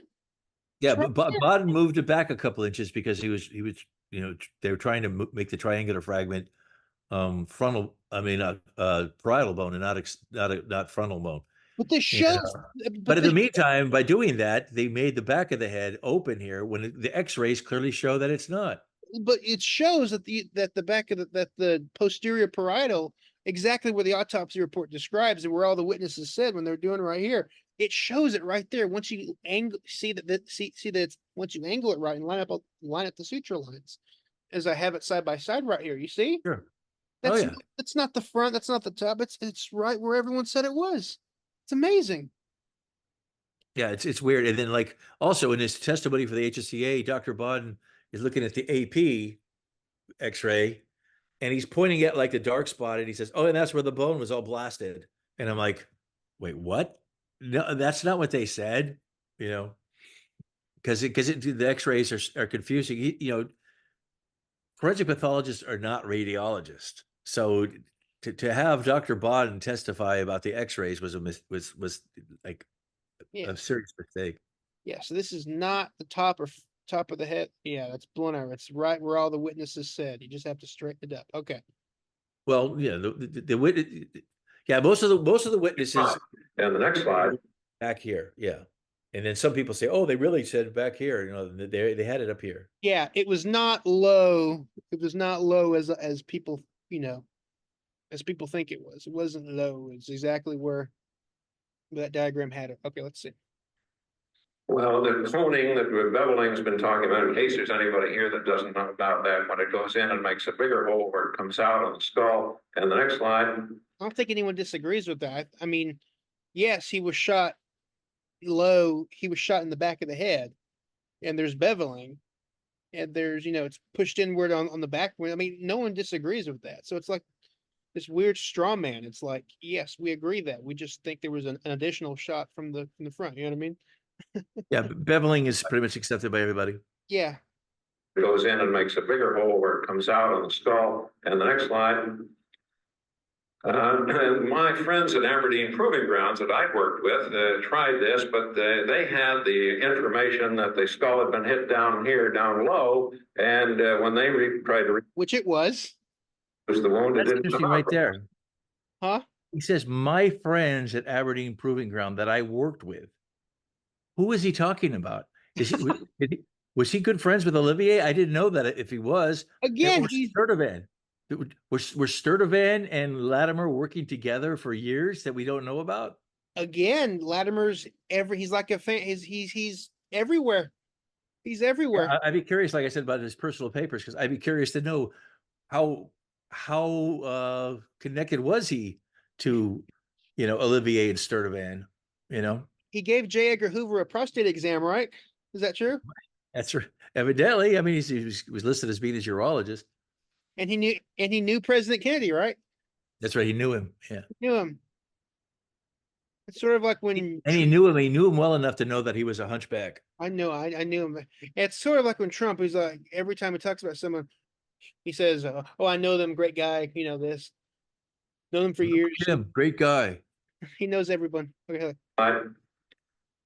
My friends at Aberdeen Proving Grounds that I worked with tried this, but they had the information that the skull had been hit down here, down low, and when they tried to reproduce the wound, it didn't come out right. It's another reason I thought there was something wrong. So after I saw the skull and found out their x-rays and the pictures and found out where the bullet really hit it, which was 4 inches higher, I said to them, "Why don't you repeat your experiments now that you know where he was really hit?" They said, "Well, we're a government agency, we have to be assigned a mission and then a budget, and we're busy with other things. We can't do it. Why don't you do it?" So we did it. And the next slide. Well, when I mixed brains with white paint so you can see it. So real quick, He mixed brains with white paint. Whose brains did he mix? Now, cow brain. So he's going off, and they couldn't get it to work because they fired too low, right? So he's rejecting the Warren Commission, like all the doctors who said it was down low, and he's going with the HSCA's or the Clark panel's higher entrance. Before he died, because there was a guy I used to, I got started like spending a lot of time on John McAdams' Assassination at JFK news group or whatever you want to call it, argument group, and there was a guy on there named John Canal who was a lone nutter, but he was 100% convinced that it was a total hoax to say that the bullet entered high and that the doctors were right, it entered low. And he was determined to convince people of this. And he actually contacted Latimer, and he got Latimer. So I think I actually had the email. He got Latimer to say that the bullet entered low Oh my gosh. at the like within a year of the. I think it was maybe a year before he died. Latimer said, "I guess I was wrong about that. The bullet really entered low." And even Dr. Petty told the Journal of the American Medical Association there was no bullet in the wound in the head other than the one low as seen as described in the autopsy report. Remember that? Oh, I don't remember that he said that exactly. Yeah. Yes, but it's like everyone who saw the entrance wound that day said it was low. Was it 6, 8 people or whatever I've counted? Oh yeah. Everyone said it was down there. You know, Chester Boyers, he was the one of the he was at the autopsy. I got him on the phone before he died, and I said, "Where was the entrance wound?" And he said, "You know that wound in that bump in the back of your head, just above that." He said, "I removed and processed the tissue sample of that wound," and I was like, "That I mean, Oh sure. What are the bullshit games played by the how HCA? hard is it?" Because How the hard card is it? panel moved the wound from low to high to get the trajectories to line up with the 6-4. Because they did that, they were like kind of like stuck with it, and then the HCA medical panel was going to stick with it. So they were desperate to make it work. So they had all these witnesses that they did like interviews with, all saying it was low. And then they make out that like, oh, it's just Dr. Humes. So then they forced Dr. Humes, they threatened Dr. Humes, and Gary Cornwell admits it in his book. Yep. That he basically that it was known that he said that somebody, and I'm not sure if it's Bodden, either Petty or Bodden, I'm not sure, probably Petty, but whatever, somebody knew that Gary Cornwell was going to attack Humes as a hostile witness, and he went to Humes and said, there's a lot of sketchy things about the autopsy thing, and this guy's going to go after you unless you admit that the bullet entered high. So Humes goes there and he admits that it's high, and he even points it out on an X-ray that it's high. But then, like when they continue to ask him questions, he's like, "Well, maybe, I don't know. Maybe it was lower and it just looks higher or in that picture or whatever." He wouldn't admit that he was off by 4 inches because he knew how bad that looked. And then they cut him off. They didn't let him recant. So then they said, "Oh, we got the truth out of him." But then, 5 years later or whatever, they put an article. No, I guess it was 10 years later, 12 years later. They do that article in the Journal of the American Medical Association where they go back and say no, and so it's total nonsense that like some people will even say today, like, well, it entered high and Dr. Humes admitted it. It's like, no, he didn't. It gets even better because I think in 1980, so 2 years later, or 1 year later, year and a half later, Harris Livingstone got Humes on the phone, and Humes was like, "It was low in the head." Yeah, I am adamant it was low in the head. So I mean, it was just for show that he said it was, that he had. Yeah, they humiliated him. Yeah, but Anyhow, so it's interesting that in this presentation here, Latimer is very certain it doesn't work when he shoot low, and that's why it must be high. But at the end of his life, he admitted that it was low. If you read Josiah Thompson's book, new book, Last Second in Dallas, and how he presents how the rear head shot came at Z 327, so Yeah, I think that's it. When he is leaned over, and therefore a low trajectory can work. So there's no more, you don't have to move the wound up higher to make the trajectory work at 313. According to Thompson's work, which I happen to agree with, he shot first tangentially, blows this out, and then when he's thrown back because of it, and then when he's falling forward, and then when he's going forward, that now he's finally in that position, leaned way over to be hit low in the head, and it exits right there. So anyway, but of course you have to do this for a single assassin, you have to move it up to make it work. But anyway, the truth is so much simpler, isn't it? So much. Oh yeah, when you don't have conclusions to start with, things add up a lot easier. But when you start going like, well, I must get to 4, so therefore it's, 3, and then the next one must be a 1. But no, maybe it's not 4, maybe it's 5 or whatever, And even the forensic pathology panel people forget this, conservatively acknowledged that a front headshot was possible. You see what Yeah. right there? You want to read that out loud? And that the medical evidence of it had been destroyed by a shot from the rear a fraction of a second later. Could have been caused by the shot from the grassy knoll. It would have to have struck the rear of the president's head at frames 328 to 329. By a shot from the depository. So yeah. I mean, there it is. That's interesting. I didn't know that. Yeah, so they basically aren't entirely off from Thompson's conclusions. Well, Thompson didn't come to this conclusion until a lot later, but then he looked back and he was like, see, it all adds up, It all adds up. So this is when he concludes the rear headshot happened. See, now he's leaned over. Now he is in a position to be hit, as I said. And then he's thrown downward. And the head wound changes, and then that's the rear shot. And the reason why we don't see a second explosion is because it's already exploded. The brain's gone. So, according to Thompson, which I happen to agree with, that's when the rear headshot comes right there. What do you think? I think there would be some sort of sign on the skull, but I think See the difference the here? brain. I have a chapter on my website about the brain injuries. The brain injuries described in the autopsy report to me are clear-cut evidence for a conspiracy, right? And so as a result, certain elements of the problems with that brain, like the one of the reasons why they moved the bullet wasn't just the trajectory, why they moved the entrance from the bottom of the skull or towards the bottom of the skull up to the higher point, but because there was no passage from within the brain from low to high within the brain. So I tend to think that, I think that the bullet that hit low in the back of the head came down the neck and exited the throat. And, and I think the brain injuries are consistent with that. See, that's a unique theory that you have, that you think that when it hit low, that it went down, exit the throat. It's weird, but like I said, it's like a lot of people, when you have a theory and then you start finding things that add up.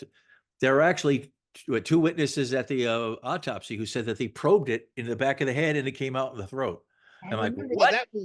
That was Tom Robinson and Gerald Custer at one point. I believe that. Custer said that too. I was thinking Ellipsy, I think was the guy who said it. Oh, was it? Okay, so 3, I guess. Yeah. And so I'm like, that's weird. I come up with this theory based upon everything. And then there's 2 people that independently said it back in the 70s when no one was saying it. So I'm like, maybe there's something to this. So you think that bullet hit Connolly, right? No, I don't. I think I have a feeling that the bullet that hit Connolly was a separate bullet. So the bullet that exited his throat, where do you think that went? Let me think. It could very well have been in the car and not found, because one of the things I point out is that Nellie Connolly talks about in her book about how her husband had a peso cufflink. Yeah. And it was blasted off his wrist when he was shot. Nobody found it. So there were pieces of metal within the car that disappeared and were never found or whatever. So I have no problem thinking that a bullet or like you said, perhaps a bone fragment, but came down the throat, exited his throat, and very, very low velocity because it's a very small hole. So whatever came down the throat was going very slow at the time, and could very well have ended up on the floor of the limo. Who knows? All right, let's see. The things we can't do it. Why don't you do it? So we did it. And the next slide. Well, when I mixed brains and white paint so you can see it, and when we hit the skull at exactly the right point, same point, we got exactly the same distribution of the brain tissue and the skull fragments flying up in the same way. We did this very high speed. The next slide. So he said brains and paint. Where would he have gotten brains from? I mean, cow brain? I wonder how many people who died and gave their body to science at Columbia University that he like would be like dismayed to find out that their brains were mixed with paint so that Latimer could get another article in the I don't know. We did it. And the next slide, Oh, well, hold on. get got exactly the same distribution of the brain tissue on the skull. But as we showed earlier, we showed earlier, it's not all in front. It's, you know what I mean? So And I'm curious. He says shot in the same spot. Where in here is the entrance? Because there should be an explosion out the entrance because that's the way it works. hey, just trust him, No, bro. I don't trust him on this. I don't trust him on this. And I'm joking. But that's as we showed right here, it's not all forward. It's there. And plus, of course, this is from Thompson's new book, as I mentioned. There are two patterns. There's one, the Noel headshot throws blood and brain and soaks these guys, the motorcycle officers, and the rear headshot at throws them. It gets forward, and the fragments, get thrown. Impact debris goes forward, and everything. So it's two. In my mind, I concur with Thompson that there's two patterns of impact debris from two different headshots, and as you can say, and as shown in the X-ray, the fragment trail from the Noel headshot, as the fragments get larger as they go back, and then from the rear headshot low, the fracture lines go forward. What say you? To me, it seems clear cut. What do you think? Wait a second. Is this from his book? No, I compiled these together. To me, this shows two headshots, one from the front and then from the back. You see? What do you think?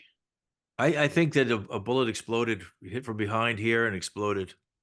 And there's, bullet debris all around in that area. I think the second headshot, I think there was a second headshot, but I think it went down the neck from there. Gotcha. And, one of the things that, Michael Chester says, oh, there's some small fragments towards the front here. So therefore there must be an entrance here. It's like, you don't find bullet holes from looking at the side. You look at it from the front. I think maybe we already talked about that, but yeah. Flying up in the same way. We did this very high speed. The next slide.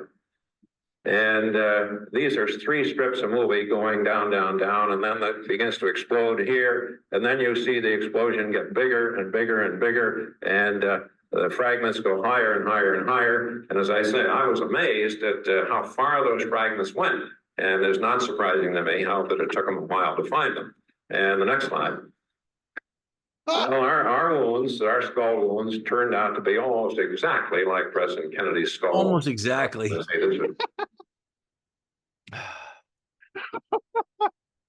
Yeah, I have this image on my website because his forehead, the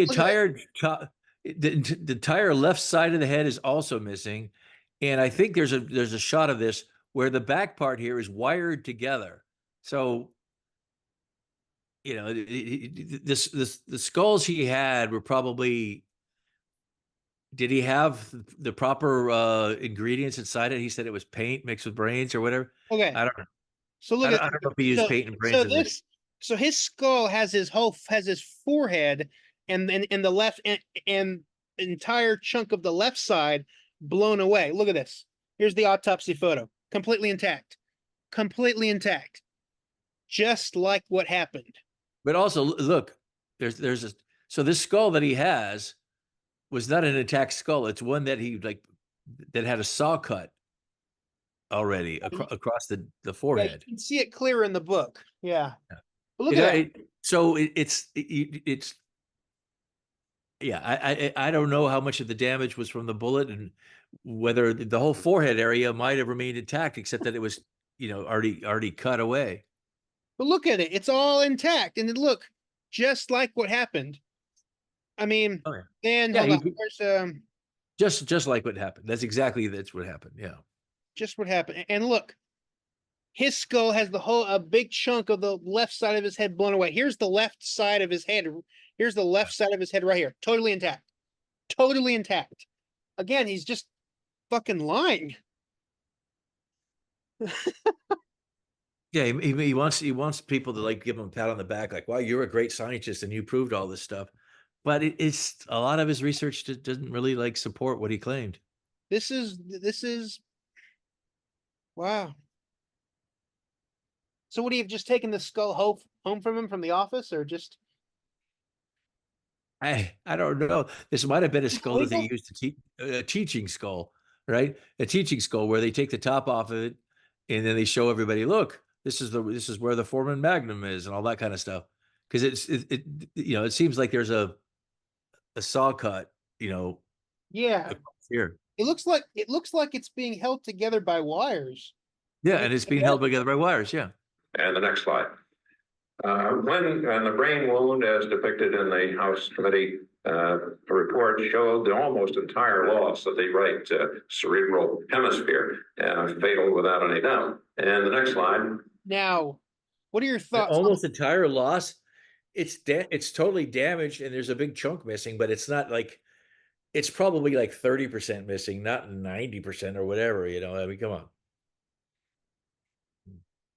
Cerebral hemisphere, fatal. Do you think that the brain photos are of JFK? Because if you read Jim DiEugenio and if you watch the new Oliver Stone documentary from 2021, they make apparently good case that the brain photos are. Well, this is all desperation time. They're trying to prove that a bullet came from the front and blew out the back of the head. People have been desperate to prove this for 50 years now, right? Yeah. And Stringer is an impediment to that because he says, "Oh, I took the autopsy photos and they show the back of the head and they're what I remember." So they're like, "Oh, he's almost 80 years old. He says he didn't take the brain photos." Right? Yeah. So they turned that he didn't take the brain photos into like an argument that, oh, therefore the real brain photos show the back of the head blown out. Except Stringer's argument against the brain photos is based on the type of film, not on the substance of the photos. He specifies a number of times in the very testimony where he complains about that he thinks the film is a different kind of film than he remembers. He specifies that there was no blowout of the back of the head and that the brain didn't show signs of a blowout on the back of the head. So it's cherry picking, to try to like take advantage of a, almost 80-year-old man's memories to try to like make a claim that he never stood by. And, Stringer's not a back of the head. Boswell also said some things which people twisted around to make him seem like he was saying that the back of the head was blown out. He was not. Ebersol, all these guys, never, at least deliberately, said that the autopsy. They never gave any deliberate they never said anything deliberately to indicate that the autopsy photos were not legitimate. Now, maybe they said it accidentally while they were telling the truth, but you like in the case of Stringer, you have to like say, oh, he only told the truth 10% of the time, and the other 90% he's a full-on liar. And I don't think that that's the way it works. If an 80-year-old person says something that's in disagreement with almost everything else they've ever said, I tend to think that their memory is just not quite, Interesting take. Yeah. All right, next one. Only down. And the next slide.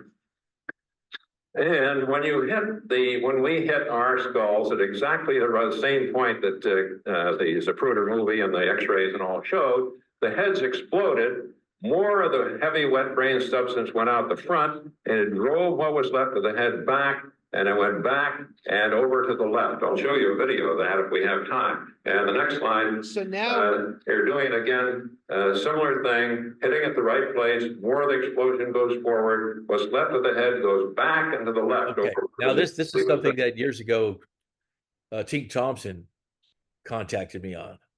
Yeah. When he was writing, I guess, Last Second in Dallas, he wanted to know how to debunk this. And I remembered Wallace Milam had written an article, and I got kind of mixed up. Wallace Milam did a presentation at the same convention or whatever, and I was thinking that Wallace Milam redid the shooting himself. No, what he shows is that the ladder rocks forward. So the momentum of the skull, he's shooting from above. Yeah. So the momentum goes down, presses the skull down onto the ladder, leans it forward, and then it repels backwards, right? And Wallace Milam at this conference, which demonstrates that. I wish I had it. I wish I had attached that on here. I did Yeah. not. Do, So I he didn't demonstrates that. but- So yeah, the ladders always rock forward. So it's yeah, like slow it it's- down in slow motion. it's a magic trick. It's nonsense. Yeah, it's driven downhill, so it's not from exactly. And so this is not jet effect. This is not neuromuscular. This is a hybrid. This is a third hybrid option by Latimer. So he nailed skulls to Oh, I don't think they're nailed. I think he just shot them. off of the stool. Yeah. I thought he nailed them. I don't think they're nailed to the I thought I read that on your website that he nailed them. Oh, well, I don't remember. Let's see. But anyway, but yeah, we'll see in a second. Once it's slowed down, the ladder goes. Notice So why did this cloud of brain tissue hanging in the air. And the motorcycle policemen rode into that and were covered with it, splattered with it. And of course, the Connollys were splattered with chunks of brain tissue in front. wrong? No, wrong. So as I demonstrated earlier with yeah. Now, why does it go back? Well, this is just a diagram of what happened. And the next slide, when it goes in, we can go to the next one, John. It makes a little wound of entrance. It diverges, the fragments diverge, make a big wound of exit, and explodes, and fragments go over the windshield, hit the windshield, and so forth. The exploding brain tissue acts like it takes the easier course of exit out. The big wound of exit on the front of the head acts like a jet engine, drives the head back and to the left. And that's exactly what happened. And the next slide. So now he's going jet effect, right? Yeah. But did he just say little? See, that's one of the other things. The whole premise of a jet, and my brother's not a Kennedy assassination person, but I talked about this once, and he's like, duh. The whole idea for a jet to work, it's got to be a small hole. Okay? It's a lot of pressure coming out a small hole, right? Yeah. If it's a giant gaping wound, there's no jet effect because it just boom, right? Yeah. So it's got to be a small hole to get the jet effect to work. So is he saying that the bullet exploded after, like, as it exited? Did the bullet exploded into pieces? You know what? Yeah. It makes a little wound of entrance. It diverges, the fragments diverge, make a big wound of exit, and explodes, and fragments go over the windshield, hit the windshield, and so. What? Okay, go on. I'm just like, you can't have a big wound of exit and a jet effect. The two don't work together. And we've already debunked the jet effect. But Yeah. We do agree that the rear headshot did throw. And by the way, he said that the motorcycle rode right through it. It's like, no, it's it's. So he says it's like a cloud. He says it's a cloud that the motorcycle cops right here drove through. No, it's not. They said they were. No, I've got all the quotes from Bobby Hargis, and he says like 20 different times that like it all went up and he drove through it. It's a misnomer that it exploded out at him. This is something that people wanted to believe, that the back of the head was blown out. Basically, it got over Clint. Well, it was a little bone fragment, like went right in his lip, right in his mouth. You're right. He said it all exploded up, and within days of the shooting, he's saying, "Yeah, I did. His hair flipped up, and I saw the explosion from the far side of his head. He didn't see an explosion out of the back of the head. That's just a misnomer." Martin, Hargis, Clint Hill, and even the driver of the follow-up car, Sam Kinney, he had material on his left side of his. So yeah, there's in my opinion, there's totally a debris that gets thrown. Well, and James Chaney on the other side, he claimed he was also covered with stuff. Was he or no? I thought he did. He said it. That's right. Okay, let's see. It's not widely known that he said it. It was he told it when he was interviewed in the 70s, and I think there's also like a news report where they said like, "Oh, I talked to him and he's covered with brain matter." And I do, and then going back to this again, I totally agree with Latimer that the material goes forward and hits the windshield and everything. Yeah, David Mantik's trying to resuscitate the bullet coming through the windshield thing, and hopefully that's not going to last because that's just nonsense. I believe he thinks that the throat shot was caused by a glass fragment, by a bullet going through the. No, he thinks the bullet came through and that the glass fragments hit the cheek. But the Something irony they of that did. is the guy who said that there were small holes on the cheek was the same guy he says actually saw a bullet hole on the forehead. You can't use the guy's recollection of 3 wounds on the cheek and say that means that there's a bullet hole in the forehead, and say those 3 wounds on the cheek are proof that he was hit by glass and there's a hole in the throat. But that's what Mantik is doing. And the witness doesn't even think that this is from a bullet wound. Right, he's right. There was no, he didn't see a wound up there, and Robinson even specified that during the reconstruction of the head, there was no entrance wounds on the front of the head. Yeah, exactly. Yeah. Tangent. The bullet, when it hits the head, surprisingly enough, in spite of its stability in wood, you hit the skull on the back of the skull, it breaks up. And the jacket and the lead core separate, plus a hail of other little fragments. And we did this over and over and had the same effect again and again. And the next. Now, this is something I agree with that. Do you?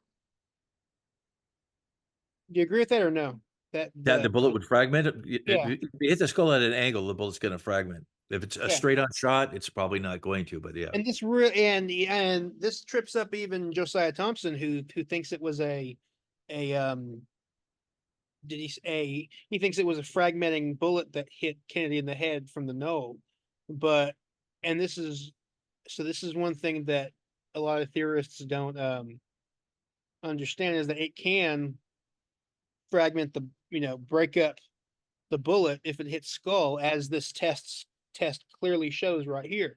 So I think this is one thing where Latimer is correct on, that a lot of theorists can't really wrap their minds around. But they say, oh, Carcano bullet can't do that, can't break up. It's got to be a fragmenting bullet, totally different type of round. It's like, no, this is the one thing where Latimer was correct on, and it can break up in the skull.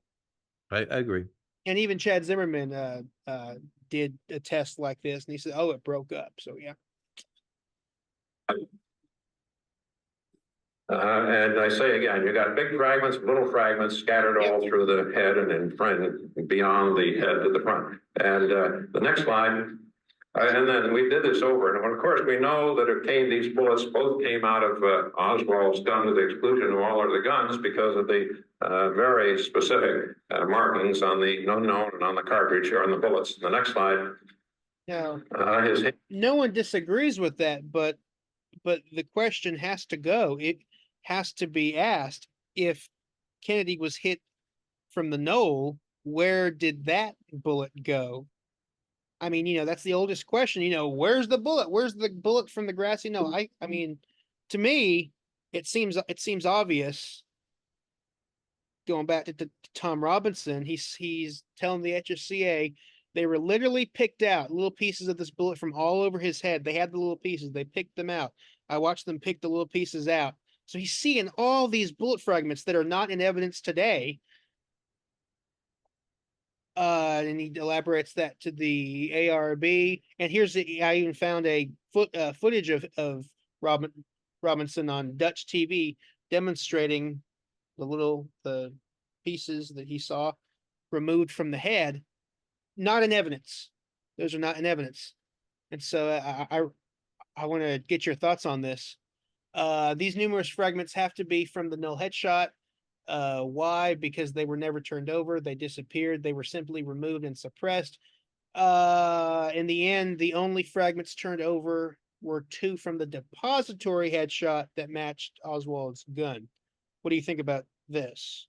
So I think that the fragments from the null shot were just removed during the autopsy, and just I think the began that Robinson is talking about were fragments when the bullet hit from behind and the bullet exploded. There's fragments in the scalp primarily. A couple of them get into the head, and one's back behind the eye. but primarily they're on the outside of the skull. And intriguingly, David Davis, one of the HCA radiologists, in one of his reports, he's like, I don't really understand this, but it looks like the fragments are on the outside of the skull, because they were on the outside of the skull. Anyhow, when Robinson's talking about them picking all the fragments out, I think he's talking about during the that was during the reconstruction, and maybe he's talking about Strobel picking them out of the He hair. said- Yeah, he says right here the pathologist picked them out during the autopsy. Well, the pathologist testified that they looked really hard and they only found the two, and they couldn't figure out where they couldn't Hey, find them. And it's there- because they were that's the looking cover. inside the skull, and they're on the scalp, but they've already peeled over to the side here. That's So they're by the time they're digging around in the skull, the fragments are all over here when they're digging around here, and they only find a couple behind the eye. that's interesting. But yeah, all we have in evidence are the 2, 3 tiny little pieces. Yeah. That match the rear headshot, but the frontal headshot, Robinson said he saw 10 fragments removed, not in evidence today. So I think that's the no bullet. That's the smoking gun document that was revealed when these HSCA interviews tumbled out. And Dennis David, who was chief of the day at Bethesda that night, he typed up a memo for a bunch of fragments removed from the head, and he draws them right here that are not in evidence now. So I think those 4 But fragments. what he wrote up is actually in the record, right? No, that's you're thinking of Chester Boyers when he did the receipt for the missile. Oh, move. okay. That was Yeah, I'm not sure about David. He came up with all that stuff about Pitzer and stuff like that, which I think is nonsense. Oh, really? So I think these 4 fragments that he drew right here and that he typed up a memo for, I think those are part of the 10 fragments that Robinson saw removed from the head that are from so that's the grassy knoll bullet, in my opinion. That's where it went. So everyone's like, where's the bullet? Where's the bullet? To me, I think it all adds up.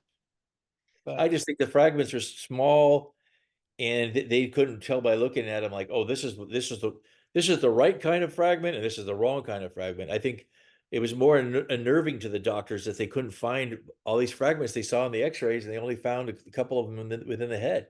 And that's the other paradox. Everyone from even though the X-rays show, tiny particles in the head, there's dust-like fragments in the head, which I showed earlier, going from front to back. No one else remembers that from the autopsy. Jenkins and O'Connor, all the corpsmen, they were like, we looked on those X-rays that night on the light box. We were hunting for metal fragments. We saw nothing. So there's another paradox right there. I think it's Roy Kellerman talks about seeing a lot of. Yeah, but then people will say, "Oh, Kellerman, he's Secret Service." Of course, he would say that to go along with. But I'm talking about other people that night at in the autopsy room. They're like, we could not find any metal at all in the body. So yeah, couldn't find it in the body when they were looking for the neck and stuff. Yeah. Well, they couldn't find it in the head either. They couldn't find it. And yet in the X-ray, it's clear as day. It's shown up like diamonds. Well, So- they found the large one from behind the eye and the 2 small ones right next to it. But even James Jenkins is like, no, we found nothing in the head. Nothing. There was nothing. I don't remember Jenkins saying they didn't find any fragments. That'd be weird. I don't remember him saying that. No, he said we found nothing in the body. So that's the other paradox. I think what he says about the body, he's talking about when they were looking for they thought a bullet might have come in the back and got lodged within the body. They didn't realize later as a throat wound. So they were looking for a bullet in the body, and they couldn't find anything within the body.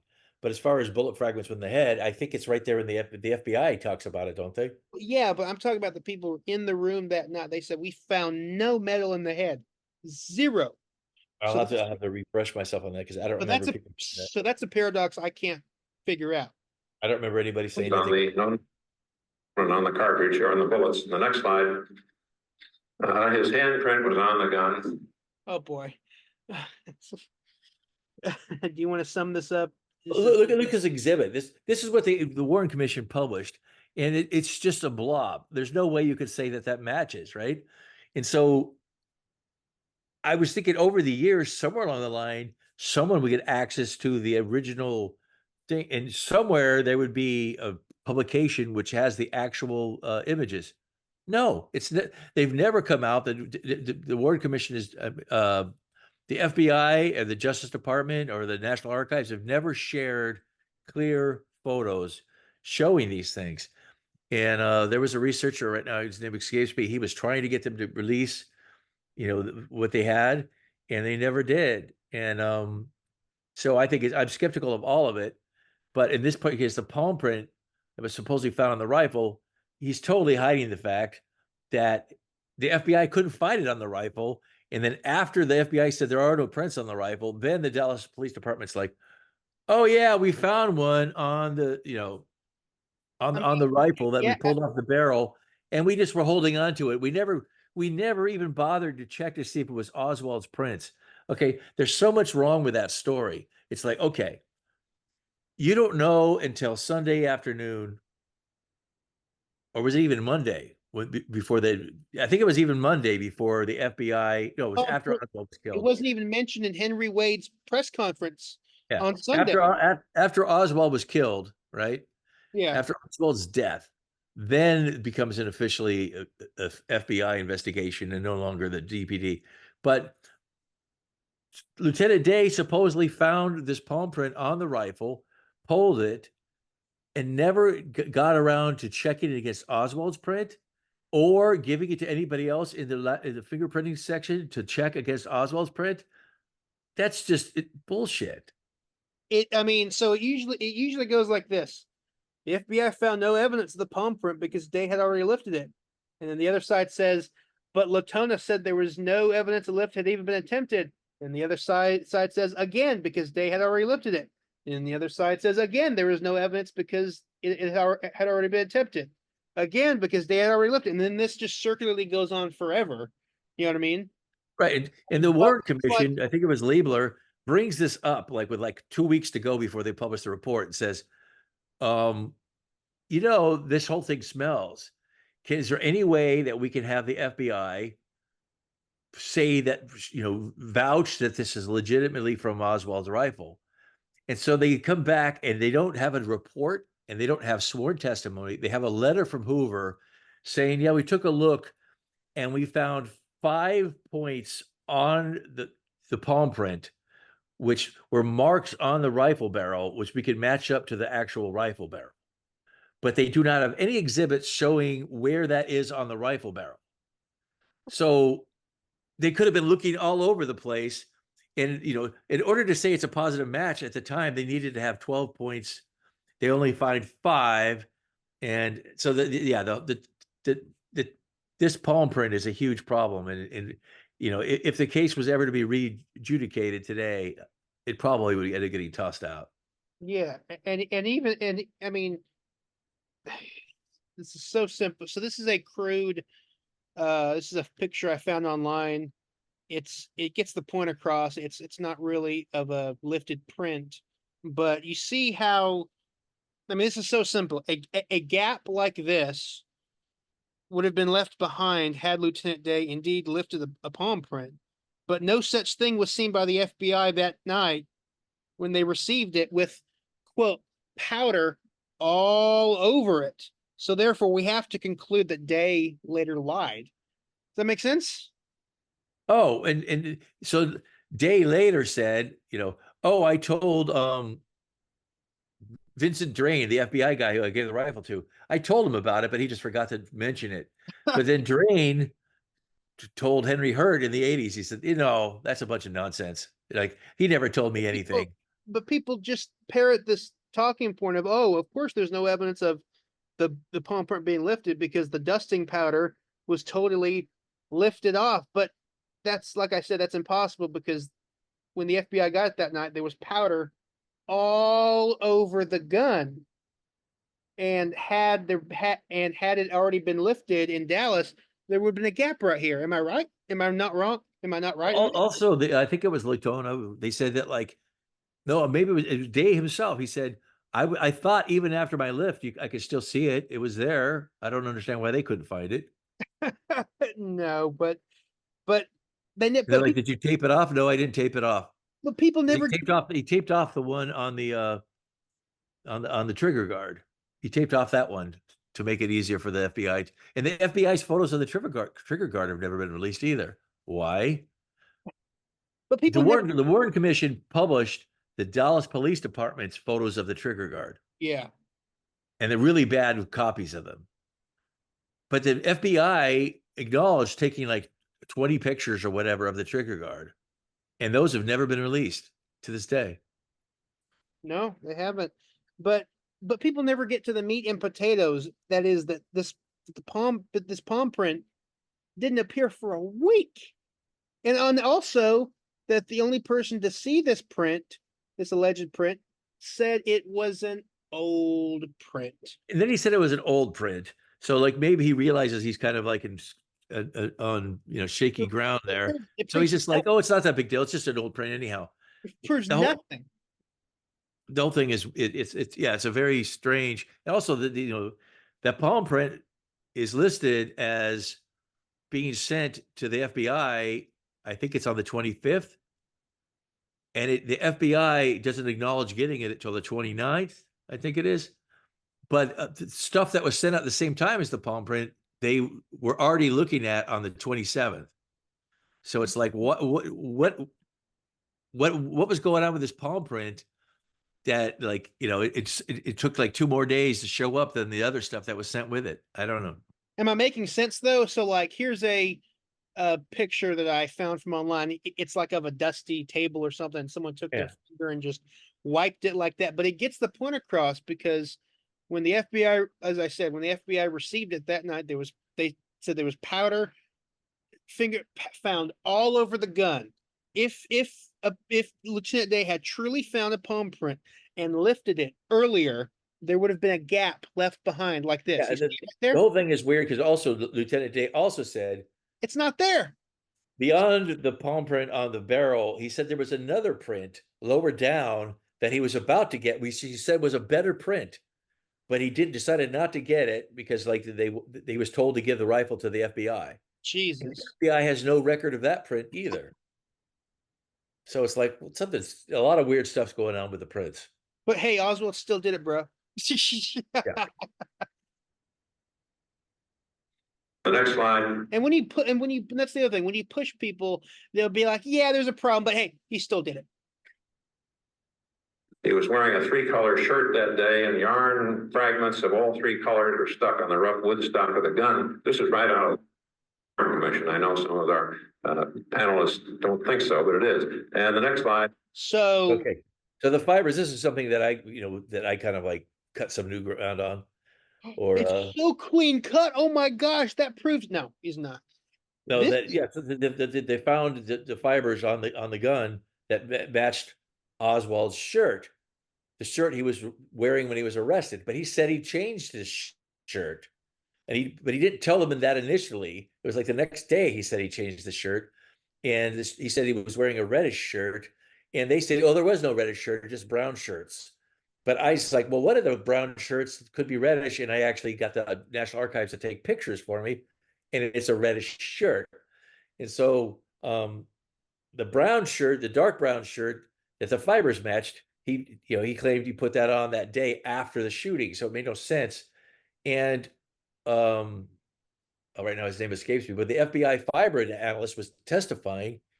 He said he found the fibers like wrapped around the butt plate, right?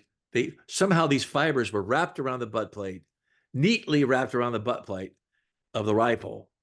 Like, okay, how does that happen? And then even worse though, he's like, yeah, and I could tell that it happened after they dusted the rifle for fingerprints because there was dust powder underneath it. So if there's powder underneath the fibers, so he tries to explain it that the fibers are like dangling from the butt plate, and then when they're when the Dallas police are using their little brush and they somehow wrap it around the butt plate on accident and don't notice, even though they're supposedly competent crime scene people. If they notice fibers on the rifle, they're supposed to take those fibers and To me, it's clear that those fibers were planted.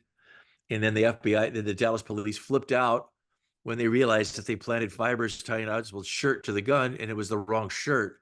So then there's all these FBI reports where they're like, well, let's show the shirt that Oswald was wearing when arrested to see if we can get anybody to ID it as the shirt that he was wearing the morning of the shooting. And nobody can identify it.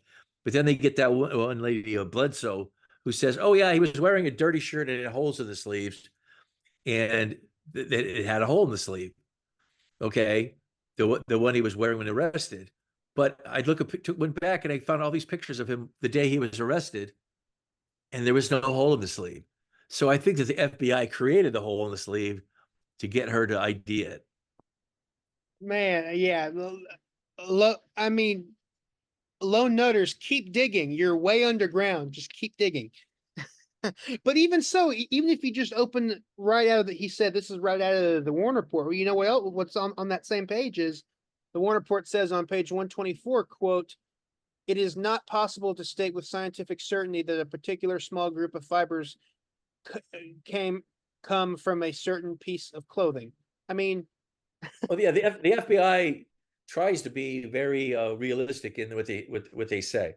So they will say that this matches, but they can't prove. Same thing with fingerprints. They cannot say it's definitely Oswald's, but it matches. And in their record, it's highly unlikely that it would be somebody else. And that's kind of the same thing with the fibers. And now they got in trouble because there was a serial killer in Georgia, Wayne Williams, is that his name? And they matched him up. They basically busted him because there were fibers found on the victims that came from the shag rug in his van, right? yeah. They said that the odds of those fibers being a match was something like 100 billion to 1 or something ridiculous. And it turned out it was really like 1,000 to 1.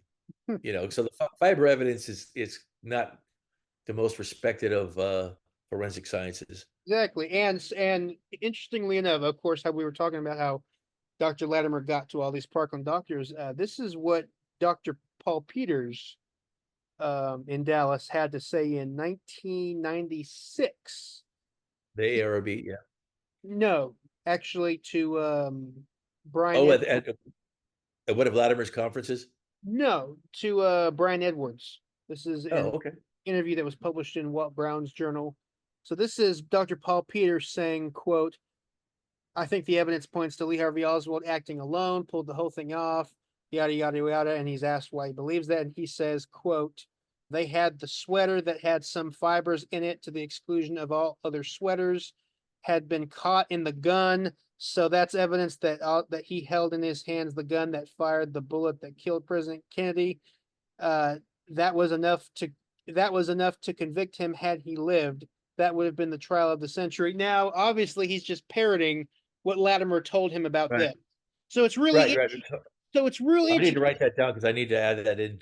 So it's really about how these zombie lies continue on, and then it convinces people, who might have seen something to say, well, I must be mistaken because we know it was Oswald. So it's all these little hints, all these little cookies that drop, if you will, cookie crumbs that you can follow, and they all lead right back to Latimer. So that is an example of what I just read of, that's how he convinced Paul Peters of that Oswald did it by himself. And the most extreme case. So here's a lecture that was done by Dr. Pepper Jenkins, one of the doctors that Latimer got to, and lo and behold, the slides that he uses in his presentations are Latimer's slides. Look at that. He just oh my God.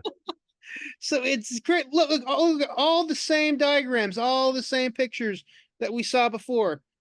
So look, there's Oswald's Marine book. Everything we've been talking about tonight. Everything. There's that. There's this. There's everything. So again, Latimer was everywhere. Wow. Yeah. It all goes back to him. He convinced these Dallas doctors who originally said he was shot from the front that.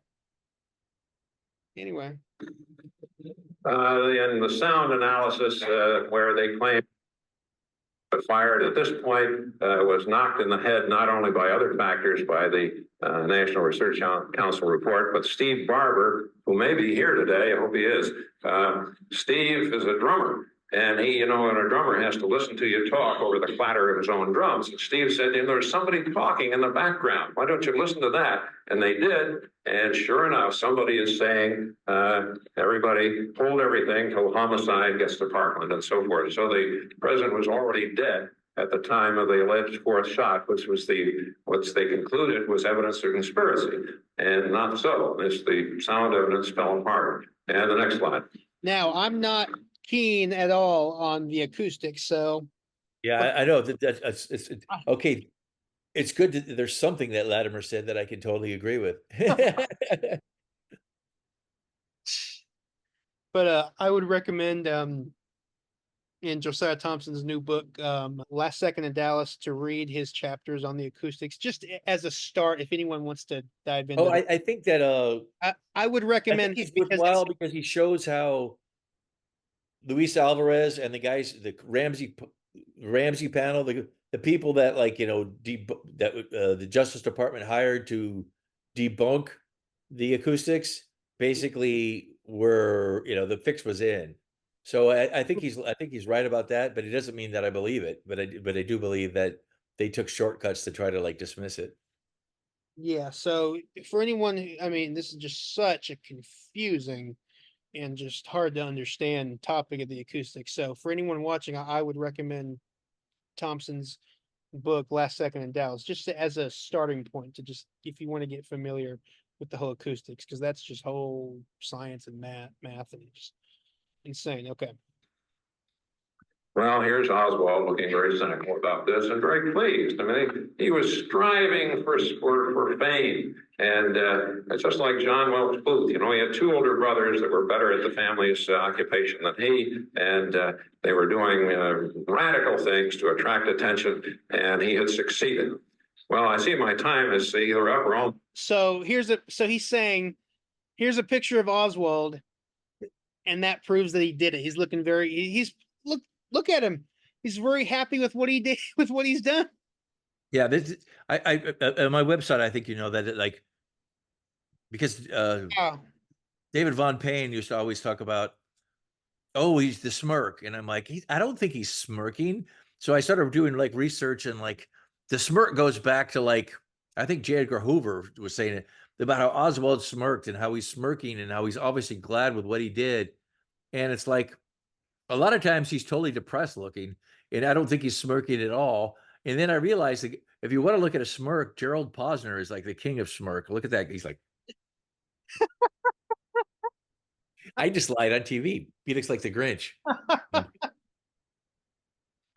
Anyhow, but yeah, so this whole idea that you could tell by Oswald's demeanor that he's guilty. I think you can tell that he probably knows more than he's told so far. But he seems to me like he thinks that he's probably going to get off because he knows that, you know, that there's something, that he knows something that they don't know, and he gets killed before he can tell us what it is. Exactly. But hey, that's that's our evidence. A picture of him, kind of, hey, case closed. He did it. Give me a break. 3 1-minute videos I'd like to show you at some point. Do you want to show them now, or do you want to do that later? If we can hold off. Okay. Hold off till later. Let me turn the microphone back to Mark. All right, we made it. You are 2 hours ahead of me. So what time are you working today? Are you working today? No, I have Wednesdays off. So here, look. Okay, I was gonna say, yeah, I got to get up in a couple hours and get my son ready for school. Don't worry. Hold on. Hold on. And oh, here's the footage of the ladders. And this is the exact kind of image that Oswald used. It's very important to have the right exact time, exact time. And the heads were struck when we hit the correct point. And back. Did you see the ladder go forward? Oh, yeah. Look, And Yeah. the heads were Right, I struck. told you that T, because I thought that Wallace Milam like redid the test himself. No, he was just using no, Latimer's own test against him. he's using. I mean, he's So when I found the footage, time. the footage I sent you, I told Tink about it, and he's like, okay. And So I think he probably mentions it in his book because he was really interested in it at the time. we yeah, they go forward. So what makes the skull go backwards here? Recoil. Exactly. It recoils. It's like it bounces off it, basically. But it's not at all like a head attached to a body, of course. Yeah. What is he shooting here? Dried skulls with filled with paint? I mean, what is Yeah. he shooting here? Right. Now, the bullet track, these are chunks of brain tissue mixed with white paint and bullet fragments I'm pointing out.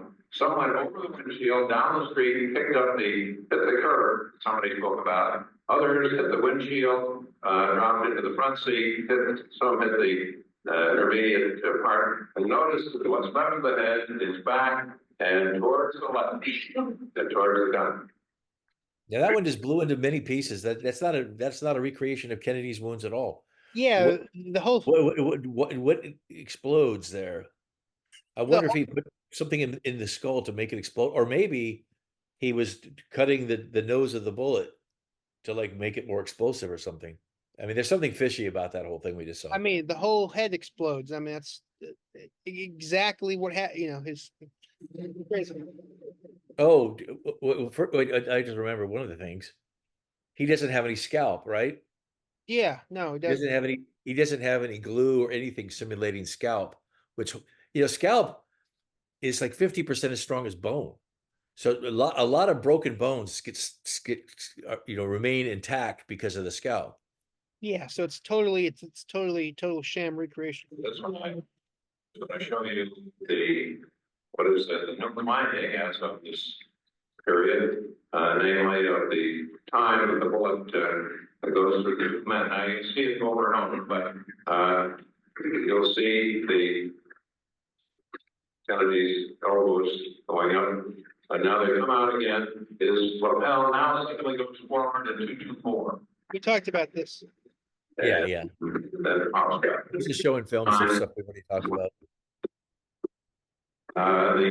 The people. Oh, then he shows then he cherry picks the mock trial, the animation. Oh, that's terrible animation. You see right there. But That like, was state of the art once upon a time. what'd you say? Oh, That was state of the art when they did that. It's like it's so dated now. and here's what I was talking about. The cone goes right to the. It's not exclusively on the 6th floor window. It includes the roof of the records building, which, as I showed before in Posner's book, he totally omits it. Yeah. He totally admitted that. But anyway. Those three slides. Oh, this is the very end when Latimer pulls a fast one or tries to pull a fast one on Dr. Wecht. All right, this is the last thing. You ready? All right. Roger, you have those three slides in mind, and then last paragraph. Please make it quick. Yeah, make it quick. These are comments by prominent panelists, and next slide, in which he says, all shots were fired in the rear, no support could be found for theories to postulate gunmen to the front of the presidential car. And the syndicate of the president was fired, was hit by one man, and his head was hit by a woman on the next slide. Available. And publication, the same author says essentially the same thing. Two bullets only. Both are very important. Available evidence, Dr. Latimer, number one. Number two, I make no apologies and am not the least bit ashamed about changing my mind as I come to learn more, as new evidence is acquired, as new experts get into it. You know what that's a sign of, Dr. Latimer? That's a sign not only of a courageous heart and a good mind, it's also a sign of pliable cerebral arteries that have not yet become rigidly fixed without. I don't know if have you personally met Dr. Weck? What'd you say? Have you personally met Cyril? Me? Yeah, I have. Yeah, he's just like you think he would be. Like he's just rambunctious and willing to give people crap, and like, you know, he's pissed off a lot of people in his life, but he's like, well, Tom said they're two great characters. You know, there's some of the people I met in conspiracy land are like pretty fabulous, and whether or not they're right about everything is almost beside the point. You know, there's like likable guys, charismatic people, including that guy, that young Texan, Matt Dowdett.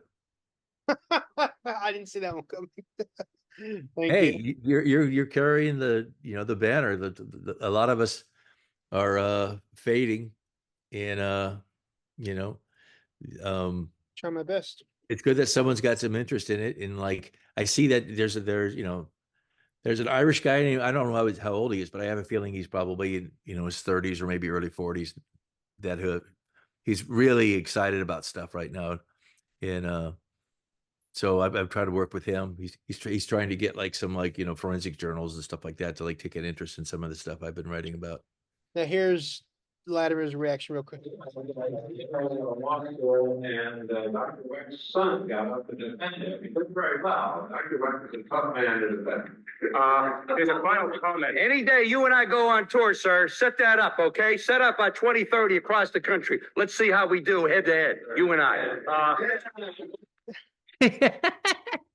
That's it. We made it through it. Yeah. We Okay. made it through it. All right, my friend. All right, I gotta go to bed. Any other final thoughts before we close this out? I enjoyed Latimer. doing it. I enjoyed seeing that footage again. One of the things I'm interested in is not just what happened in the Kennedy assassination, but also like, how do people determine what is truth in our society? And like, how does someone like Latimer, who's clearly got a screw loose, get so influential? You know, and on the conspiracy side, I've seen this happen with David Mantic and Doug Horn. So these guys are not all there, you know, or historically, you know, Grodin, you know, Grodin, you know, has some credibility because he was there with his Zapruder film and all this kind of stuff. But, you know, for the last 10 or 15 years, he's been saying, I've talked to 82 witnesses and they all say the back of the head was blown out or whatever. And it's like, no, they don't. And, you know, he was showing Vince Palomera like photos of taken of the dummy in the movie from the movie JFK, and claiming that they were lost autopsy photos of Kennedy that, like, you know, for the first time available in my book. And they're like, those aren't Kennedy, that's the dummy, you know? And so, I mean, there's just a lot of screwy stuff that goes on, and a lot of times people don't get called on it. So you need to debunk it. Like, well, we live at a time in our country right now where all these people, a lot of people actually don't just like Trump. They think that Trump is like a truth teller. And that is like such crazy, you know, because the guy lies about everything, you know? Anyhow. Any other final thoughts you have before? Oh, is that recorded? Am I going to prison after Trump becomes president again? Pat Speer said he was a liar. Any other final thoughts you have before we close this out?